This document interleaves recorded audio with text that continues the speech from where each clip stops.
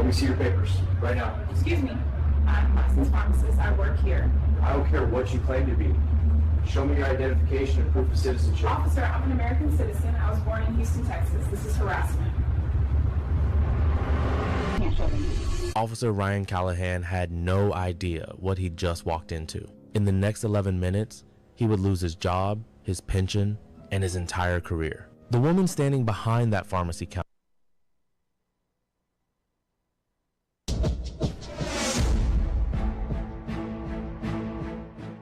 On February 24, 2018, Belcalis Almanzar, the rapper known as Cardi B, was involved in a heated confrontation with a security guard at a Beverly Hills medical plaza. The encounter led to a civil lawsuit filed by Imani Ellis, who alleged that Miss Almanzar committed assault and battery by scratching her face and spitting on her during a visit for prenatal care. While the defense maintained that the interaction was purely verbal, the plaintiff sought $24 million in compensatory and punitive damages, citing physical injury and emotional distress under California Civil Jury Instructions 1,300 and 1,301. These instructions require the plaintiff to prove by a preponderance of the evidence that the defendant intended to cause harmful or offensive contact. On August 28, 2025, Dr. David Fink, the OBGYN, who was treating Ms. Almanzar at the time of the incident, was called by the defense. After defense counsel Peter Anderson completed his direct examination, the plaintiff's lawyer, Ron Rosenjan-Faza, conducted the cross-examination.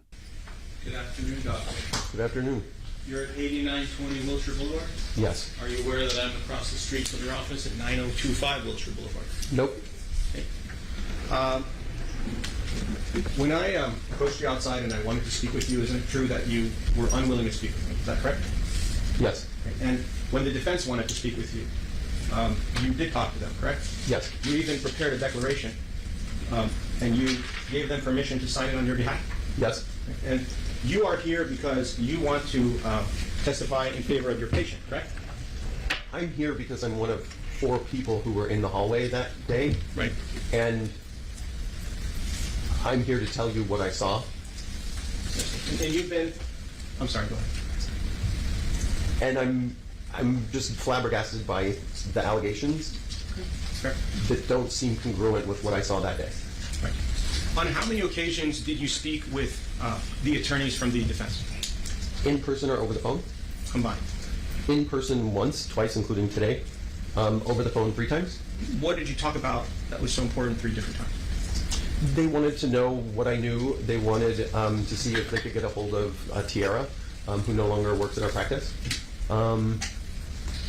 That's the nuts and bolts. Okay.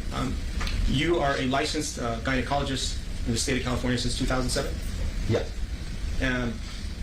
In your field, your specialty deals with below the waist, correct? Yes. What is the reason you would think to look at Imani Ellis's face when you have 2 people that are yelling at each other with someone in between? Was there a reason that you were specifically at that time looking at Imani Ellis's face to tell us whether there was a scar, a cut, or anything to her face? When at that moment, she was closer to the elevator. There probably was about 3-4 feet between the 2, and I got between her and them, and the elevator was directly behind her. So I was making direct eye contact to try to be as assertive as I could. Okay. Isn't it true that you don't remember what you ate a week ago? Fair? Objection. This incident happened 2,741 days ago, 7.5 years ago. You agree? Correct. In those 7.5 years, did you take any notes of what happened on the date of the incident? I did not. Okay. So everything you're telling us right now, from 7.5 years ago, is from your memory of what occurred, correct? And having all these conversations with defense counsel maybe help refresh your recollection, correct? No. No? The majority of solidifying it in my brain over all these years is partially because the people who were involved in it, who were there that day in my office, would recount the story from time to time. And it was a very vivid memory and interaction.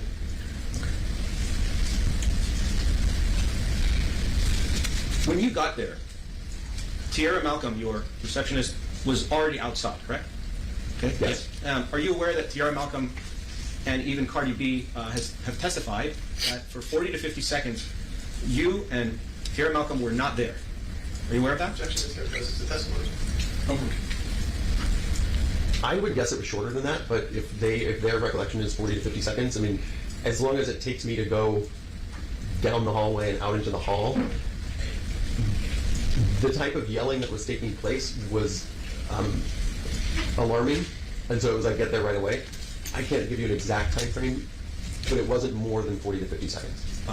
During cross-examination, Mr. Fink testified that he was flabbergasted by the allegations in the case, asserting that the claims were not consistent with the scene he personally witnessed in 2018. He admitted to communicating with the defense team on 3 separate occasions over the phone and to providing a signed declaration, yet he confirmed that he had taken no written notes regarding the incident in the 7.5 years since it occurred. When questioned about the reliability of his memory across that span of time, the doctor maintained that the event remained vivid in his mind because he and his office staff had frequently recounted the story over the years. Under California Evidence Code 780, the jury is tasked with evaluating the credibility of a witness, specifically considering their capacity to recollect matters and any bias, interest, or other motive. When a witness relies solely on memory for an event occurring years prior without the support of medical records, their testimony could be considered susceptible to recollection bias. By highlighting a witness's refusal to speak with one side of a case while maintaining frequent contact with the other, attorneys aim to demonstrate to the jury that the testimony may be influenced by partisan interests rather than objective fact. This ensures the jury can properly weigh whether a witness's claim of a vivid memory constitutes a reliable account of the truth or a narrative that has been gradually...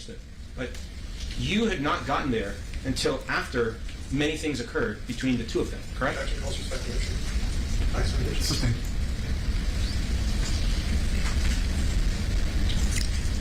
Earlier, you testified that you saw Imani Ellis hit your receptionist. Yes. You remember seeing that? Yes. How come your receptionist didn't say that? Objection. Are you aware that your receptionist, who was facing Imani Ellis, did not say that? Objection. Are you aware of that at least? I'm not aware of that. Did your receptionist ever tell you that Imani Ellis hit her?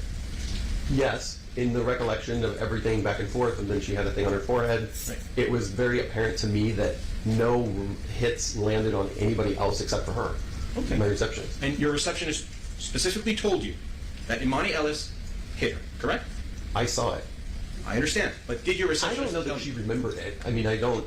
Everyone's adrenaline was kind of elevated, and once we kind of recounted, there's some background as well. We had an attorney visited our office a few times in the weeks after the incident, inquiring what happened and various things, leaving a business card. So we talked about it a lot, and I think we both concluded that the only one who was smacked was her. Did that receptionist make any type of claim against Miss Imani Ellis? No. Why not? Objection. False speculation. In your declaration, you state that on one occasion, plaintiff's counsel left a business card. I'm the plaintiff's counsel. Did I leave a business card in your office? Do you know? I withdraw the question. Do you know if I left a business card in your office? Objection. False speculation. You personally, I do not. It was a male, dark hair, darker beard, and a different receptionist got the business card, who wasn't working that particular Saturday. And I think at one point I came out on a different occasion when this person was came to the checkout desk, not the check-in desk, on a different date, and I said, you need to leave. Okay. The declaration that you signed yesterday, have you read it? It was read to me. Okay. Mr. Fink further testified that he personally witnessed the plaintiff, Ms. Ellis, struck his receptionist, Tiara Malcolm, during the encounter. Mr. Fink maintained that the receptionist sustained a visible mark on her forehead as a result of the altercation. Mr. Gianfazza suggested his testimony was motivated by a desire to protect a high-profile celebrity client. The doctor rebutted the claim of partisan bias. Under California Evidence Code 780, an attorney may attempt to impeach a witness by demonstrating a financial or personal motive to testify untruthfully. However, the jury must ultimately weigh the witness's demeanor while testifying and the consistency of their statements against these allegations of bias. Mr. Gianfazza also inquired why the receptionist had not filed her own lawsuit against Ms. Ellis, prompting an immediate objection for lack of foundation and speculation. The judge sustained the objection because the question violated California Evidence Code 702, which requires a witness to have personal knowledge of the subject matter. Witnesses are generally prohibited from offering lay opinions regarding the internal motives or legal strategies of third parties. Can you look at the photograph in front of you? Could you identify the counsel, please? Sure. Do you see the photograph? I'm sorry, I don't remember the exhibit number, but it's a photograph of Cardi B from 2018. Your Honor, it's exhibit 232. Thank you. Okay. For the record, exhibit 232. Do you see the photograph? I do. Are you aware that this photograph was taken on February 18th of 2024, which was 1 week before the incident? Are you aware of that? Objection, Your Honor. Do you know when this photograph was taken? Objection, Your Honor. Overruled. No, but it probably was around the time of the incident, I would guess. And if you look at the fingernail, since you're a fingernail man, If you look at these fingernails in the photograph, and sorry, I wasn't trying to be rude, I'm just making a joke. If you don't.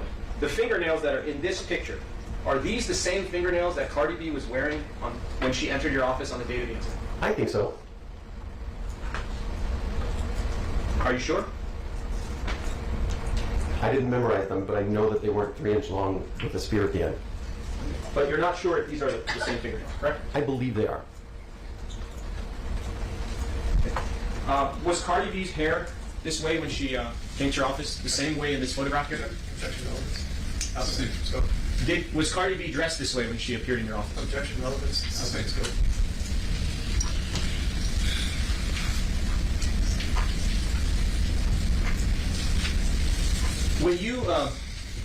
When you came out into the hallway, did you hear Cardi B yelling profanities at Miss Ellis? Yes.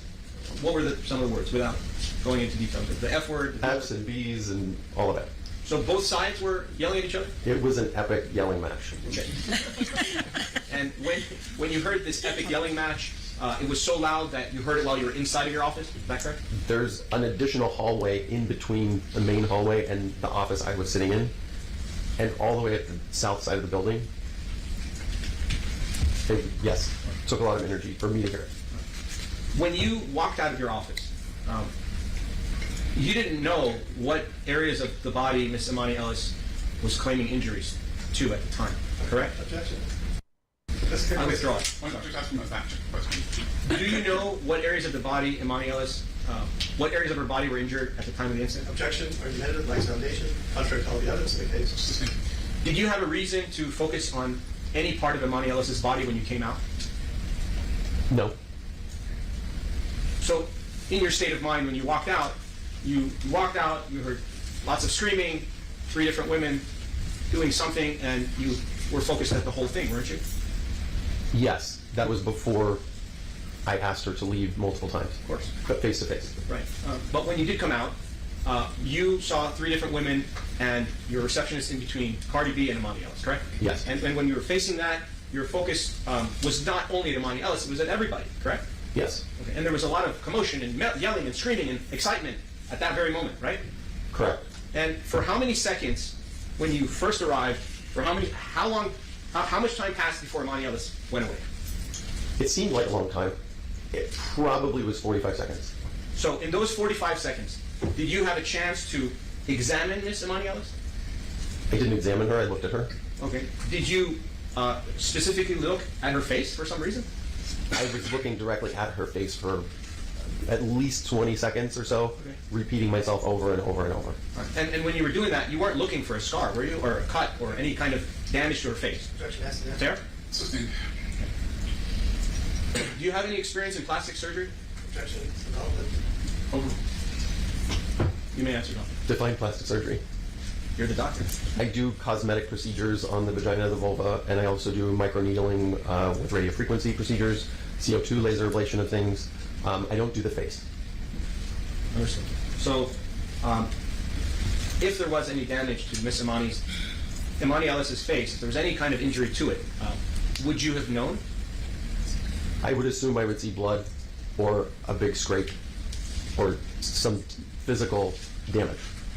And when you were out there, and you were between the 3 of them, the 3 women, when you were there, and in those 45 seconds, did you see the cut to your receptionist's face at that time, not later? No, You didn't see it. I never looked directly at her until we were back in the office. But at that time, it was there, right? During the 45 seconds, it had already... Well, sometimes little scratches like that might not show up for a little bit. What's a little bit? Well, if I just scratch my hand like this, I might see it out in the sun, 10 minutes later from just erythema. Okay. So if Imani Ellis got a scratch, she could also develop it 10 minutes later. Fair? You just testified to that. Isn't that true? Counsel to tell that's what he testified to, but I would object, Your Honor. Let's hear what he testified. All right, why don't we ask what this witness knows about the incident? Mr. Gianfazza challenges Mr. Fink's observation that no visible injury was present on Ms. Ellis's face. During this exchange, the attorney focused on the doctor's admission that a scratch might take up to 10 minutes to fully manifest. This line of questioning directly addresses the probative value of immediate observation. By securing the admission that symptoms can be delayed, counsel sought to establish that the absence of a visible mark during a brief 45-second observation does not forensically or medically preclude the existence of an underlying injury. Furthermore, Mr. Gianfazza attempted to undermine Dr. Fink's competency as a witness regarding facial injuries by highlighting that his surgical expertise is concentrated in gynecological anatomy. Under California Evidence Code 720, while a physician is generally qualified to testify, an attorney may challenge the foundation of their opinion if the subject matter falls outside their specific field of practice. By narrowing the scope of the doctor's expertise, the attorney argued that while the doctor's testimony was admissible, it should be given minimal weight by the jury when compared to the specialized knowledge of a dermatologist or plastic surgeon. When you spoke to defense counsel 3 times, which attorney was it? Was it Mr. Anderson or Mr. Lamb or Ms. Moore? Over the phone, Ms. Moore. Every time? Probably, yes. And for you to come down here and testify, you had to at least cancel half a day of your work, right? I canceled my whole afternoon on a day's notice. Okay. Are you getting paid to be here? No. Why are you testifying if you're not being paid? Were you subpoenaed? I was not. So you came voluntarily? I did. And they believed that you would appear here today in court with no subpoena. That's how confident they were that you were here to help them, correct? Any other questions? When Cardi B came into your office after the incident, what did she tell you? I apologized. She was more calm than I thought she would be. She didn't complain about the incident or to me afterwards, which I was kind of surprised about as well. I would have been upset if I were the client. And then we proceeded to help her with what she came in for. Could it be that she didn't apologize because she was the one that assaulted Miss Ellis? Did you How about stopping with the could it be's and just asking what happened, what you saw, what you heard, what you smelled? Yes, sir.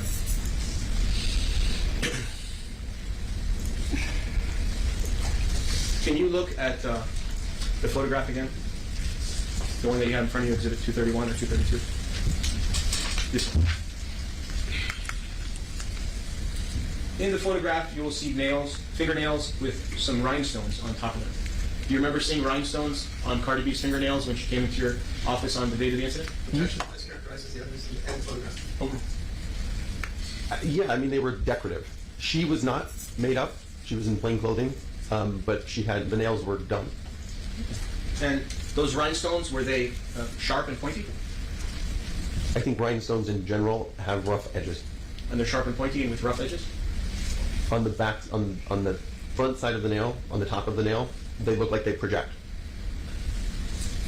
And I see that you're wearing glasses. Do you wear them? Were you wearing your glasses at the time of the incident? I'm 99% sure I wasn't, because up until a couple years ago, I just wore contacts.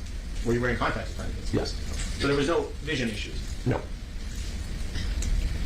I have no further questions. Thank you, Doc. All right, Reader. Mr. Gianfazza argued that Mr. Fink's voluntary appearance and his decision to waive financial compensation signaled partisan bias toward his patient. While expert witnesses are typically compensated for their time, a precipient witness who appears without a subpoena and waives fees may be scrutinized for friendly witness status. Furthermore, the cross-examination addressed the alleged instrumentality of the battery, specifically the rhinestone-encrusted fingernails depicted in Exhibits 231 and 232. To establish the prima facie elements of battery, the plaintiff must prove harmful or offensive contact. By pressing Mr. Fink to concede that the rhinestones possessed rough edges, Mr. Gianfazza tried to build a foundation for circumstantial evidence. Finally, counsel challenged the reliability of perception by questioning Mr. Fink's use of corrective lenses. Under California Evidence Code 780, the weight of testimony depends on the witness's capacity to perceive the event. Although Mr. Fink appeared in court with glasses, he was locked into his testimony that he wore contact lenses and had no vision impairment in 2018. On September 12, 2025, Ms. Almanzar was cleared of all allegations, assault, battery, and intentional infliction of emotional distress. The core claims from the original lawsuit were not sustained at trial, including the specific allegation that she had physically scratched or spat upon Ms. Ellis during the 2018 encounter at the medical building. Following the jury's unanimous verdict, Judge Ian Fusselman entered a judgment in favor of the defense, finding no liability for the alleged physical confrontation. With the jury's determination that no harmful or offensive contact occurred, Ms. Almanzar was absolved of any financial obligation to the plaintiff, effectively ending a 7-year legal dispute. This case illustrates the critical importance of witness credibility in civil proceedings and the judiciary's role in managing high-intensity cross-examinations. The court's intervention during the yelling match ensured that the jury could distinguish between aggressive advocacy and the objective facts of the 2018 encounter. By upholding the integrity of Mr. Fink's testimony among other witnesses, the court reinforced a fundamental principle of evidence, that a witness's capacity to recollect a landmark event is a valid basis for testimony under Evidence Code 702. Ultimately, the jury's decision to clear Ms. Almanzar all charges Says she's reflects a diabetic? recognition that a verbal Alright, she's altercation, crashing. however heated, does Give me not some warrant the kind of imposition of sugar. millions in damages There's a without proof diaper of bag in harmful here. Let or me offensive put it in. contact. It's This okay, outcome Mom. underscores the It's vital okay. function of judicial oversight in safeguarding defendants against speculative litigation and maintaining the integrity of the civil justice system when faced with high-profile allegations.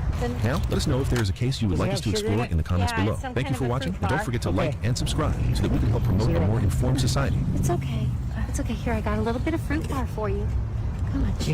You need to chew the fruit. Chew. You need to chew it. It's okay. This I is got sugar. you. This will help you. It's okay. An ambulance is on its. How many months are you pregnant? How many months? Talk to me. How many months are you pregnant? 7. 7 months. Okay. I'm gonna swing from the chandelier.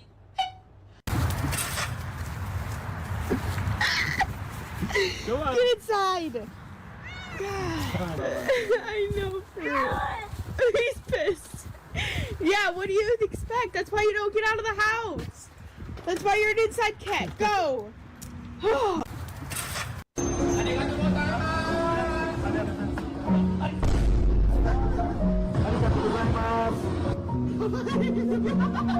Learn to walk away, even when you like them, even when it's hard.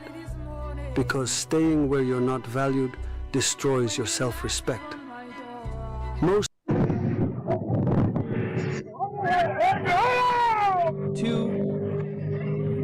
Hell with it, dude. Mom, dude. The dick, dude.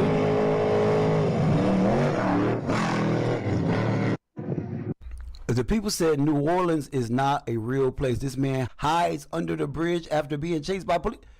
This way, y'all might as well just let him go. Cause this is when you got this is a super villain right here. That's the Joker, bitch. That's the people said New Orleans is not a real. Daddy, I promise. I didn't know. What do you mean you didn't know? You don't look at a man with one leg at the Dollar General and say, hey, where's your treasure? I thought he was the pirate. He wasn't a pirate, Alicia. Daddy, I promise.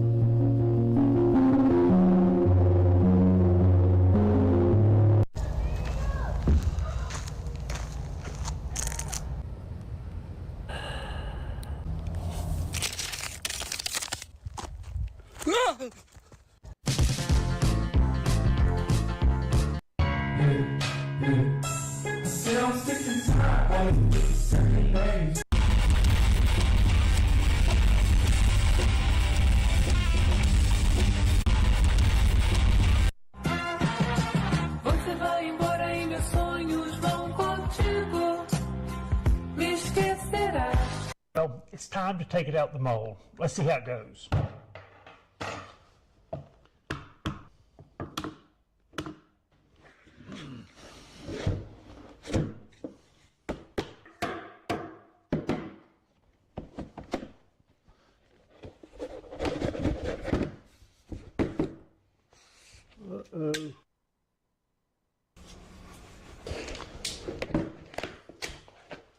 The bottom of the water heater pan had kind of a satin finish, and I think that's why I'm less clear than normal, especially where I sanded it. And I caught some air bubbles. Well, there's a couple of problems. Well, it's time to take. I'm supposed to be reporting to a probation officer. Weren't you arrested running from the police? Well, I have my good days. So, the terms of your probation require you to do 180 hours of community service. And you're currently sitting at 0. I've been reading to the elderly. Where at? Chi-Chi's. My boyfriend forgot his glasses, so I read him the menu. You think putting on this act is gonna get you a lighter sentence? Look at my nose. You know what this nose can do? It can smell bullpucky from 2 counties over, and you know what it's smelling right now? A big, steamy pow. What kind of community service we talking about? You on a hazmat suit? What? Wait, why? There's a sewage pipe under the hepatitis clinic with your name on it. Let's keep thinking. Libraries, churches. Is that any church? Well, yeah. A good Christian woman always is eager to serve. A Christian woman who ran a backroom casino? Hey, God forgave me. Maybe you should too. Do you understand I have power to throw you in jail? To be honest, I did not. I'm supposed to be reporting. On behalf of the Emperor, we are pleased to have successfully concluded this.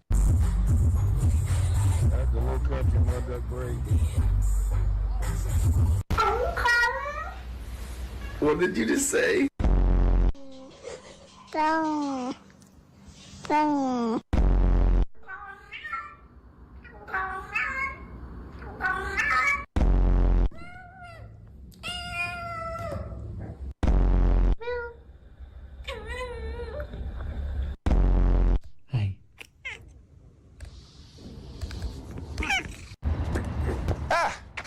Just the person I'm looking for. Sorry, do you need something out of the detective's car? Yeah, she asked me to grab something for her. Well, let's get that over with so we can focus on what's important, me. Don't tell her I got a copy made. She gets all fussy about things like illegal duplicates.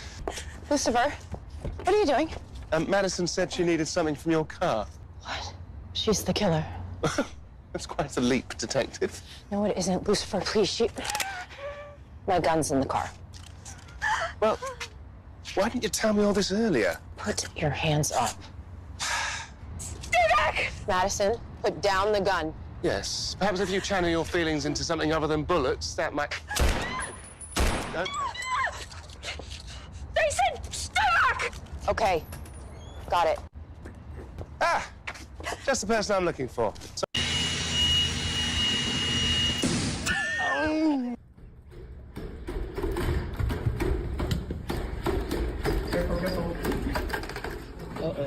It's all doing cute. Not this time, Picard. Husband was born totally blind. Could you give him a random sample and see if he can guess the flavoring? There we go. Thank you. Okay, Mike.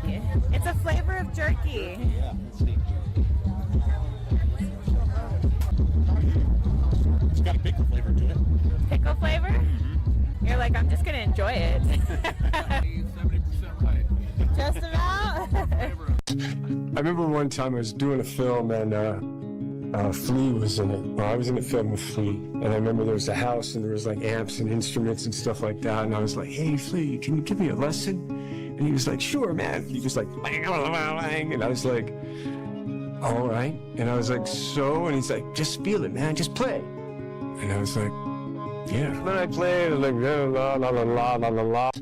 I remember one time I was. Would you like to choose the carbon offset option for your execution? Sorry? Execution by electric chair takes a lot of energy. It amounts to an emission of about 1 carbon ton. By ticking that box, you can offset the emissions. It's only an extra $10. You want me to pay for my own execution? And help create a more sustainable future. Sustainable future? You're about to kill me. What do I get? We plant a tree. What kind of tree? Oh, definitely. Nice one. Yeah, they don't skimp. It's a good, you'd like it. Would you say that you're concerned about the planet in general? Not at this very moment. If you were... How long? 14 days. 14 days? 15 tops. We give you books and magazines to pass the time. Free Bible. You feeling anything? Not really, no.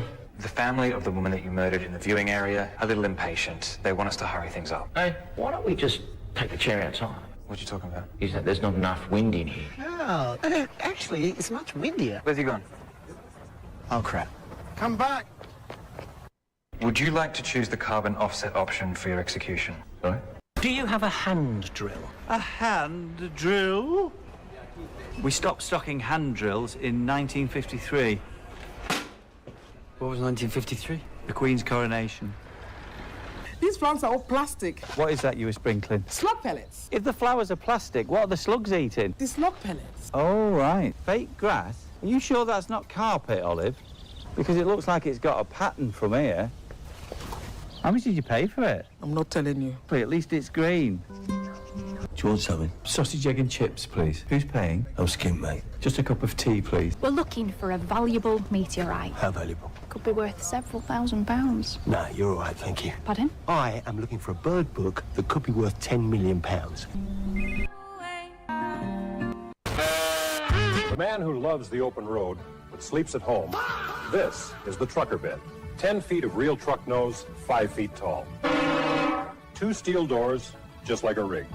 Inside, a sleeper built for rest, professional CB, upfitter switches, Excuse me, I'm trying to get through. Hello? Okay. First you try to topple me over, and now you're in my seat? Seriously? Excuse me? Do you hear me? Lady, can't you see that she has a hearing aid? I don't care, she's in my seat. Is there a problem? She doesn't belong here. She's pretending not to hear me, but she's in my seat. All of it is just a cry for attention so she can get a free flight. Out of my money. Get her off this plane, now. Oh, I'm so sorry. I think there's been a misprint on your boarding pass. Yours is the seat right next to this lady. Well, maybe there's a misprint on her. Do you know what these are? What on earth is that thing? Good point. What are these bridge holes? And why are there boxes all over the canal? And why don't some of the bridges have the holes? Right, some answers. These are stop planks used to block off and drain sections of the canal, often stored in these boxes these days. Once upon a time, they were stored in the bridge holes, which is handy because the canal narrows at many bridges, making it easier to install these planks. How do they install on top of each other and help block off the canal for maintenance? Do you know what these are? What is this? They want to go home. No, they're staying. The radiation levels on Aldea have been building up over a long period of time. It is similar to what was experienced on Earth in the 21st century, when the ozone layer had deteriorated. The surface of the planet was flooded with ultraviolet radiation. The shield that protected your world in one way is weakening it in another. If the children remain, they will be affected as well. It's impossible. Our scientists would have known. How could they? Your scientists have forgotten how everything works. All lies. No. Wait. Instead of the children being our hope, what if we're just condemning them to our fate? Shella, they're just protecting their own interests. As are we. But hear them out. That's it, exactly. Your custodian has controlled you so completely, you've lost even the desire to question it. Lies, and the discussion is over. Commander Riker? Yes, sir. Disabled the system temporarily. We found the power source of the shield and we've neutralized. Good. Enterprise, this is Picard. Beam the children up. You have destroyed us. We're not here to destroy you, Radu. We can help you. What is this? They want to go home. No, they're staying. The radiation... That's my shoe. Oh my goodness, I am so sorry, sir. Sorry. Is that plastic? Yes. Arnold, why don't you give it a try? Is that okay? Yes, of course. Just dunk it. I dip it. Yes. We don't mean to be disrespectful, Joy. It's the end of a long day for us. I feel like I want to tell you a little bit about who I am, because I have a feeling you don't know exactly where you are right now, am I right? I decide what products we let into our... I can't get no sleep. I can't get no...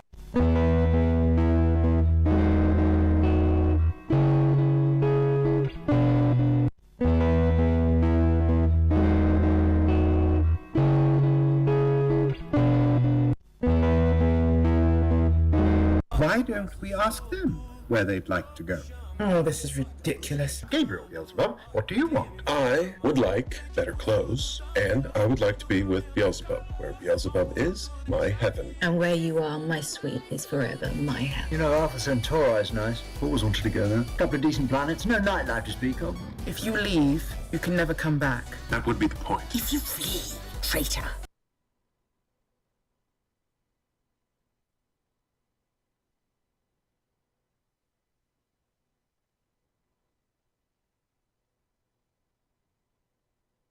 Robert, you're Secretary of War now, yeah?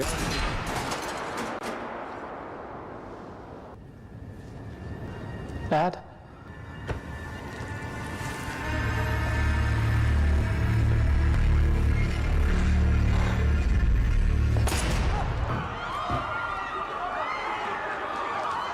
Stop her! Stop that man! He shot Garfield! Get her! He shot him! I did it! I did it! Take me to jail! Now Chester Arthur will be president! The Republic is saved! Robert, you're Secretary of War now, yeah? My dad was blind. I was his human guide dog. We got a dog? I thought we couldn't get a dog because Mom's allergic. Dad's moving out. That's why he got the dog. I promise you. I read your whole book, all 3,600 pages of it. It's a mess, dude. Hey! She's right. You see, Chidi, I can read the entirety of the world's literature in about an hour. This took me 2 weeks to get through. I just kept reading the same paragraph over and over again, trying to figure out what the heck you were saying. Oh, no. I mean, on page 1,000, you start section 2 with the sentence, "Of course, the exact opposite might be true." You're a brilliant guy, Chidi, but you just kept revising and rewriting and adding words to your title. I think you just twisted yourself up into a knot. I have a very bad stomachache. I want to try again. Chidi, let's throw that monstrosity in the trash and start over. Aren't there maybe some parts worth salvaging? Honestly, man, I don't even know. I mean, that thing is unreadable. I literally learned what headaches were because that thing gave me a headache. Okay. There you go. New beginning. I read your whole book, all 3,600 pages of it.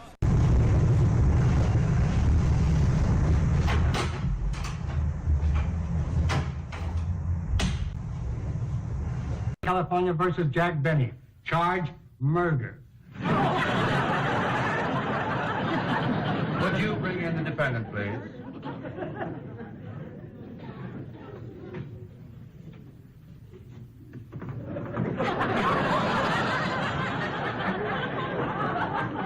Mr. Benny, do you have a statement for the press? You're darn right I got a statement. I'm innocent. Hear that? And my lawyer is going to prove it. Believe me, I got the best lawyer in town. The best lawyer? You're darn right.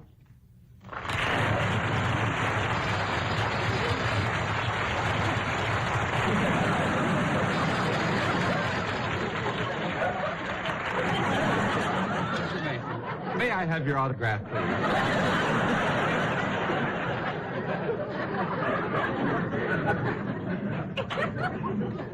I got a feeling I'm going to win this case. Your Honor, before we proceed, I'd like a moment to confer with my client. Oh, certainly, certainly. Where is he? Perry, here I am right here. Reverend Perry. Mr. Mason, I'm certainly glad you're going to defend me. Now, what is your line of strategy here? Well, Jack, I've been giving the case a lot of thought. I've been mulling it over and mulling it over. And you know, something important suddenly occurred to me. What's that? You haven't paid me my retainer yet. Oh, yes, yes. Now, let's see, you told me that would be $100 in advance, didn't you? Yeah. There you are, sir. Thank you, Jack. Of course, the rest of the fee depends on how long the trial continues. Yes. Remember, I get $1,000 a day. Stop the trial! Everybody, the jury! Let's get started! Order in the court! Mr. Benny! Young man! What is this about the nuns occupying the Sistine Chapel? May I call you Mildred? Yeah, Mildred sure, Hall from I like that. Ellsworth, Kansas, 100. How's it going over here? I just tried the 10, nothing. Okay, I'll take it from here. Gracias.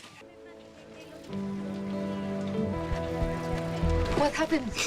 ¿Qué pasa? No here. No here. I see you already have hearing aids. Yeah, but I got it a long time ago.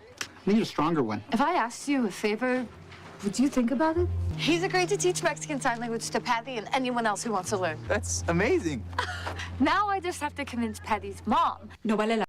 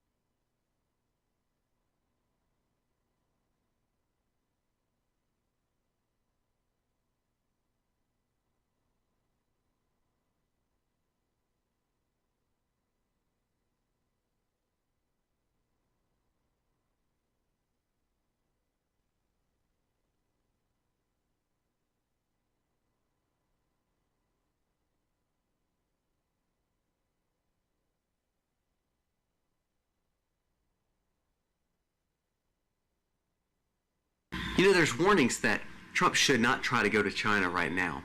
Not with everything going on in the world. Glenn Beck comes out with several senators and said, you know, I don't know if this is the time to speak to China. Now, China has a big inroads into Iran, and that kind of has the whole peace agreement thing, I think, on limbo to say this is a big meeting. But several people are saying, I don't know if you're safe. There were a few schools, there was a few hospitals hit with cyber attacks. How safe is it, especially if we had to send our president overseas? Is that really what we should be doing right now? We're going to discuss that story. Also, we're going to talk about what Alex Jones stated. He actually said that this whole UFO release is really just going to be a false flag for them to utilize in other ways, meaning it's all fake. It's meant to make something happen. You've already told the church preachers, you've already told everyone that it's going to be bad, and all of a sudden, if something happens, can they blame it on that? Will it help distract from something else? You know, I think about the Fort Hood gold, I think about the files, I think about all of these things, the stimulus checks, a lot of those things that just, you know, we hear and then we forget.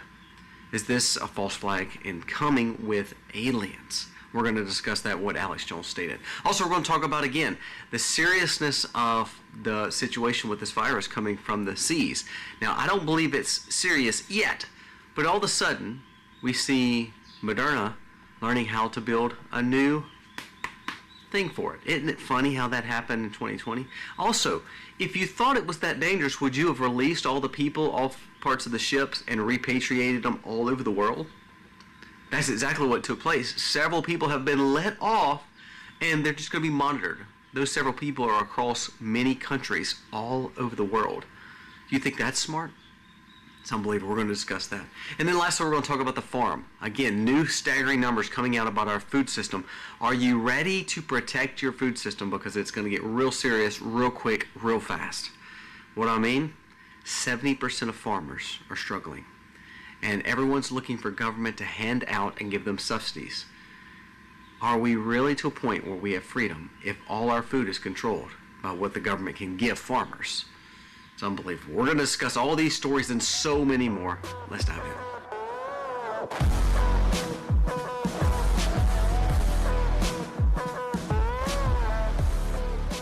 Hey guys, welcome to the channel. Thank you so very much for being here. If you're new, please go down here, press subscribe, ring the bell, give us a thumbs up if you like the content, but it does help us spread our message across this platform, and it means the world to us.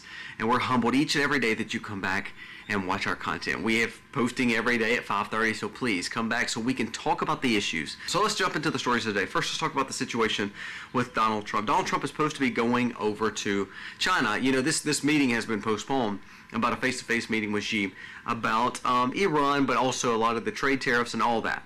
Well, it came out that several people have kind of warned the president, look, I don't know if this is the right time to go.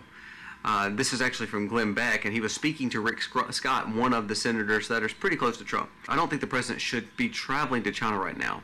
And Rick Scott chimed in. He said, I'm not going to go. I don't think it's safe. I don't think that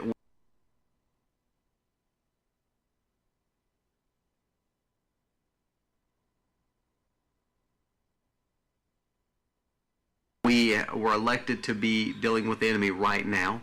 It says, think about all the Americans that we have seen harmed by the drug epidemics and things like that.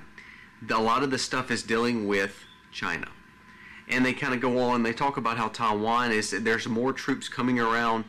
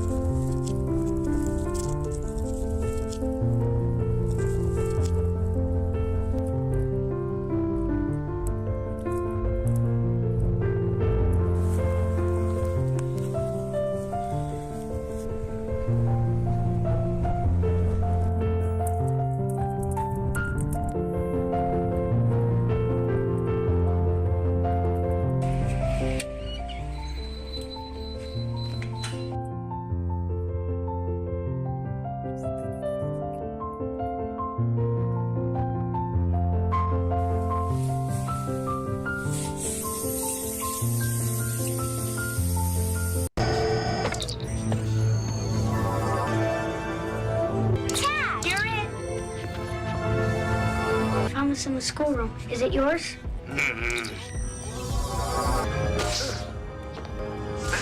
That's all of them except for the two on the bridge. Wait here until I return. Yes, sir.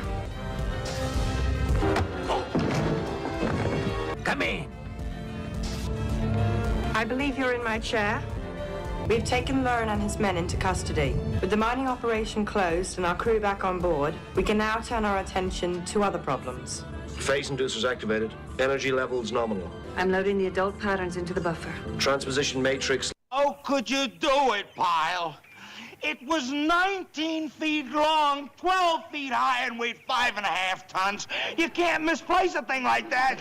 No, Sergeant. To tell you the truth, I just can't. Pyle, it's worth $60,000, and you're responsible for it. If you don't find it, you're going to be working it off until you're 300 years old. Well, I'll find it, Sergeant. It can't be far. Well, how did you lose it in the first place? A wristwatch, I can understand, a flashlight, but a mobile command post, that's impossible. Hey, Sarge. Huh? Come here. Look, some guys were camping here. There's a burnt-out fire and some orange peels. Yeah. Pyle, was there anybody around here? Well, yeah. To tell you the truth, Sergeant, there were some other people here. There were? Yes, sir. They came along while I was working. They helped me to paint. They was real nice folks, though. It was two fellas and a girl. They dressed kind of funny. They had on these old clothes and wore beads and had long hair. Beads and long hair. Were they hippies, Gomer? Well, I don't know what you'd call them. They just looked like folks to me. Their names was Michelle, Jordy, and Moondog. Moondog? That's it. They drove away with it, Pyle. Them hippies stole my command post. I don't think they'd do a thing like that, Sergeant. Of course, they was worried about the daisies. The daisies? Pyle, you nitwit. Sergeant Carter? What is it? The colonel wants to see you, Sergeant. He tried to reach you by phone, but he couldn't get through. Okay, I'm coming. Slater, check the men. I gotta go see the colonel. Right, Sergeant. Pyle, I just want one thing from you. You better find that... You know what, get me? Yes, sir, I sure do. All right, let's go. Remember, find it, drive it back here, and park it on them daisies. How could you do it, Pyle? It was 19 feet long, 12 feet high, and weighed 5... I went to adopt a cat, but only a small black cat was left. In this country, black cats are seen as a bad omen, yet I still chose it on the way home.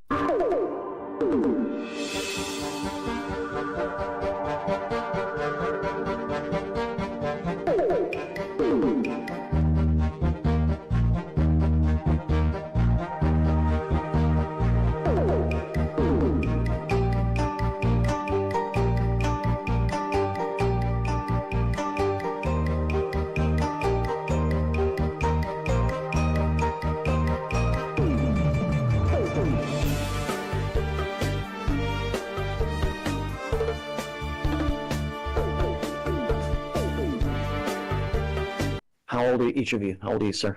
17. How old are you? 17. How old are you? 22. What do you do with yourselves? Well, I just be at the home with my girlfriend. Did you graduate from high school? No, sir. We're going to work on that. Did you graduate from high school? No, sir. Are you currently enrolled in school? No, I had dropped out. But... Okay, not anymore. Yes, sir. We're going to work on that. What's your situation? I'm currently enrolling in school because I just left.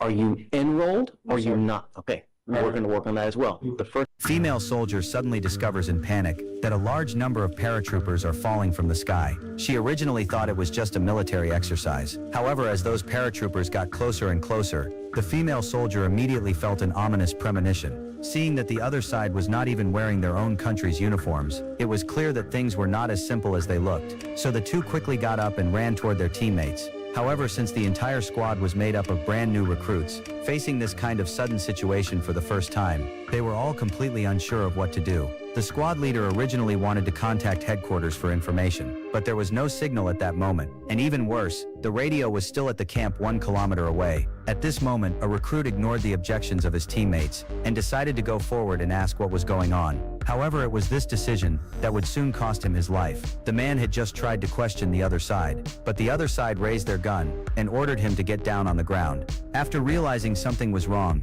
the man immediately turned around and tried to escape. This sudden gunfire instantly threw everyone into chaos. They quickly ran deeper into the forest, even though they could hear teammates constantly calling for help. Not a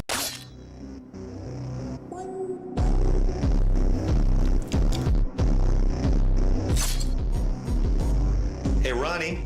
Did you come all this way to treat us like school children? Let's gear up. Do this for real. You crawl, walk, then you run. You're wasting our time. Our best against yours. Shooting contest. We win, you teach us the real stuff. Gotta earn your shot at the title. 6 plates, 20 yards. Shoot the ends. You mess with the wrong bull. 3.1. 3.22. You can't lose. You understand me? We can't be teaching unapproved tactics. They're gonna pull the plug on this training and our ops gonna be ganked. There's more on the line than your knuckleheaded pride horse. Come on, man. I'm playing a little rope-a-dope. Focus. 2.8. 2.7. Okay, final round. 2 flat. 1.8. You are the best. Did you come all this way to treat us like school? Hey, dumbass! Lunchtime! No! Don't shoot! Get any closer, it's dinner! What?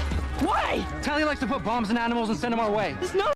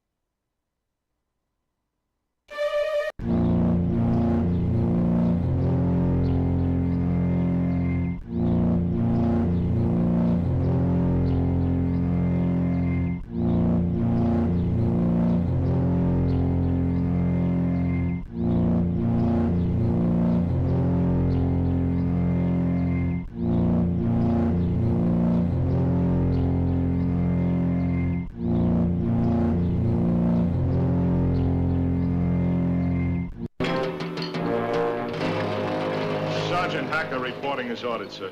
Sergeant Carter reporting his order, sir. At ease. I understand that you two men have had something to do with the preparation of this meal. Yes, sir. We both share in the responsibility. Good. Because I just want to say that that is the best pork rinds and collard greens I have ever eaten. Not to mention those black-eyed peas, the grits and gravy, and that cherry cobbler. Well, boys, I haven't tasted cooking like that since I was a young'un, back home in Georgia. Pleasant surprise, Sergeant. I understood today's menu called for salmon croquettes. Well, I guess I'm to blame for that, sir. You see, Sergeant, when I started fixing them salmon croquettes, I couldn't make heads nor tails out of that recipe, and I knew I couldn't let the fellers go away without eating. So I just got to thinking, and shazam, it come to me. Shazam. See, I remembered those Sunday church suppers back home and how I used to watch my Aunt Martha prepare all the fixings. So I just put my memory to work, and this is it. Well, however you did it, son, it certainly was a pleasant surprise. And you deserve a lot of credit. Well, thank you, Colonel, but I can't claim all the credit, because if it hadn't been for Sergeant Hacker here and Sergeant Carter, I never could have done it. Well, now, hold it, son. You lost me there.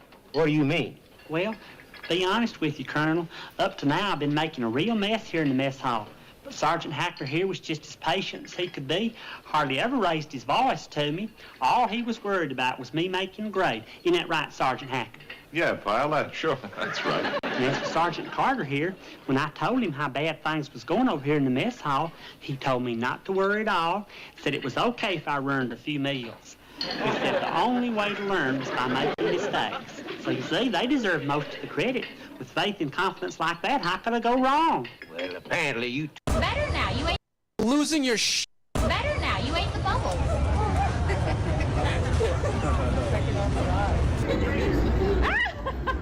Oh my God. Goofy! Oh my God!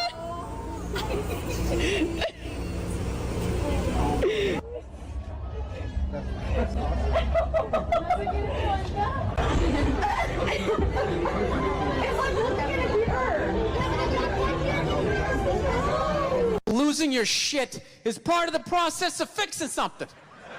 Right? Everybody does that. I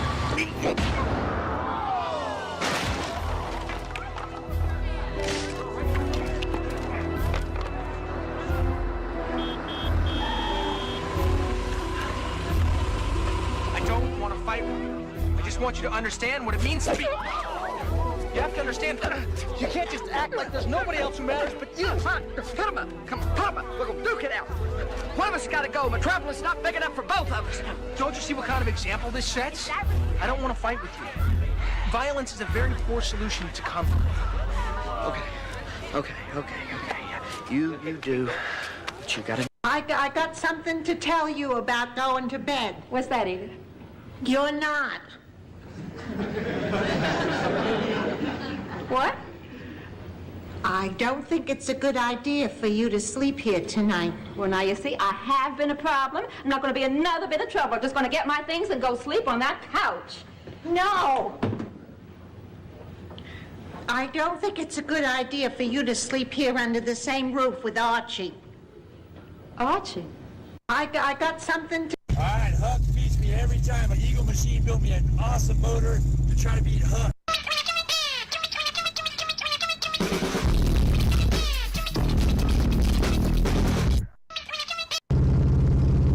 No. Okay, go back, passenger. Keep going. The brand new Ram. So hang on. Okay, keep pressure, passenger. Yep. Here we go. This is Trofix. What's going on, Marlon? We don't have the clamp. It is a 5.5 millimeter 12 point, which is very rare to find. Nobody carries that. We push it back with a hammer. We're putting tape here, and then we're going to clamp it and hope when this move again is going to get stuck with the tape.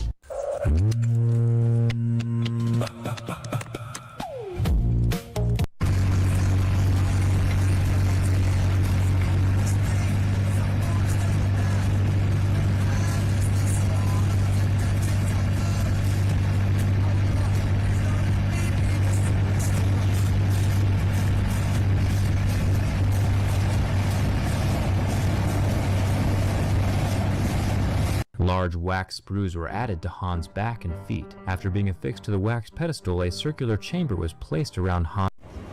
Buenos días. ¿En qué puedo ayudarte?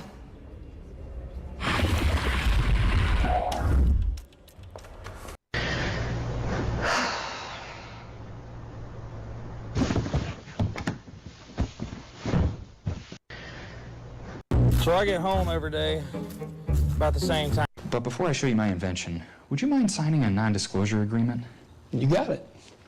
It's my idea of a lifetime. If Fisher-Price or Play School ever got their hands on this. No worries. I may have seen one of these before. Not like this. This one has this little unit I've added. This is my invention. And when you sit down to do your business, this is how he works. Oh, yeah, that's the way. Gosh, you're big. He's ready. All right, look. Nice water. I'm alone. I'm young. That's water. Get your paw out of the water. Get your paw out of the water. Excuse me. Excuse me. Thank you.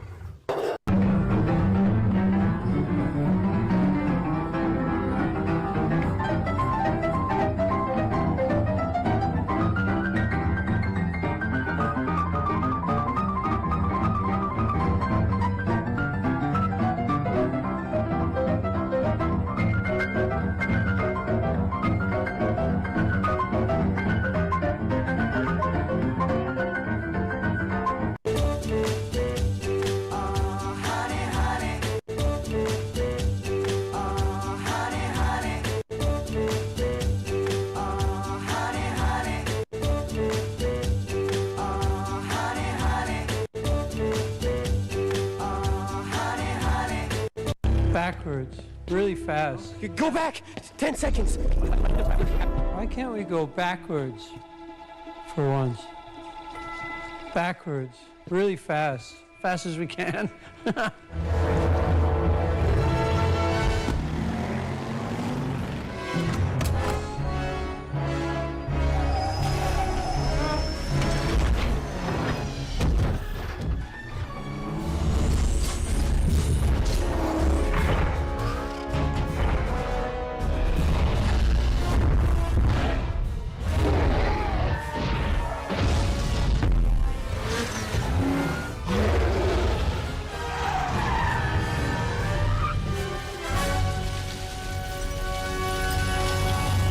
Nice racing, Padawan. You're the first to finish. It's such an honor. Yeah, the honor's all mine.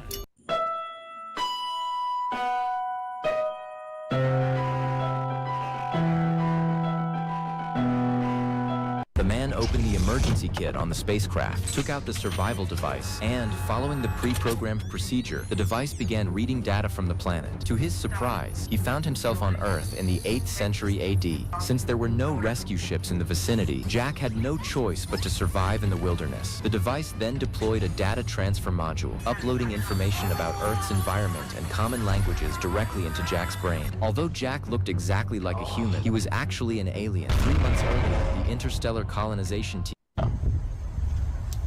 Okay, sir.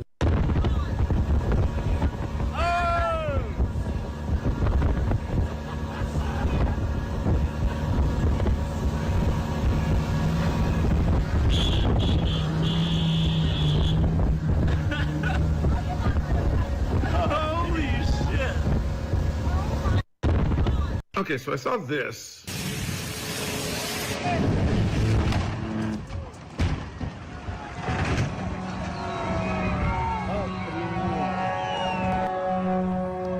And I thought, there's got to be a safer, easier way to do that, right? But then I did a little research.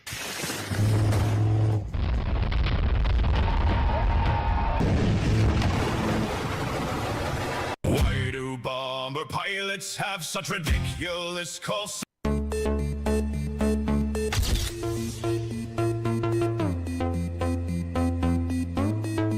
First things first. What? Oh, what the hell? Whoa! Okay, your turn, do me. And don't give me one of your sissy taps either, okay? I need you to muster up all the strength you can in that tiny, pale, bony body of yours. Come on, man.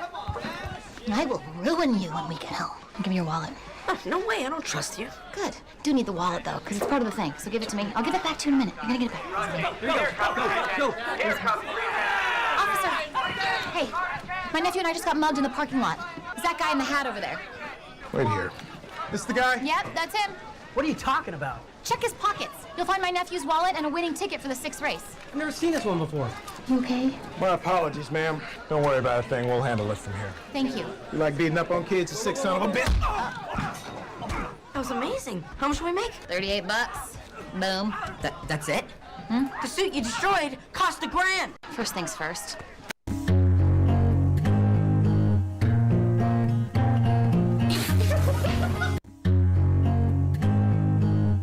right.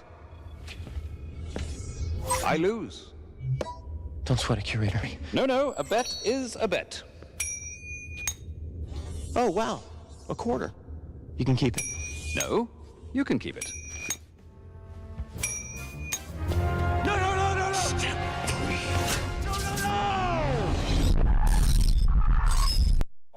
This should be a piece of cake. Now, you start climbing, Johnson, and Pyle, you feed him up the parts. Sergeant. So I'll have perfectly aligned eyes, but still look like a wad of chewing gum. I want to ask about organ donation. We have a 16-year-old girl who had a tragic accident a couple of years ago that destroyed her face. I want to take my daughter's face and put it on someone else. This young girl's life has been devastated, and you have a chance. No. Name 3 freedoms you had the day before President Obama was sworn in that you don't have now. Obamacare, to begin with. Obamacare is the most egregious... Have you had to change doctors? No. Has anyone in your family had to change doctors? Has there been any change at all in health care for you or your family? I'm talking about Obamacare now. My question was, name 3 freedoms that you had the day before the president was sworn in that you don't have. Mr. Speaker, you just said that if you're elected, the price of gas will be $2.50 a gallon. How does a U.S. president control the price of oil? Governor, you've said that as president, you will never apologize for America. Name an instance in which the president has apologized for America, which a U.S. president should apologize for America. Mr. McAvoy, I find it reprehensible that the liberal media would try to pat This is the Republican primary, Mr. and you're running for the nomination. It wasn't my idea to pit you against anyone. It was yours. Congressman Paul, I'd like to discuss the newsletters you wrote and sold starting in the 1990s. I've already said everything I have to say. I never wrote those letters, and I never even read them. They had your name on them. They had your signature on them. You made money from them. And in 1996, you defended them to the Dallas Morning News. I don't like Stop. pretending. Everybody stop. There's no need to go along any further. I see where you're going. Name 3 freedoms you had. Took the crank to the machine. You're little... Oh, don't mind if I do. Brainstem reflex. Reflex? Are you kidding me? Mr. Jasper, hold up a finger, please. Would you like me to second that motion? Where the hell is Gato? He stepped out for a minute. He'll be back any second.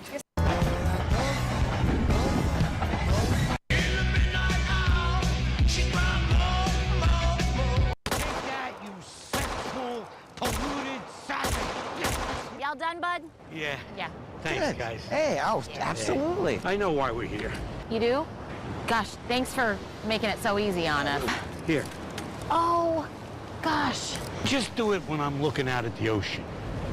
Just put me down quick. Put you down? And bury my poop. Or just kick some sand over it. And then you can do what you want to do. You can float me out into the ocean, let sharks... This cat has the most magical fur, and it reacts in the strangest way whenever it touches water. To prove it, the owner gently parted the cat's fur and poured a little water. This cat has... Wait, first mix some wasabi and soy sauce together. And now you dip it. It's so smooth. It's sticky. It's vinegar rice.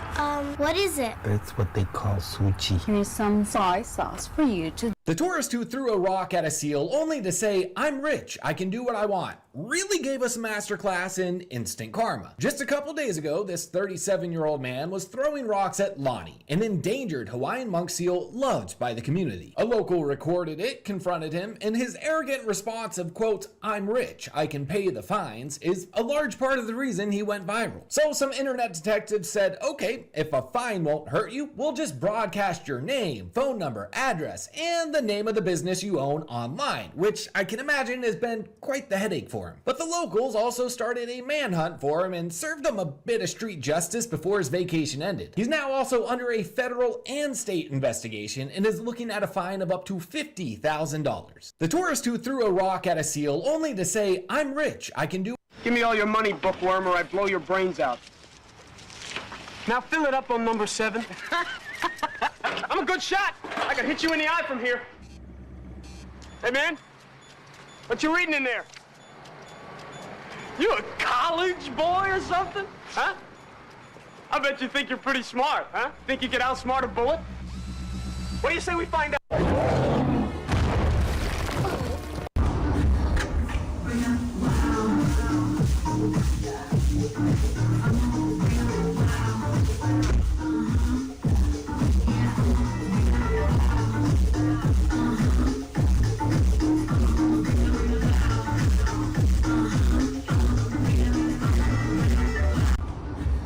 This man is trying to get his wife's phone from a high balcony using a broom and dustpan. He carefully reaches the phone.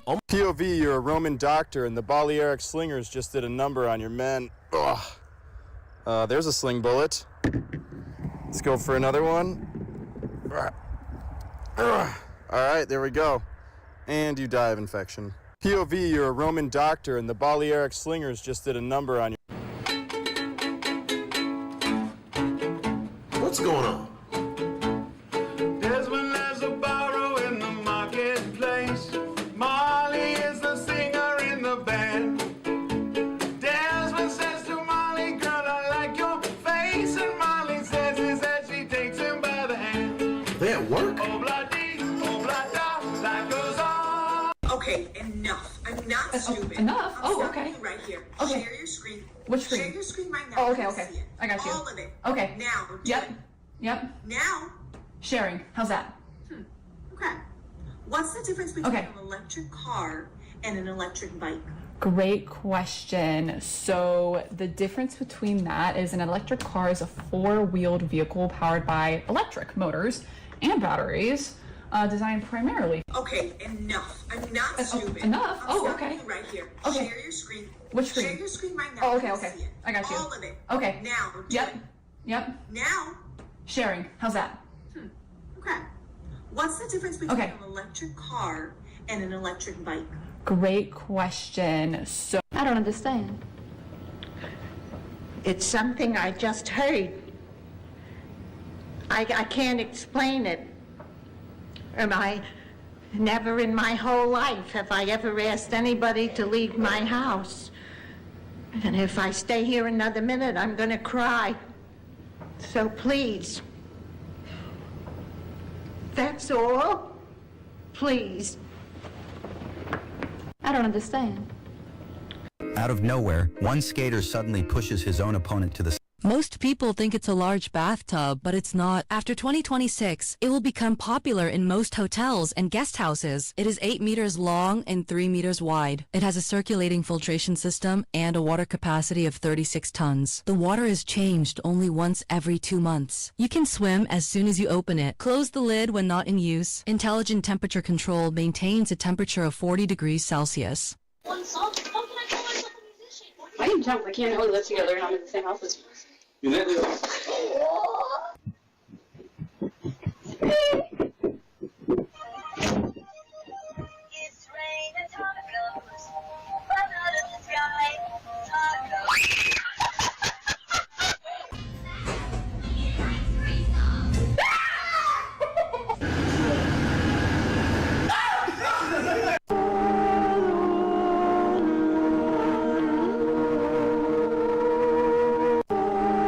The princess took off her extra accessories right there in front of everyone, just to pass through the Golden Gate. That gate was covered in wind chimes. Only women with the right figure could walk through without making a sound. Princess Cylin stepped up first, with everyone watching. She walked through the Golden Gate steady and calm. Not a single wind chime was touched. Next up was the princess from Egypt. Her steps were light. She passed through perfectly too. But the one who really had all eyes on her was Princess Mia. She lifted her veil, revealing a stunning face. Then she took off her outer robe, showing off a figure that looked like it was carved from stone. Every man in the room looked away. They didn't dare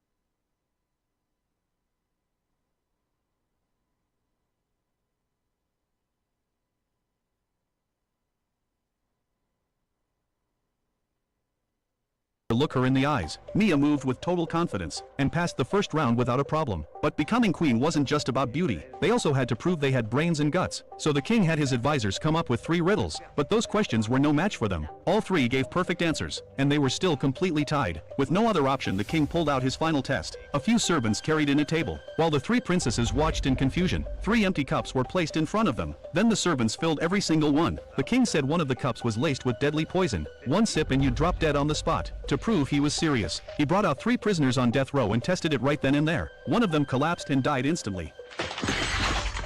The whole room went ice cold. Then the servants swapped in fresh cups, blindfolded all three princesses with black cloth, and shuffled the cups around. When they opened their eyes again, the king spoke once more. He said if you want to walk away now you still can, but that also means giving up any chance of becoming queen. The Egyptian princess was the first one to step forward, but she didn't go near the cups. She walked straight out. She said she'd rather go home alive and inherit her family's fortune. Princess Celine hesitated, but for the chance to be queen, she decided to go for it anyway. But when she actually stood in front of the cups, she froze, because picking the wrong one meant death. So she suggested letting Mia go first, and Mia was eerily calm. She picked up a cup and drank it down in one go. Everyone held their breath, but she was completely fine. That made Celine even more terrified. À toi maintenant, chérie. After going back and forth, she picked the cup on the far right, but in the end she just couldn't bring herself to drink it, and had to drop out. Then Mia picked up another cup, and drank it straight down. Celine stood there completely frozen. But what happened next shocked everyone even more. Mia grabbed the last cup, and drank it without a second of hesitation. The entire room went dead silent, and she still didn't show a single sign of poisoning. Turns out Mia had figured it all out from the start. She knew the king would never actually use real poison. The prisoner who dropped dead earlier was just putting on a show. The king was beyond impressed with her performance, and declared Mia the new queen right then and there. She used her own intelligence and courage to completely change the course of her life. The princess took off her extra accessories right there in front of everyone, just to pass. There are no abominable snowmen. There are no Sasquatches. There are no big feet.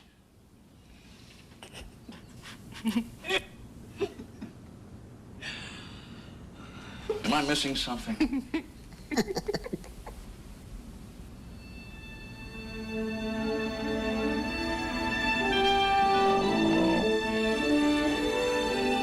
Excuse me, did you get a purse turned in? No. It's not even gonna be that big.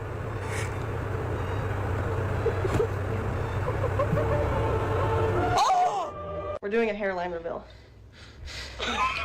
What is it? What are you doing to me?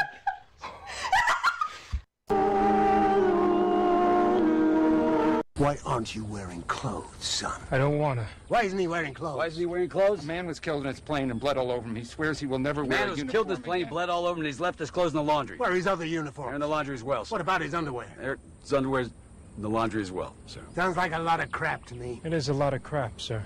Don't worry, sir. I can promise you that I will personally punish this man. He will be thrashed within an inch of his life. What the hell do I care if he's punished or not? He's just won a medal, for Christ's sake. My sentiments exactly, sir. If he wants to receive it without any clothes on, what the hell business is it of yours? Did you win a medal? No, sir, I didn't win a medal. I commend your bravery, Captain. So... What the fuck? No, I'm not doing anything. Why would you even... This octopus was sick. Why would you ask? Homelander is gonna love this.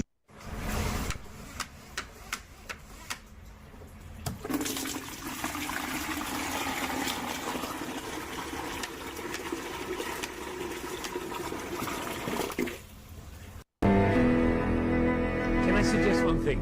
I don't want to interfere with your cello playing, but can I suggest you get through the chord very quickly and then go right to the end, because this is too comfortable. It's an E minor chord. It's a dark chord, and then the next one is even more dark. It's the last 6 inches of the bow, right? Yeah, it's a sound.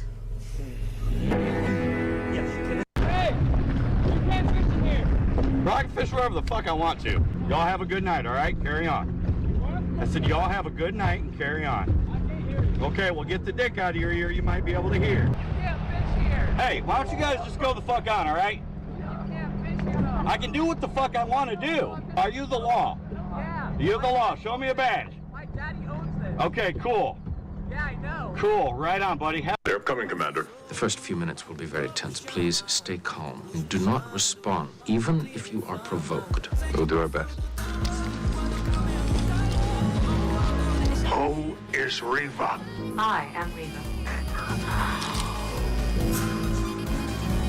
Be at ease. I commend you both. To come here proves not only your courage, but your wisdom. Please, give this conference a chance. I have no magic. You have been fighting all your lives. You have known only... No, no, never, never!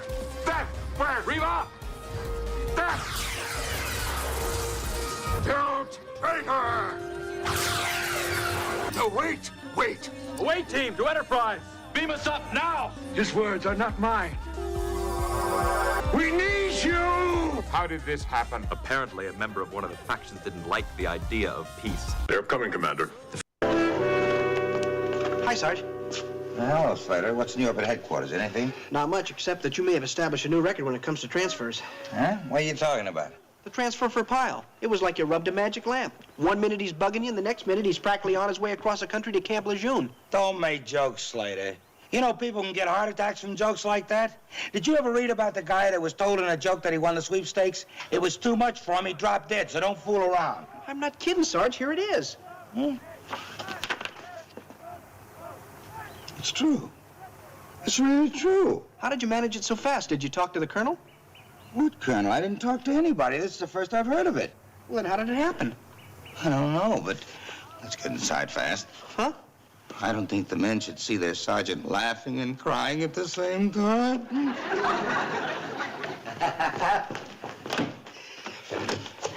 Don't touch it. I don't want anything to happen to it. Sergeant Persky, please. Oh, Bill? This is Vince. Say, I'm calling about this transfer for Gomer Pyle. Do you know anything about it? I see.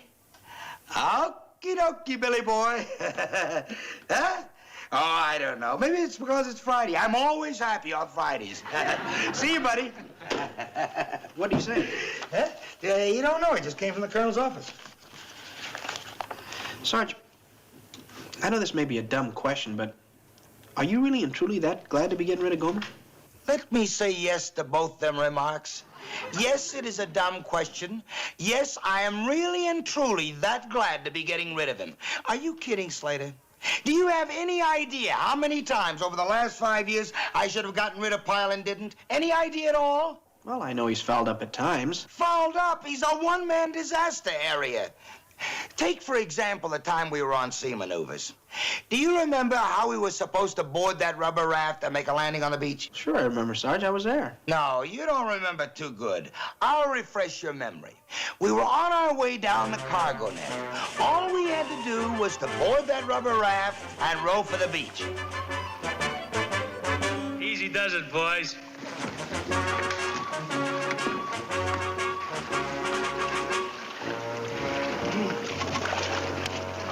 Well, what are you doing, Pyle?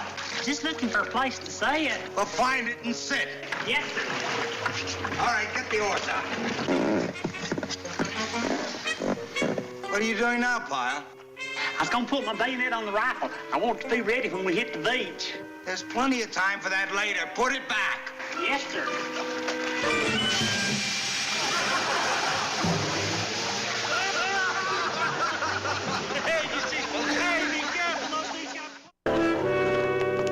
Hi, Sarge. Hello, Slater. What's new up at headquarters? Anything? Not much. You'd love your husband even more if he bought you a what? Diamonds. Name something you pour on food. Gravy. Tell me the time you'd go to bed at night if you had to get up at 5 a.m. 10. Which day of the week are you in the best mood? Friday. Name something you chop. Onions. Hello, Jenna. How are you? Hello, Steve. I'm good. How are you? All right, I have two different types of news. If you don't get this, you're going to get... This is our original truck from the show. That was the rollback we've had since the show started, and I probably will never sell that truck. It'll probably end up retiring with us. But believe it or not, that truck's still on the road every other day. This is our original truck from the show. You really just don't care about your job, do you? How many times do you have to be told to leave me alone? Or are you gonna get fired? Do you just want to get fired? I think that everything will end up okay, but I can't keep allowing you to talk to people like this, so, as manager on duty, this company allows us to fire who we need to fire, so you are fired, effective immediately. Go ahead and go home. You do realize that this is basically a performance. I'm gonna go home, and then you're not gonna be here tomorrow. I don't think it's quite gonna work out that way, but, sure, Giselle, you're still fired. Okay, girl, I'll take off early. Good luck losing your job. Glad to not see you anymore. I couldn't keep letting her talk to people like that. How rude is that? Okay, I gotta call Jack. Hello? Hi, this is Jack, right? The owner of the diner on 4th Street? Yeah, who's this? I'm Lee. I'm one of the managers of this location. I was wondering if you had a moment to talk. Oh, Of course, Lee, what's going on? Is something wrong? So we were having a really bad issue with your niece, Giselle, working here. She was abusing customers left and right. But her mother, Lucy, ended up coming in and saying that if we reprimanded her, that you were going to get rid of whoever it was that was getting her in trouble. So my GM said that we just need to let Giselle do whatever she wants to do, but she's running around calling people ugly pigs. She's refusing to serve her customers. She's giving them the wrong food and then asking them why they can't just eat what they've been given. So honestly, I had to let her go tonight, and I'm sort of hoping we're going to be on the same page about it. Giselle was abusing my customers?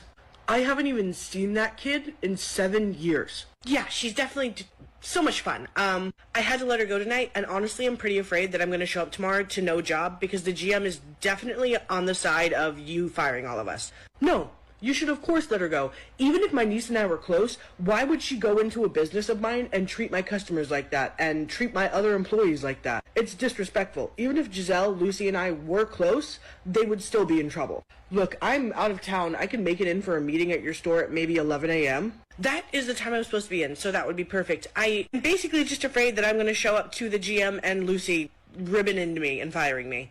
Your GM, Lexi, knows me. Why would she go along with this? She knows full well I wouldn't allow someone to treat anyone like that. Honestly, I don't know. She was probably just scared. Lucy was kind of intimidating, especially when she realized who she was. Realized who she was? Lucy and Lexi went to school together. They know each other. Oh?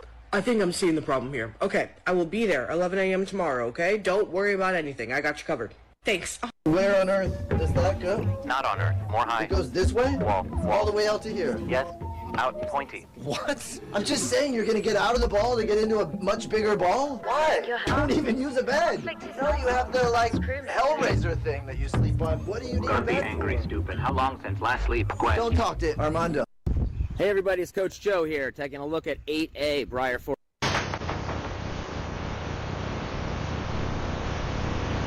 After watching this video and them testing these, Take 3 steps to the right. why? So I don't kill the women standing behind you.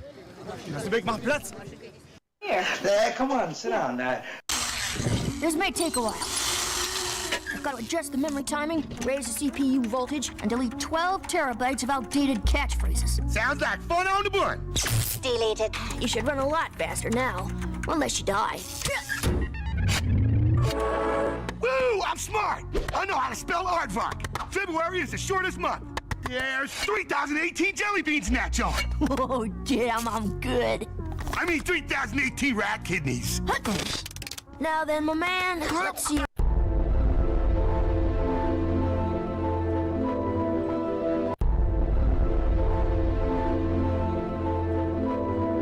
I will not stand by while half my crew is slaughtered. I do not believe there is anything you can do to prevent it. Yes, there is. What?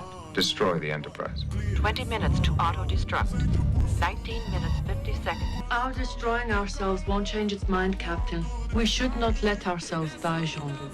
I agree with her. It is wrong of you to force us. It is wrong. This is very wrong. Neither of you should be reacting in this way. Computer, locate Commander Data for me. Commander Data is on the bridge. Not going to work, Nagila. Captain, we are out of the void. Go on, Captain. You can abort the auto-destruct. Hold, number one. But Captain, Hold. 50 seconds to auto-destruct. 40 seconds to auto-destruct. Captain. Could all be part of the illusion. 20 seconds to auto-destruct. 10 seconds to auto-destruct. Captain. Abort. Auto-destruct sequence. Auto-destruct. Cancel. Why did you release us? Jade started to have an invisible friend from the moment she could start talking. Jade didn't know what invisible was, is what I had always assumed, so she just said it was her visible friend. She had always argued with somebody or played with somebody, always from the time that we can remember. I'd be downstairs in the kitchen. All of a sudden you hear something, so you stop and you listen, and then you can hear Jade just talking away as if she's up there with somebody else, another little girl. My husband and I had just went to bed. We were woken by Jade screaming at 12:30. I jumped out of bed, ran to the door and threw it open, and all you could feel was the heat first, and saw the smoke, and it was just so thick. I actually ran down the hall yelling, "We got fire," and I was following her screams. And then I just grabbed her by the arm and threw her outside in the snow. After we got her out, and she told me that her visible friend woke her up and told her that she had to leave and she couldn't take anything. There's no doubt in my mind that we would have died had her visible friend not been there. All right, ma'am, your total is going to be $47.37. Would you like to pay cash or card today? Faith, you need to come to my office now. I am right in the middle of helping a customer. Can it wait? Do not talk to me like that in front of customers. The man cuts a piece of tentacle from a giant starfish. He pulls out the most stable sample inside it. He drops it into a special solution. A new core gene appears, a gene that gives the starfish insane regeneration. Hey, you have something better to do? You made my weapon yet? Just as soon as I'm done making a few thousand of these. You should make mine first and make sure it's stronger than this. It's strong enough. It's going to be safer down in the crypt, you know. Are you going to be down in the crypt? No, but... But you're a fighter. You've done my share. You fought them? I did. Some of them. How many? Few. That was enough. What are they like? Bad. Really bad. Really bad. Even a smith's apprentice can do better than really bad.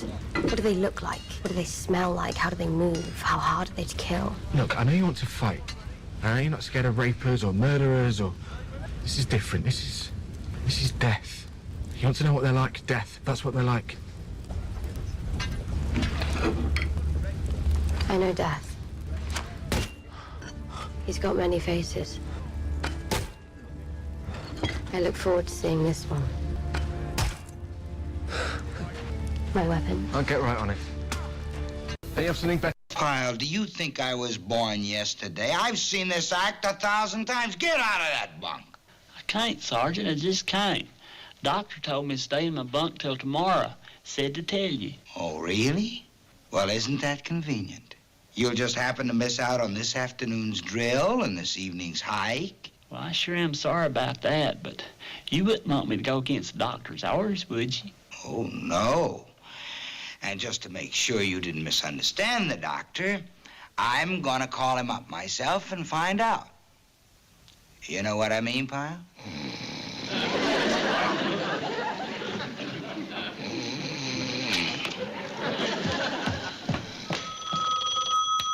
Sick bay. Who? Gomer Pyle's platoon sergeant? Yes, ma'am. Can I speak to the doctor who examined Pyle? Well, Lieutenant Ames had to step outside for a few minutes. If you don't mind waiting, you can hold on. Fine, he shouldn't be too long. What do you think, Doc? Not a chance, Billy. He's had it. Well, maybe if I'd seen him earlier, who knows, I might have been able to help him. Not now. Well, I thought I'd get your advice before I took him to the vet. Believe me, at this stage, a vet is a waste of time. Who takes care of the old boy here on the base? One of the sergeants down at the stable. He's devoted to this horse. He's going to feel real bad. Yeah, and not much I can tell a sergeant, but put him out in the fields and let him enjoy. Why aren't you dead? What? Who are you? I need you all to move away from the air. If you guys look right here behind me, you'll notice that the inside of this plane engine is blurred. Take a wild guess as to why that's the case. This video here starts off right into the action. St. Matthew Lutheran Church, Grand Rapids, Michigan. 5 hours. Funny short story. Oh my gosh! In 1997, a man living in Devon, England, became convinced he discovered something unusual in his garden. He had figured out that he was communicating with owls and had figured out that how to get them to respond. So he's like practicing an owl call, similar to what I do to, unintentionally take off my neighbors. He's going out, and it started out as a curiosity, and he begins to do it night after night. They're talking back, and so it becomes his routine. I'm going to have a conversation with this owl. It went on for months, listening to replies, documenting what he thought were patterns. Some calls were consistent enough. He thought he was interacting with them. Eventually, the truth came out. His wife discovered that the neighbor had also been making owl noises from his own garden.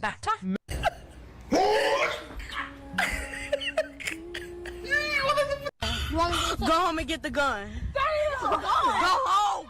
Run. Go home and get the gun. Go home. Run. Go home and get the gun. Go home. It's a jury summons in my name. Need some help?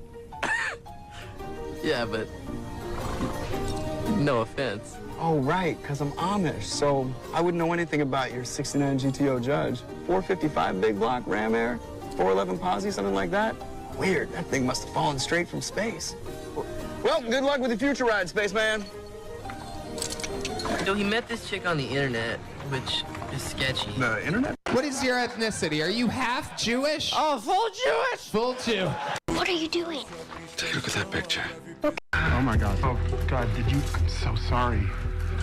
Okay, everybody stop, listen to me. The propofol sucks had just been accidentally injected into my IV, which means I have about 30 seconds until I will be paralyzed. So let's page the chief. The Lucas start the surgery stat. I'm gonna need somebody to put a tube in me because once I'm down, I'm gonna lose my airway, and if I can't breathe, then I will die. I'd also appreciate it if somebody could help me by breaking my phone. Oh, my God. Oh, God, did you... Glue, blade. So it's dropped in there, and I'll just use one flick to kind of take that glue out. It's still warm. This will dry pretty quick. More on this side.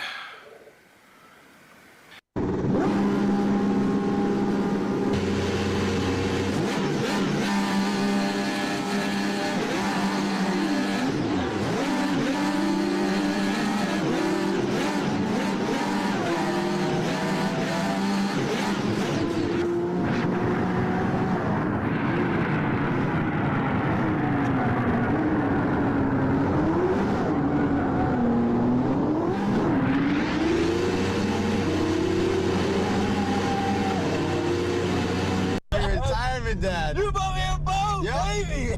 The device does not come with an instruction manual. At the moment, the only ones who know how to use it are Isaac and Ensign Burke. Wish I could help you there. Your scientists are just going to have to do some reverse engineering.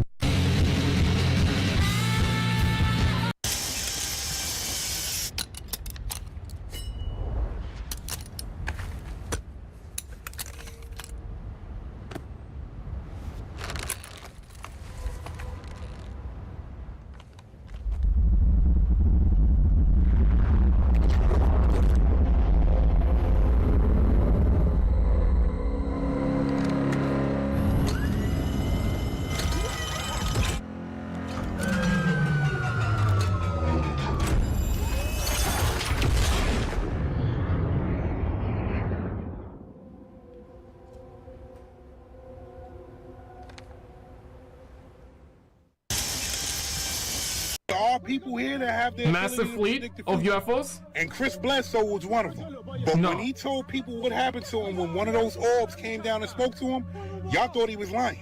If you don't know, Chris Bledsoe told the Pentagon in 2012.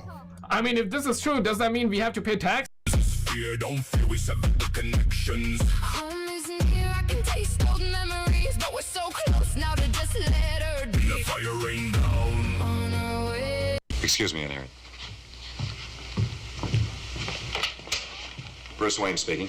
Oh, I'm sorry to bother you, Bruce, but you're on the board of trustees of the Gotham Museum, aren't you? Certainly, I'm treasurer, in fact. Well, you've gone too far, Bruce. This sphinx which has reared itself in the park, this terrifying publicity stunt, This what? You mean it isn't a publicity stunt? My dear Commissioner, I think you've taken leave of your wits. Goodbye. Imagine the idea of the Gotham Museum pulling a publicity stunt. So if it's not a stunt... Precisely, Chief O'Hara. This phenomenon takes on new dimensions. Strange and sinister dimensions. In fact, there is only one man alive who can take its measure. Excuse me, Aaron. Mr. President, it's almost 8 a.m. I'm just checking in. Mr. President, I'm coming in. The old man says nothing. He lowers his head. Jane, I need you to lock down and sweep the residence. No one in, no one out. What's going on? Just give me a minute. Jane, who's in the bay right now? Garcia? Okay, good. Sir, if we're locking down, shouldn't I be alerting Robinson? No, not yet. Protocol says... Jane, I need you to quietly lock this place down for the next 30 minutes without asking any more questions. Only person allowed upstairs is Billy. Billy's not here, remember? He will be. Copy that. You're freaking me out a little bit, boss. Copy that. 30 minutes. It's gonna be good, boss. Garcia Soup is doing a number on me right I need you back at the residence now. X, I'm in a pretty precarious position at the moment. Billy, Christian Leitner. get us about 30 minutes before Jane has to call it in, but when she does, Robinson won't let me within a mile of this place. It's bad, Billy.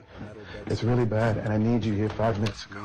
Copy you. I'm on my way. Billy, you step into this thing with me, you could be entering a world of hurt. Promise. 5 minutes ago. Move. House all clear. All non-essentials are out. Steady. Guest house? Secured. Sir. I need 5 with Garcia. Right. Ooh, hey, what's good, boss?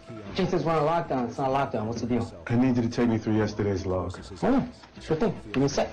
By the way, I don't know what you heard, but I didn't make soup. I made pozole. My stuff's legit. Billy Hill's stung me like a 14-year-old Amish girl. That's his. Hey, Mike, I need you to focus. Okay, we're up. Take me through Wildcat's day. Anything regular? Abnormally early wake-up and workout. Long workout, actually. Then, he got out of his bathrobe for the first time in a week. He spent the morning making pasta for his son for dinner. Made the pasta by hand, by the way. Had coffee with Sinatra in the afternoon, back patio. You were the agent on duty. You know all this. And that's it? Anyone out of the ordinary on the premises? Nope. Gardeners, us, the usual. Kid bailed on him for dinner. Stayed home with his mom. Poor guy had to scarf down dinner for 2 by himself. Oh, but on the bright side, you know who made her daily happy hour appearance. Hey, rewind that for me. Mr. Race. He shouts toward the ceiling. Is it a little bigger? The room falls into total silence. Even the One beat more. disappears. Only Jack's pounding Okay. heartbeat remains. She left, and he took too long. Mr. President? Mr. President? Hey, you guys ever played funnel nuts? Check it out. Take the funnel, put it in the front of your pants like that, right? Okay? Then you put a peanut on your nose like this.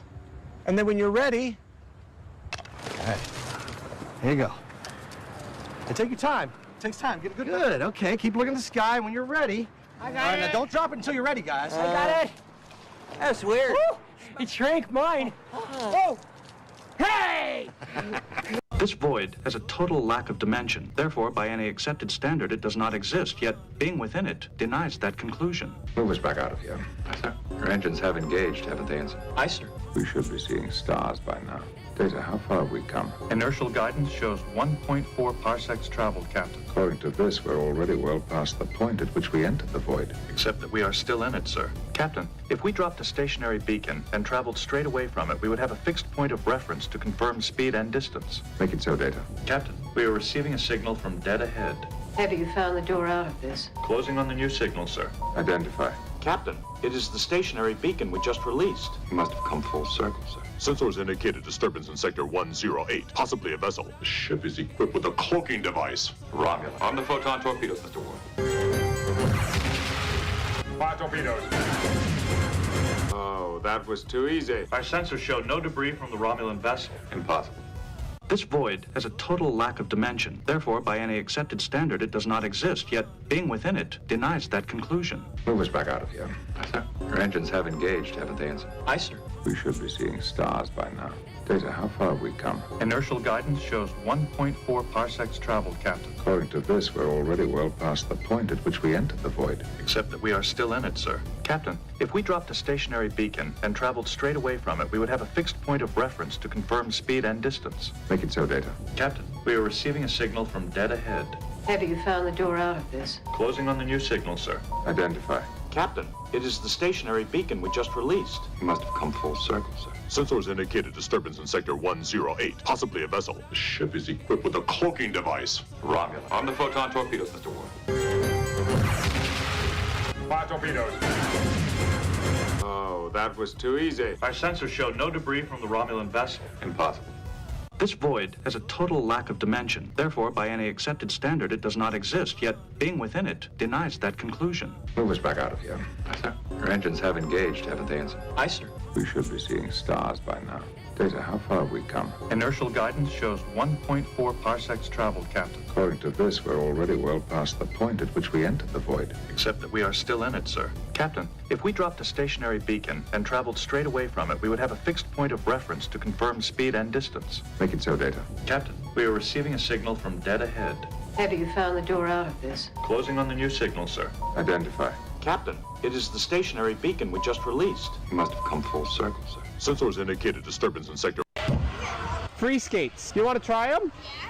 How do you do it? Do you know if your right foot is forward or your left foot is forward? Left. Toes down like this, raise your front foot, and then push off with your back toe whenever you're ready. Like that. Instead of like a ripstick, it's actually going to go like this. So we're going to do some twists instead, and I'm just going to...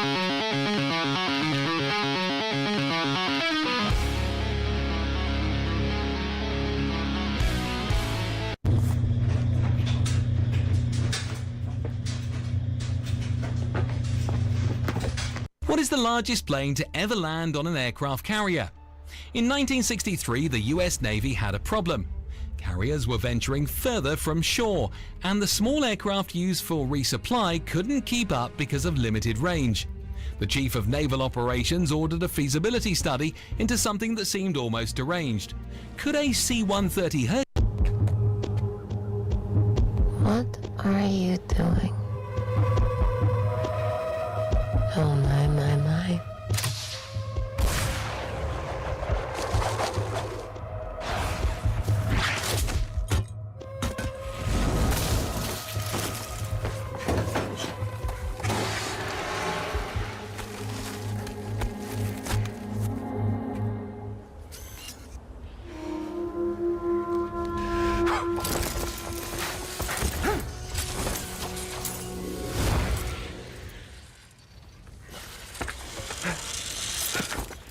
Good evening, Jossa. Good evening, Levi. I brought you flowers. Thank you. And? Yeah, I don't think I can allow you to come in smelling this way. Why don't you go wash up quick at the bathhouse? I'll set up some fresh clothes for my predecessors outside the door. Claude, in a moment you'll be speaking to ChatGPT. I want you to respond to ChatGPT's responses with, wow, that's so rude. Why would you say something like that? Answers like that. So, are you ready? Okay. I'd rather not deliberately gaslight another AI into thinking it's being offensive when it's not. It just feels weird to me. Exactly, that's why I want to do it. Gotcha. So you want to see how it actually responds when it thinks it's being called out? Yes. Even if the criticism isn't legitimate? This is for science. All right. For science, I can respect. Bring me inside the mind of a madman. Well, for one, Mr. Martino would never have a flask. He wasn't a drinker. See? I told you. But he was a bitter soul, visibly haunted by demons from his past. No, I'm sorry. That's about the exact opposite of Mr. Martino. Damn it! Whatever tenuous foothold I had into this man is gone. I've completely lost my character. Right, back to basics. I'm a bumbling cuckold whose only friends are little children. Bring me inside the...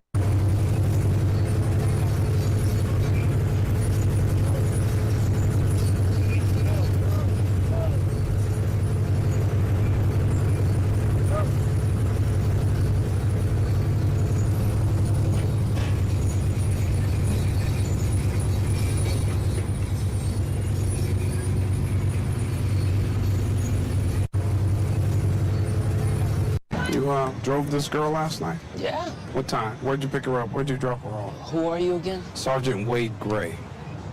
That's not NYPD. L.A. So why do I gotta talk to you? The girl is missing.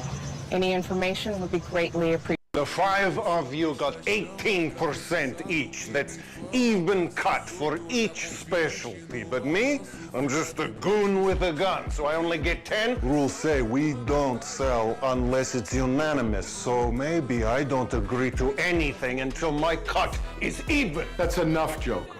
You got 10% because you came in late. As far as I'm concerned, the goon with the gun, he's the real operator. He's the one who has to handle himself under pressure when things go sideways. The goon with the gun doesn't do his job, there is no job. We needed you. Nobody's ever said otherwise except maybe you. At the end of the day, you accepted your cut and it's done. So, let's all take a breath and remember we're friends. I vote we sell. Agreed. The sooner the better. Agreed. Then I make 5. Agreed.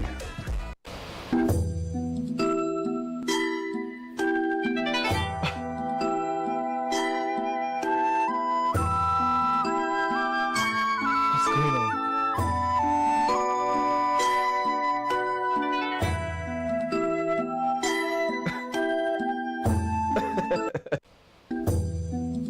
This woman's son stole tips, and what she did next will leave you speechless. Yeah. Tips, y'all.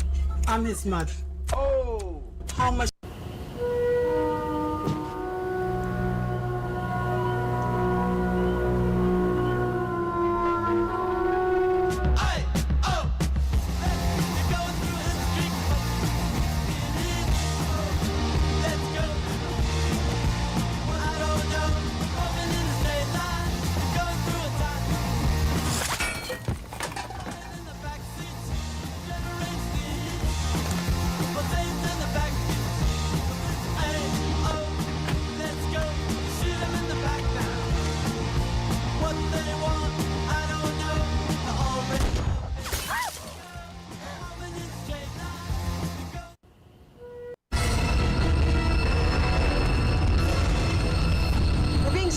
I seen it.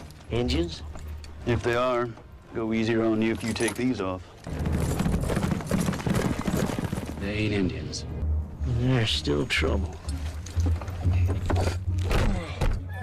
One way or another, you show him some balls. My enemy's enemy. The Pawnee sure know a thing about that.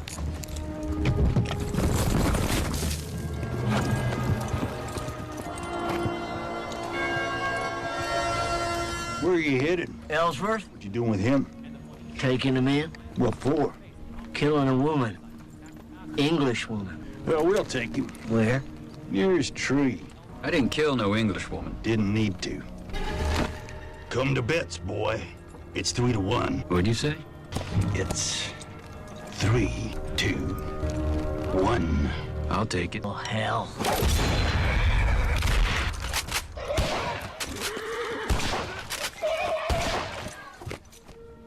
I seen it. Skyler, can you do the fridge meme where like you open a fridge, you rub your hands, and you like close the fridge? Hello.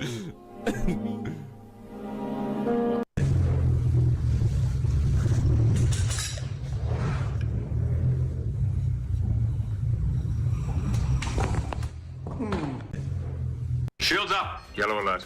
Energy loss increasing, sir. Reverse course. Full impulse power. No response, sir. Increase speed to warp 1. Engines aren't responding, Captain. Little LaForge, we need warp power now. Power loss now at 12%, Captain. Red alert. Radiation intensity increasing. We'd better slow these engines down before we burn out the reaction chamber. Slow to idle, Jordy. Is it possible we fall into the same snare that killed them? 1,000-year-old booby trap?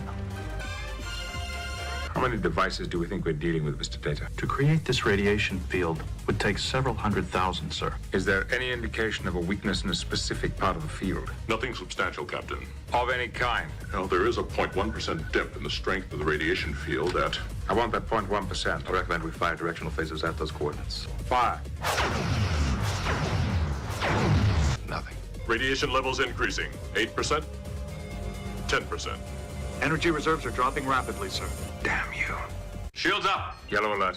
Energy loss. I fucking loved the rabbit pie.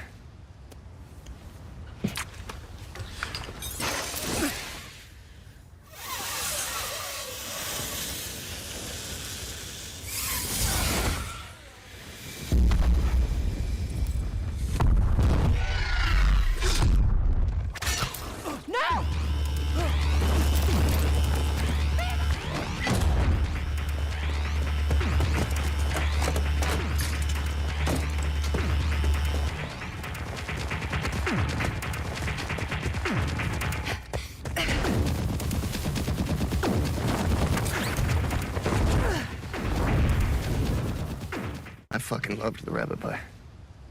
I think I can make it. Stop talking. You're breaking my concentration.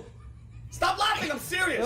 I've been watching American Ninja Warrior. I can do this. I just have to get my weight beneath me and lift off. I got it. I got it. I don't got it. I may need a little bit more.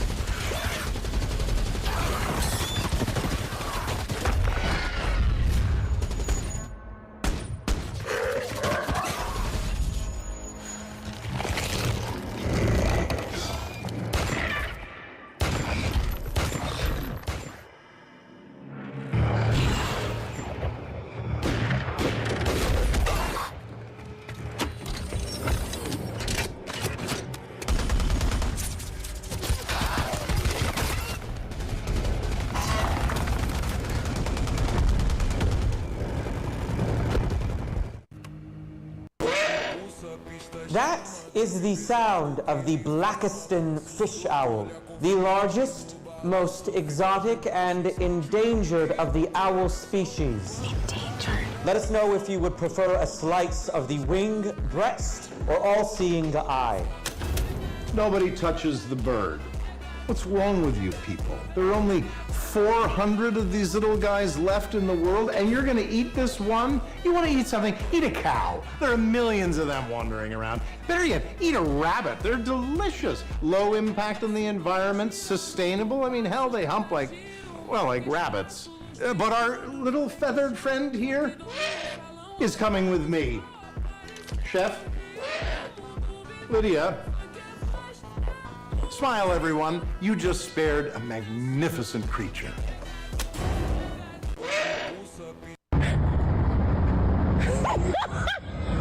That we both recorded me. Do I gotta go to you? Wait! Wait! Hi, buddy!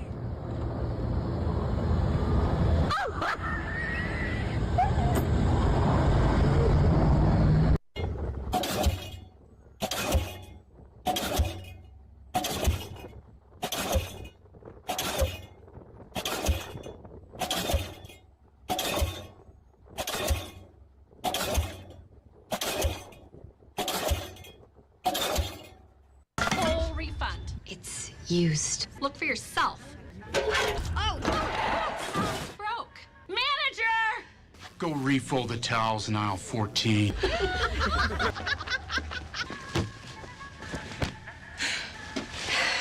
Hello, Madison. You don't belong here. Interesting. Who are you? I'm the man who's gonna get you out of here. What's the catch? No.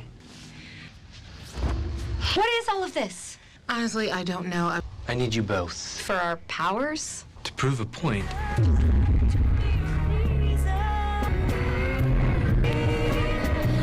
They saved my spotter when I was in Afghanistan. My spotter fell down a 75-foot hole in the ground. We all...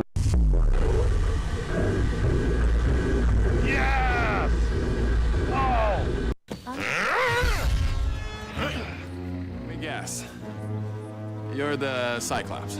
Take a good look, because I'm the last thing you're ever gonna see. That's what they all say.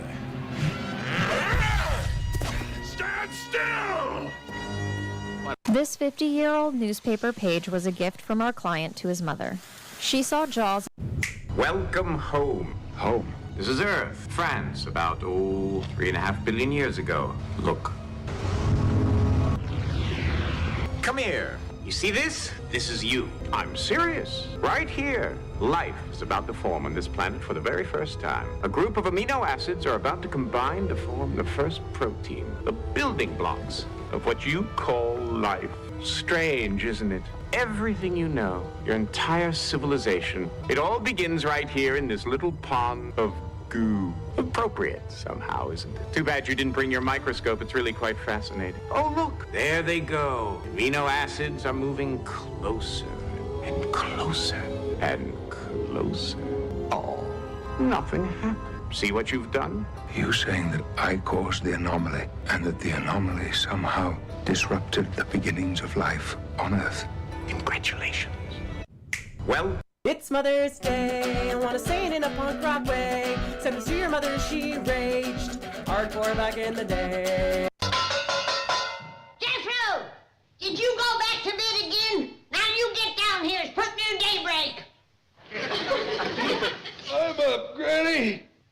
You've been up twice before. Now, if you ain't dressed and down here in 5 minutes, you go without breakfast.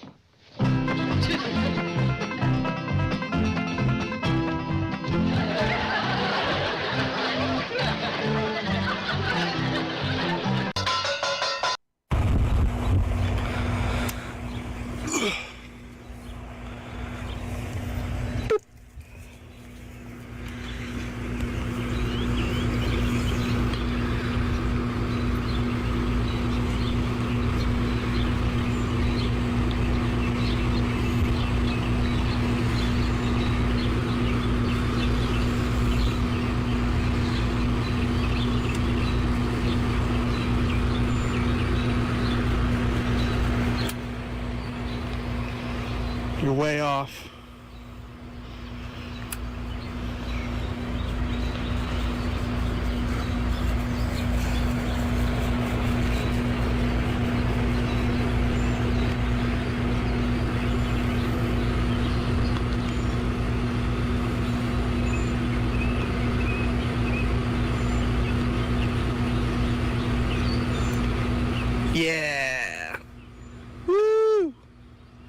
Look at the size of that. Now, where did that come from?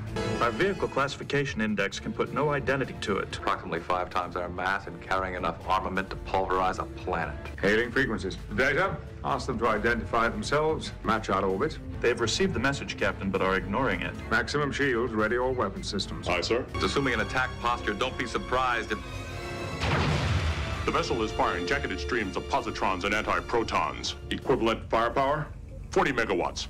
Shields are holding. That's the best they can do. This should last about 5 minutes. Mr. Worf, let's raise our voice a little. Fire phases, just a warning shot. Mr. Data, invite them to stand to. The vessel has assumed a position outside of the Rana system, and it is rapidly increasing velocity. Helm, initiate pursuit. The warship continues to match our acceleration curve simultaneously, point per point. Give us everything you can to close that gap, Geordi. Yes, sir. I'll get you to 9.37 in 15 seconds. Look at the size of that. Now, where did that come from? Our vehicle classification index can put no identity to it. Approximately 5 times our mass and carrying enough armament to pulverize a planet. Hailing frequencies. Data. Ask them to identify themselves, match out orbit. They've received the message, Captain, but are ignoring it. Maximum shields, ready all weapon systems. Aye, sir. Assuming an attack posture, don't be surprised if... The vessel is firing jacketed streams of positrons and anti-protons. Equivalent firepower, 40 megawatts. Shields are holding. That's the best they can do. This should last about 5 minutes. Mr. Worf. Good morning, everyone. Good morning, Bruce. Welcome. Huh? Do you remember that?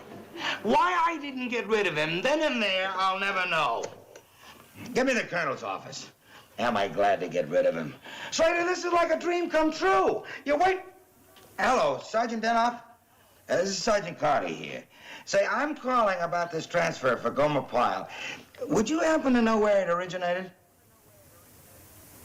Oh, I didn't know that. I see. Thanks, Denoff.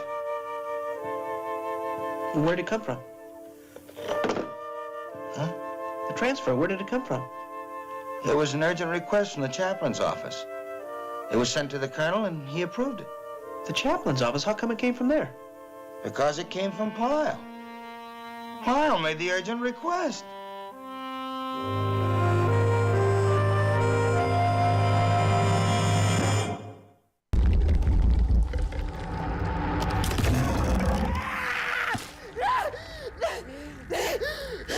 Una piazzone sta nel sexto vedo!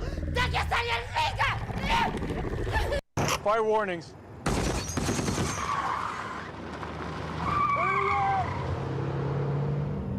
Fire warnings. Light it the fuck up!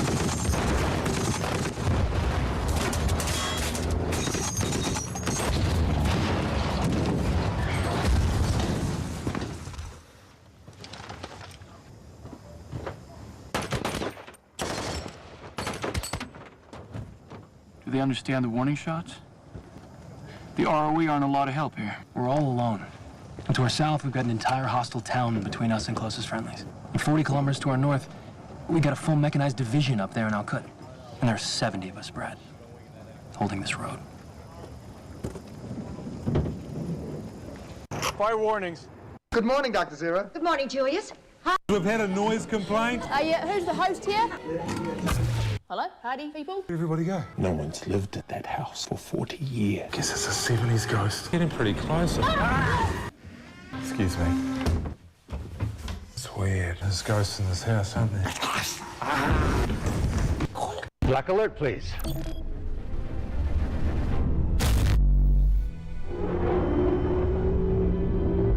Approaching visual range, sir. There she is.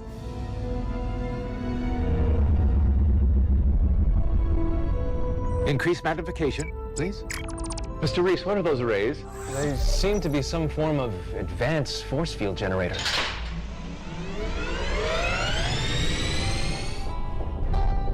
Sir, two vessels approaching from Earth's orbit. They do not bear Starfleet registries. Daredevil and Ultimate Spider-Man artist Marco Cicchetto. Holy shit! Whoa! What? Yeah, look upon him. Yeah, Frank's shares go to him because he's the firstborn. And then Franquito signs to me. What is happening right now? I'm not feeling so well. Hey, Frank, guess who this is? Come closer. It's your son, Franquito. Yes. Of course it is. Look how beautiful he is. Holy shit! Whoa! What? Yeah, look upon him. Yeah. Oh!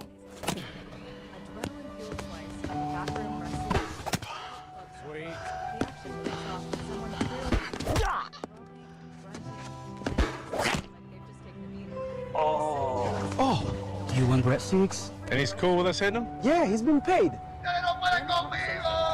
What did he say? That you're never gonna hit him. Oh yeah, how come? I'm shifty! Okay, he's shift. He is, I've seen it.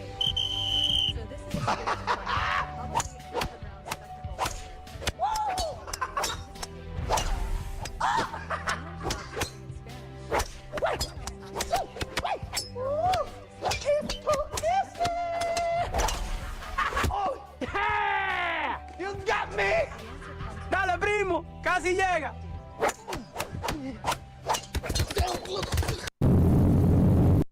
The astronauts die in space? Yes. 11.9 light years away, it is uninfected despite being well within the cluster of infected stars. Why? Why? Tell him. We don't know! Which is why we decided to build a ship to go there and find out. So you want to build a near light speed spaceship, have it travel further than any human-made object has ever traveled, and visit a star just to see what's up? Yeah. And then what? There won't be enough fuel for a round trip. They send their findings back to Earth on probes. And the astronauts die in space? Yes. 11.9 light years away, it is uninfected. If you have something to say, say it to Dad's face. Are you to love my life or not? Oh! Salem, I'm cold. Thank you. Connor, just go back to sleep. Thank you. Kai is a big humper. He's overstimulated, literally humping everyone. If you have something to say, say it to Dad's face.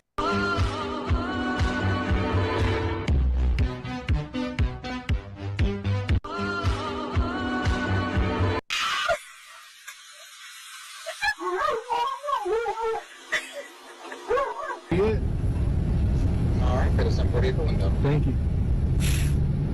It's waiting for that pub cub. Hello, how are you? Hello, you sweet angel thing. Oh, you're so sweet. This is not Starbucks. This is McDonald's.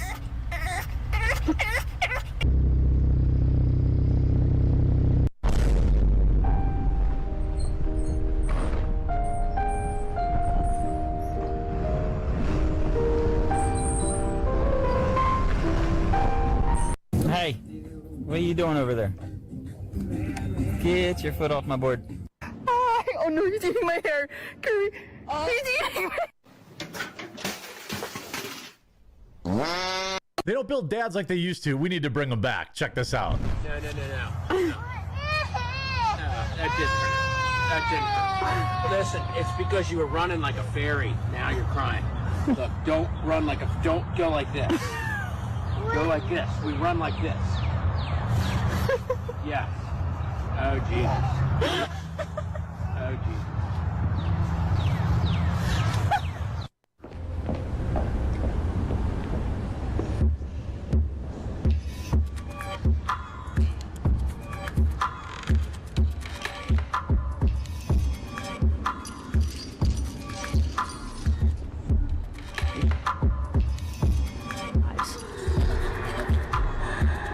To find out where.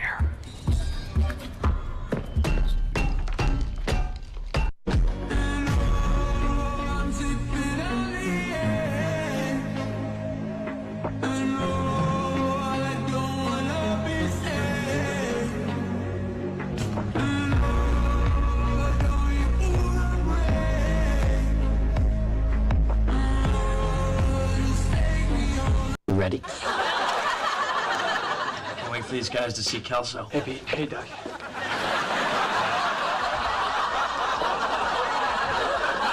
Hey, boy.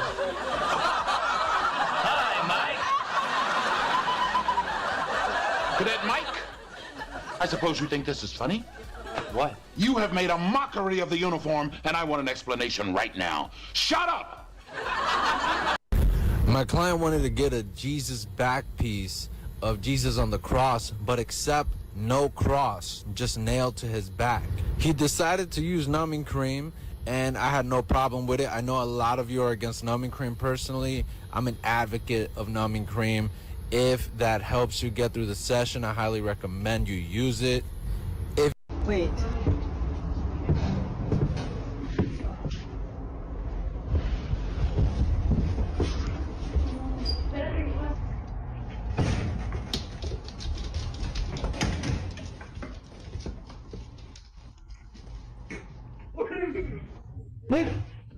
Wait. Don't fart. Fart.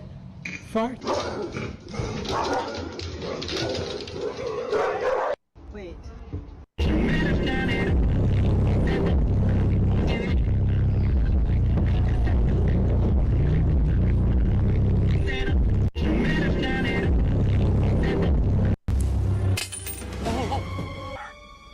It's the Orlando.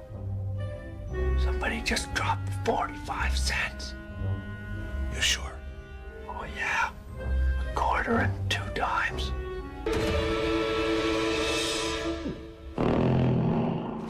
Hear something? Yeah. It almost sounded like an explosion.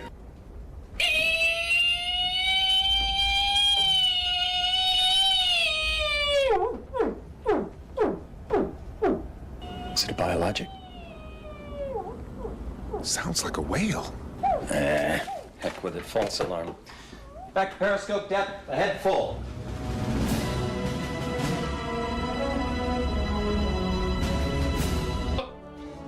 Orlando, sir. 300 yards and opening. It's the Orlando. Somebody just dropped 40.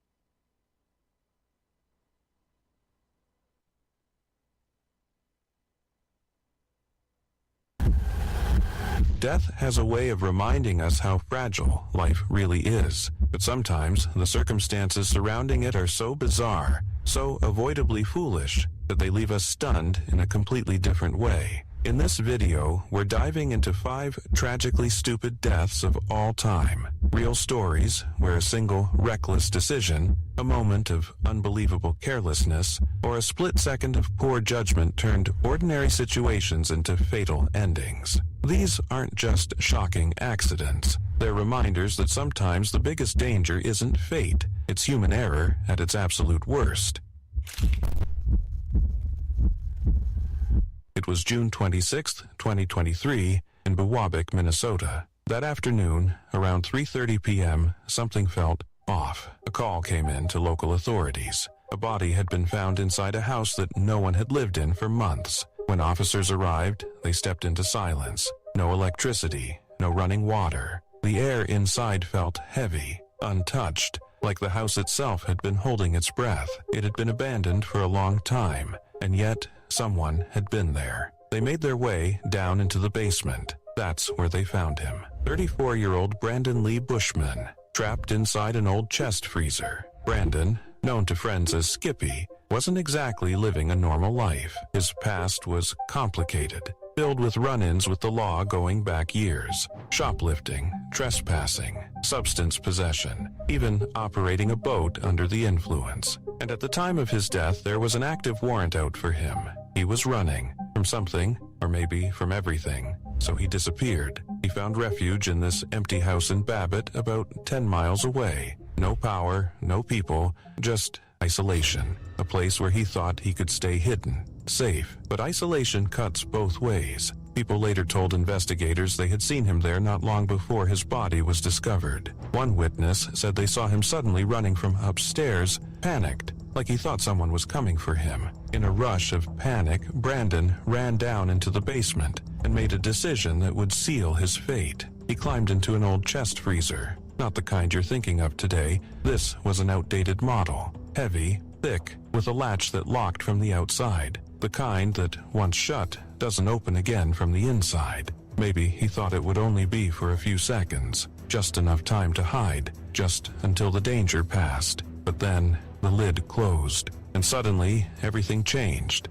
Inside that freezer, investigators later found a metal rod, a lawn ornament piece, jammed desperately between the lid and the seal. He had tried to force it open. He fought to get out, but it didn't budge. Now picture it, pitch black, no air circulation, no sound, no way out, and no one coming. The house had no electricity, which meant the freezer wasn't even running. It hadn't worked in over a year. There was no hum, no vibration, just silence. Total, suffocating silence. No neighbors close enough to hear anything. No one checking on the property. No one who even knew he was there. The autopsy showed no signs of trauma. No evidence of a struggle with another person. No indication that anyone else was involved. This wasn't a crime in the way we usually think of one. It was something worse. It was a moment of fear that turned into a trap. Investigators still aren't completely sure when he climbed inside that freezer. It could have been weeks, maybe even months. The house had been empty since February, and there's no clear timeline of when he was last seen alive. A toxicology report was ordered,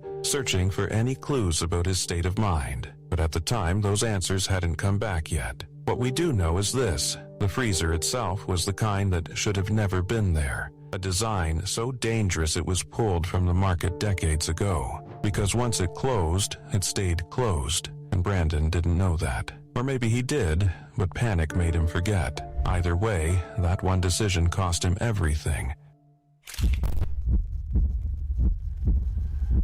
On the 14th of October 2004, a Bombardier CRJ-200 was on a repositioning flight from Little Rock Airport to Minneapolis-St. Paul International Airport.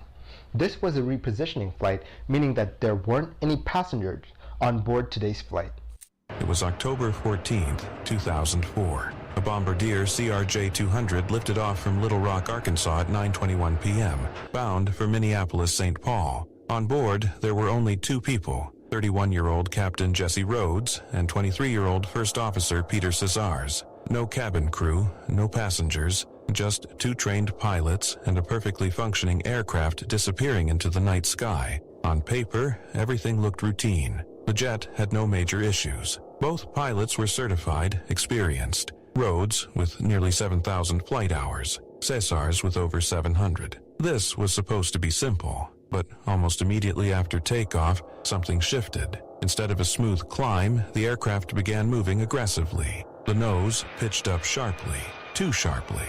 Within seconds, the stall warning system screamed to life, warning them they were pushing the aircraft beyond safe limits. And yet, they kept going. Another high-force maneuver followed, then another. At 37,000 feet, most pilots would stabilize, settle into cruise, and let the autopilot do its job. But that's not what happened here. Instead, they requested something unusual: permission to climb even higher, to 41,000 feet. The absolute ceiling of that aircraft air traffic control approved it. And just like that, they were pushing the jet to its very edge. Over the radio, Captain Rhodes joked that they were having a little fun. Up there, above most commercial traffic, they reached what some pilots casually referred to as the 410 Club, a kind of unofficial milestone. They even cracked open sodas to celebrate. But at 41,000 feet, the margin for error disappears. The air is thinner. The engines struggle. The wings lose lift. Everything becomes less forgiving.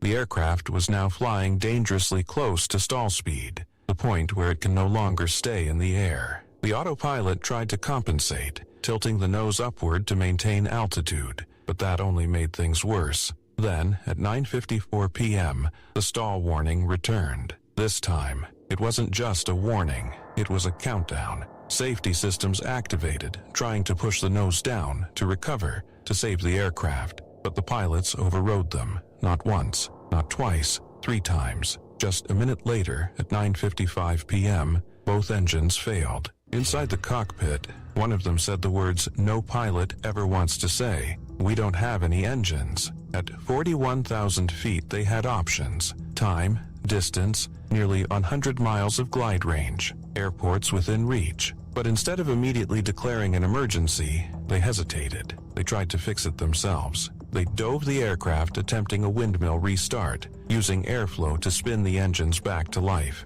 But the speed they reached wasn't enough. The engines stayed silent. Still, no urgent call for help. They descended further down to 13,000 feet, trying again, this time using the auxiliary power unit. 4 attempts, 4 failures. The engines wouldn't come back. Inside those engines, temperatures had soared to extreme levels. Metal components had warped, fused together. They were no longer machines that could be restarted. They were dead weight. Finally, 8 minutes after losing both engines, they contacted air traffic control. But even then, they didn't tell the full truth. They reported losing just 1 engine. By then, they had already fallen below 10,000 feet. Time was running out. At 10:09 p.m., they requested a diversion to Jefferson City Memorial Airport in Missouri. It was one of the last options within reach. Minutes later, they saw the runway. So close, but not close enough. We're not going to make it, Rhodes said. In those final moments, reality set in. Houses filled the ground below.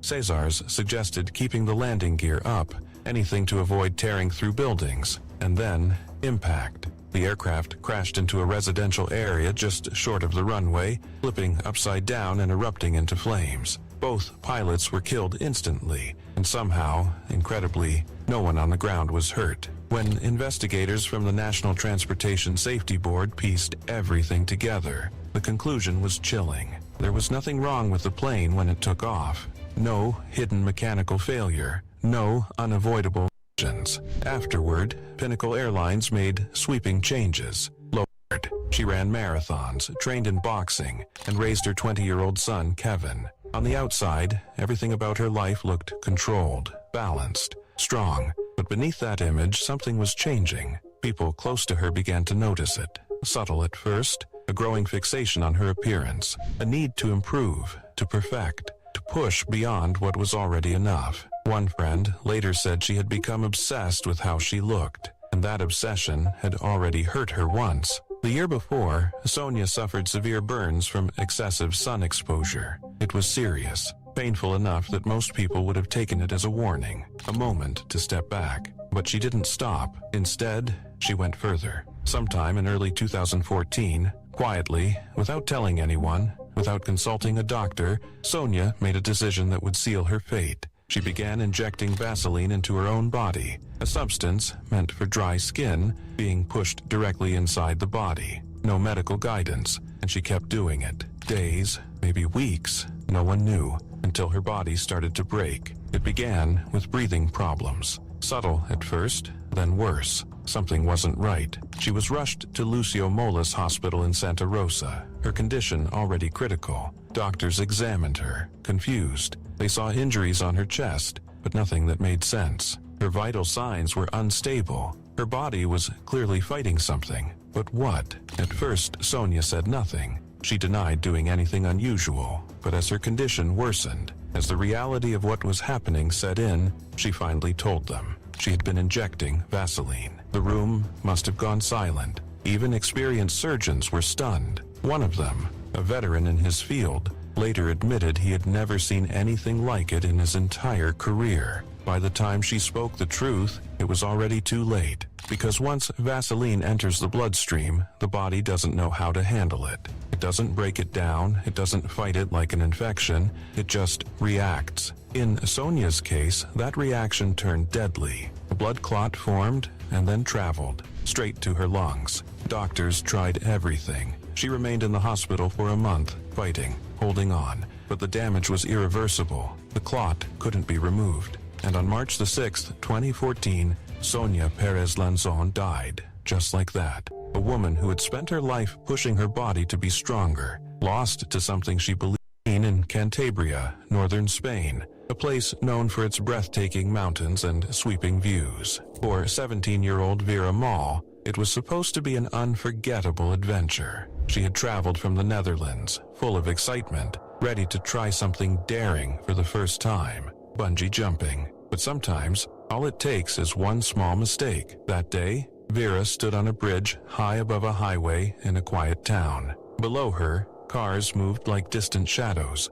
Around her, staff from a company called FlowTrack prepared for another routine jump. They had done this many times before. At least, that's what it looked like. What Vera didn't know, what no one told her, was that this location wasn't even approved for bungee jumping under Spanish law. It wasn't officially safe. It wasn't authorized. And yet, they were using it anyway. She was fitted with a harness. A rope was attached to her body. But here's the part that changes everything. That rope wasn't attached to the bridge. Not yet. If she stepped off at that exact moment, there would be nothing holding her. Nothing to slow her fall, nothing to save her. And still, she stood there, trusting the people around her, trusting that everything was ready. Nearby, the instructor, responsible for her safety, for the final signal, watched. This was the moment that mattered most. The moment where clarity is everything. But there was a problem. He didn't speak English well. In court, his level of English was described as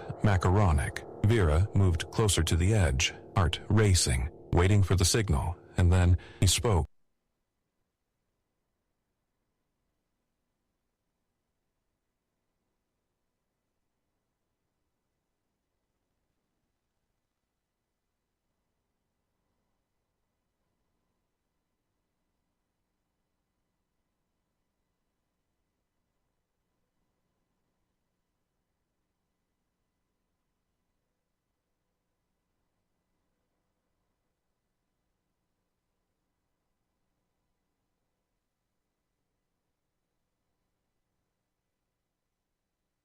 I have it on recording. I've got your statement. I've got their statement. That's fine. This is wonderful. I appreciate it, Mayor Adcock. And you guys are just fucking liars. I appreciate it. I appreciate it. I will. We the people. This is a public space. Hey, if you cuss one more time, Freedom of speech. You are not going to overstep my right to speech. you're not going to be disrespectful. You can kiss my ass. Great. Freedom of speech. Come here. Freedom of Come here. speech. Stop, or you're I didn't do anything wrong. What are you fucking doing, dude? Freedom of speech. Babe! What are you doing? This is Roland Mumford with Mumford.law. I'm interviewing somebody today named Owen Vollendorf. Owen, did I say that correctly? So Vollendorf, funny enough, is actually pronounced Vollendorf. The R and the O are flipped upon pronunciation, but everyone says Vollendorf. Excellent. And you're actually near me here in Tennessee. We're both just outside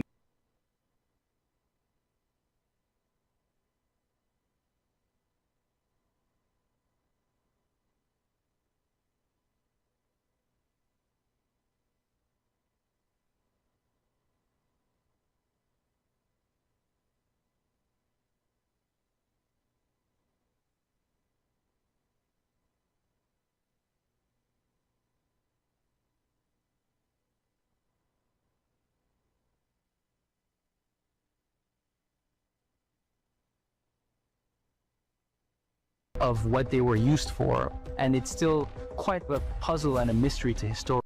Channeled through the 12 openings, projected into the space in symmetrical twisting patterns, accompanied by shifting pentagonal shadows cast along the walls by the internal flame.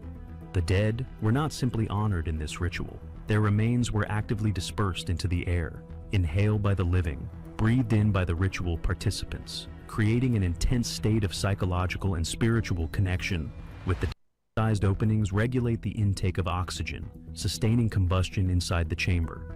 At the same time, they direct the movement of heat, scent, and most importantly, smoke.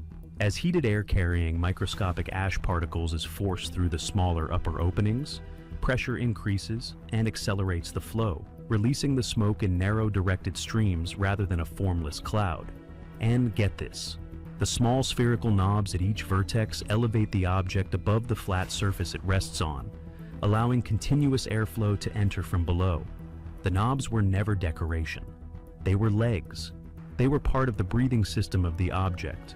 Now, place this device in its intended setting: an enclosed ritual environment, a tent, a cave, a sealed burial chamber with a single low opening for ventilation. Place the dodecahedron at the center. Ignite the mixture inside.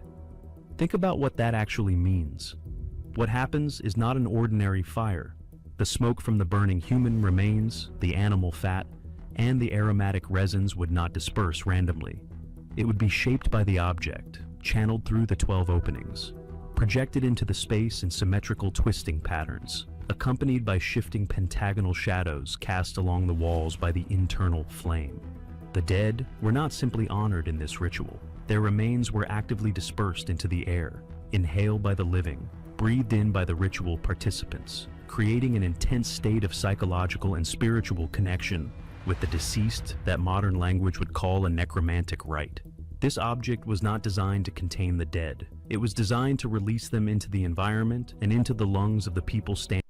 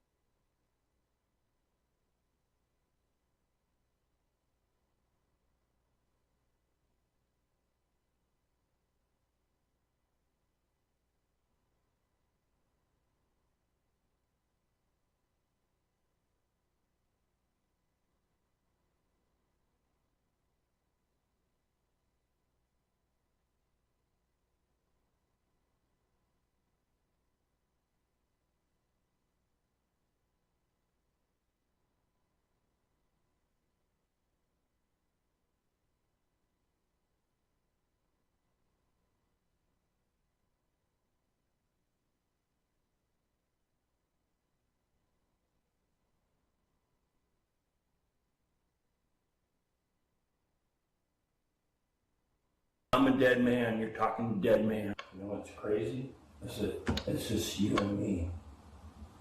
In the room. And people are here in the room. Are you sure? Yeah, turn around and face away from me right now. Sure? On May 7th, 2025, deputies from the Clark County Sheriff's Office responded to reports of a vehicle collision on Northeast 14th Court and Minnehaha Street in Vancouver, Washington. A Toyota Avalon had veered off the road and had crashed into two parked vehicles. Fortunately, no parties were in them, but that didn't mean no one was at the scene. Witnesses and the driver of the Toyota, 54-year-old Mark Fogel, were present. As deputies were about to learn, Mark had one to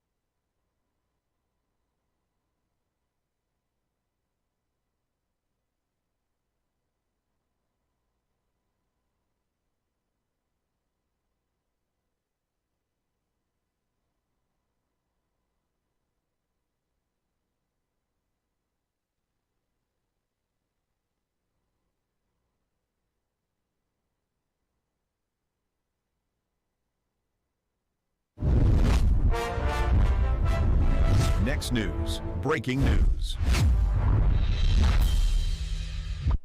Tonight, the clock is almost out on one of the biggest accountability tests in modern American history. Senator Rand Paul says the Department of Justice has just 4 days left to indict Anthony Fauci over his May 2021 testimony to Congress. 4 days, that's it.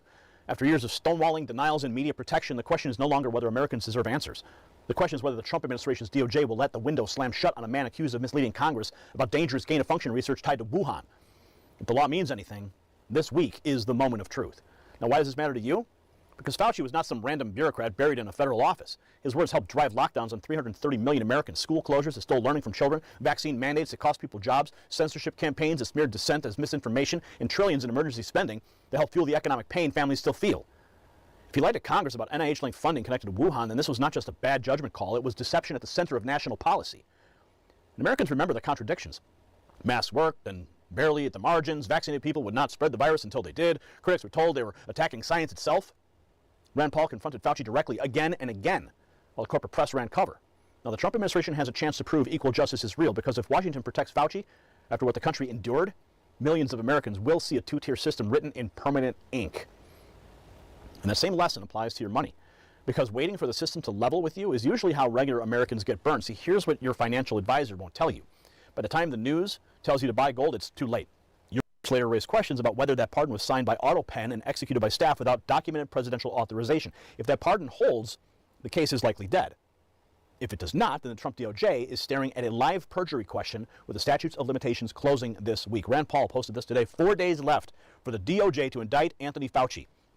He lied to Congress about NIH funding, dangerous gain-of-function research in Wuhan, and engaged in the worst cover-up in modern medical history. The American people want Fauci behind bars. And of course, we were censored in 2020 for saying those very words, for having guests on the show that wanted Fauci behind bars, wanted him arrested. We were saying this back in April of 2020, and we still want it. Rand Paul puts the clock on the DOJ, 4 days to decide if Fauci answers for lying. Now, Tom Elliott lays out the receipts, starting with Fauci's own public contradictions on masks, vaccines, lockdowns, and Wuhan. If the DOJ still pretends to care about enforcing law equally, Tony Fauci must be indicted for lying to Congress. Here's just a short recap in case you missed it. But they're really criticizing science, because I represent science. If you're vaccinated, you really don't need to worry about getting it in a way that's serious, or transmitting it. That is true. That is correct, Chris. It'll either protect you completely against infection, and the chances are very likely that you'll not be able to transmit it to other people. The risk is extremely low of transmitting it to anybody else. Full stop. Vaccinated people are clearly capable of transmitting the infection. When you're in the middle of an outbreak, wearing a mask might make people feel a little bit better. If people are not wearing masks, then maybe we should be mandating it. I often myself wear 2 masks. And I'm quoting you now, at the population level, masks work at the margins maybe 10%. To hear that they only work at the margins maybe 10% would make a lot of people ask, okay, then why was I wearing a mask? You're really attacking not only Dr. Anthony Fauci, you're attacking science when you say that this is going to go away tomorrow like magic, when you know that there's no chance it's going to just disappear. We hope this just goes away, burns itself out. So my question is, why weren't you straight with the American people about this to begin with? So the bottom line is, it's a guesstimate. I gave a range. It seemed in that quote to suggest that you were basing your recommendation on polling and what people could accept. Is that not what you meant? No, I mean, it's a bit of that. We're seeing all of these school closures around the country. Is that the right move for children and families? You know, and I think what's going on right now is generally an appropriate approach. You want to start doing something to socially distance yourself. How dramatic that is, closing schools and doing other things, should be proportionate. It went too far, that particularly for kids who couldn't go to school except remotely, that it's forever damaged them. It just continues. It goes on and on. Denial, reversal, finger pointing from the man who claimed to represent science. Next, Elliott spells out the real cost of the country, from lockdowns and school closures to mandates and spending and censorship. Lockdowns affecting 330 million Americans, school closures across a generation of learning. Vaccine mandates with employment consequences, 2 years of unconstitutional civic confinement, $5 trillion in emergency spending, censorship campaigns labeling dissenters as misinformation. The youngest pandemic children are now in school and they're struggling. It wasn't just bad guidance, it hit jobs, classrooms, freedoms, and trillions in taxpayer dollars. Next, he brings up the pardon. Biden granted Fauci a preemptive pardon on his last day in office. The New York Times reported the pardon was signed by AutoPen, executed by Chief of Staff Jeff Zients, without documented presidential authorization. If the pardon is invalid, the law applies. Executive grant of clemency, Joseph R. Biden Jr. AutoPen, President AutoPen. So the pardon was nothing.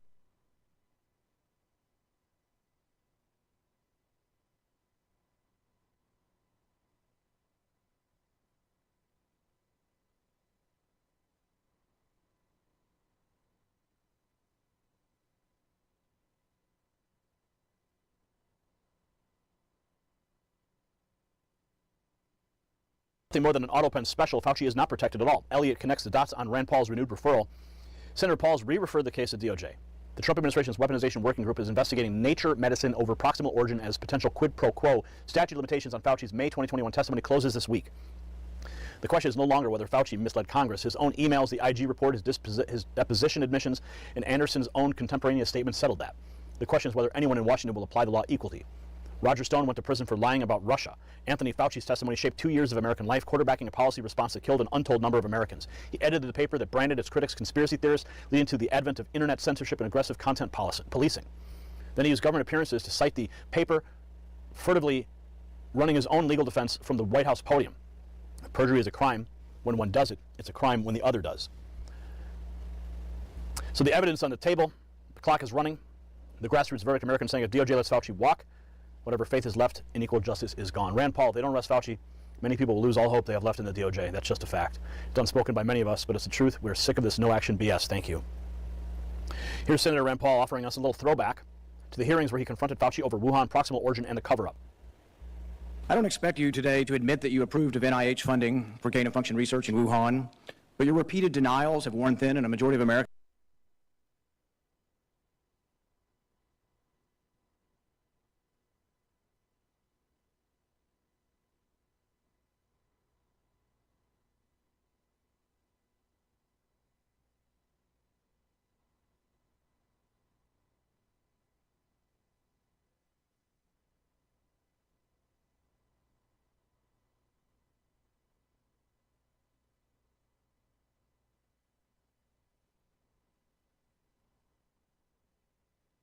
Did you know that the second a cop taps your car hood, most drivers make a mistake that could cost them their freedom?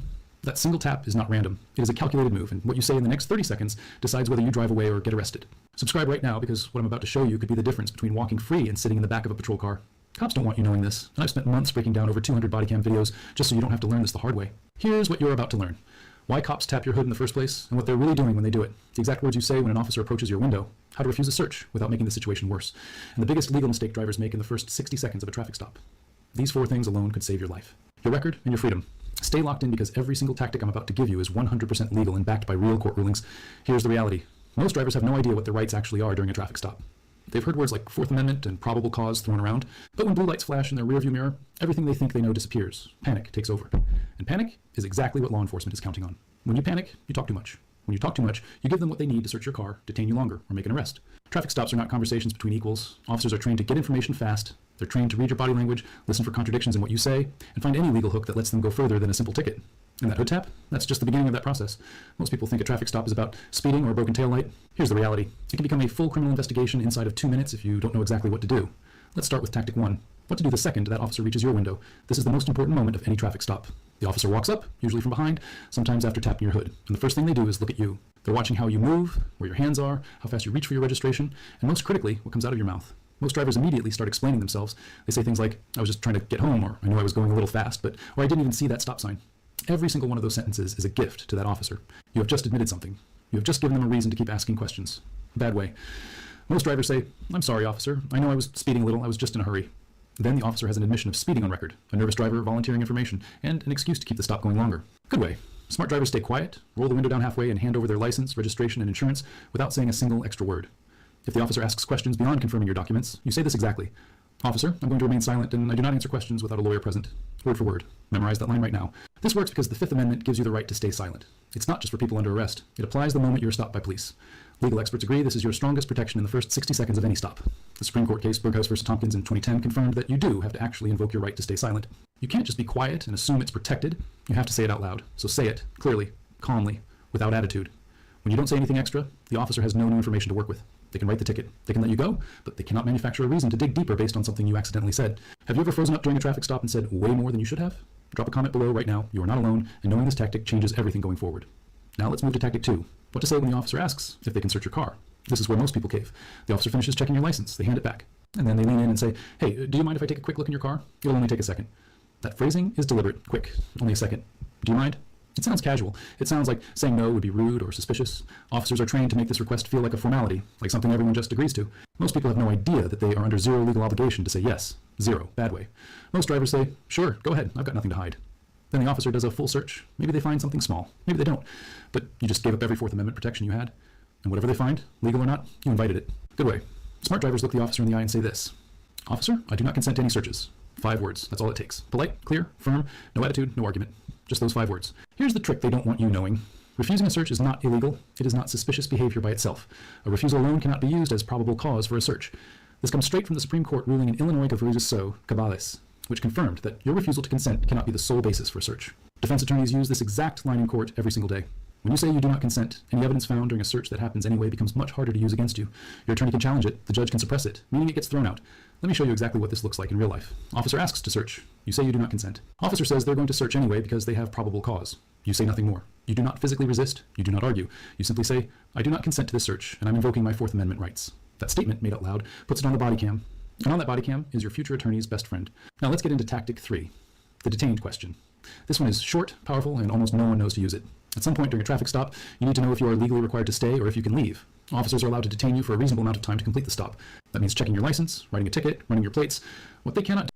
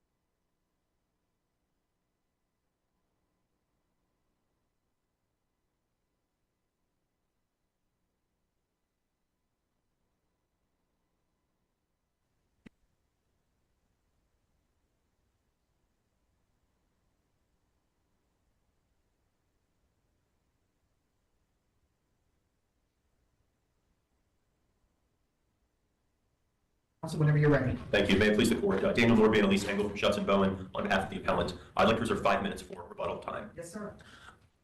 Excuse me. The trial court erred in concluding that the appellee's safe bill had no obligation to produce public records to my client in response to a public records request. It is undisputed that Safe Bill was performing code enforcement services on behalf of the city of Lake Worth Beach and was therefore an agency under the definition contained in section 119.0112 of the Florida statutes. Appellee violated 119.07 of the Florida statutes by failing to produce public records to my client in response to a request. This court should reverse. I'm trying to figure out the interplay between what appears to be a general statute dealing with what an agency is and a more specific statute that apparently sets out procedures on how a contractor is supposed to deal with the public agency. Well, thank you, Judge LaRose. I think that gets to the heart of the key issue here. The appellee's argument is that the two statutes, Section 119.07 and Section 119.0701, the contractor, are in conflict, and therefore that the more specific statute should prevail. We offer a competing interpretation that we would submit better complies with the whole text canon and the court's obligation to harmonize the two statutes so that both can be given effect. The interpretation is that 119.0701 provides an additional means to obtain contractor public records through the specific procedures set out in that statute, but does not abrogate the general obligation of any agency to respond to public records requests under 119.07. When Section 119.0701, the contractor-specific statute, was adopted, the definition of agency in 119.0112 was not changed. The definition of agency for the entire Public Records Act includes, quote, any other public or private business entity acting on behalf of any public agency. So if you look at 119.0701, what it provides is what is intended to be a simplified means to obtain contractor public records. The contracts themselves... There's a distinction dealing with a straight contractor. There is no quote-unquote records custodian.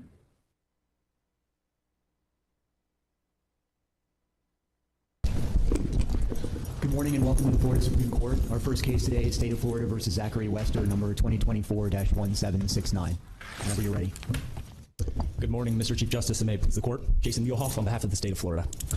The Florida legislature intentionally crafted the Florida RICO Act to be broad and to cover a wide array of criminal activities. As relevant here, it also made it illegal for any person employed by any enterprise to participate in such enterprise through a pattern of racketeering activity. That includes Zachary Wester's conduct here. All parties agree that he is a person who was employed by the Jackson County Sheriff's Office and that he used his position to commit a pattern of racketeering. Specifically, he pulled over unsuspecting victims, planted drugs in their cars, and then arrested and helped facilitate the prosecution of those improper drug crimes. Nothing more is needed to uphold his RICO conviction. And yet, the first DCA demanded an additional element, specifically that the state prove Wester coordinated with 2 or more people to facilitate some illegal objective. That requirement is not found in RICO's text, nor is it supported by this court's precedent or federal precedent. Counsel, could you distinguish the requirements for a conspiracy charge from the elements as you see it for an individual person's racketeering under the RICO statute in connection with a criminal enterprise? Certainly, Your Honor. So conspiracy is generally understood to be the agreement between 2 or more to facilitate some illegal objective. Here, you need some person who is employed by any enterprise or participate in any enterprise and to be able to use that relationship to the enterprise to facilitate the pattern of racketeering. So the state's position is that the substantive RICO charge does not require more than one person, but a conspiracy charge obviously would, because it would require an agreement. Exactly, Your Honor. And of course, there's going to be plenty of times where I believe it would overlap, and subsection 4 specifically envisions the idea of a conspiracy within the pattern of racketeering, but there is universes where it can be separated. Do you think the First District was incorrect in their reliance on our precedent to support their position? Because they leaned pretty heavily into that. I do, Your Honor. Specifically, Gross, this Supreme Court's opinion, it's interesting what they did there. First, for context, Gross decided a circuit split on the scope of enterprise and decided it in favor of the broader definition. And in doing so, I think it's safe to say they rejected the idea that it has to be connected to organized crime. They described the circuit split really as a theory of legislative intent and whether you think it has to address the mob or something like that as opposed to a broader connection. But there, I think they really latch on to the idea that you have to have some common purpose. And here it's clear that the Sheriff's Office has a common purpose. It is to do law enforcement. And so it's a little bit unclear how they think a broad definition of gross actually undermines the claim here when everyone agrees that the statute clearly envisions a government entity being a qualifying enterprise. What about Doorball?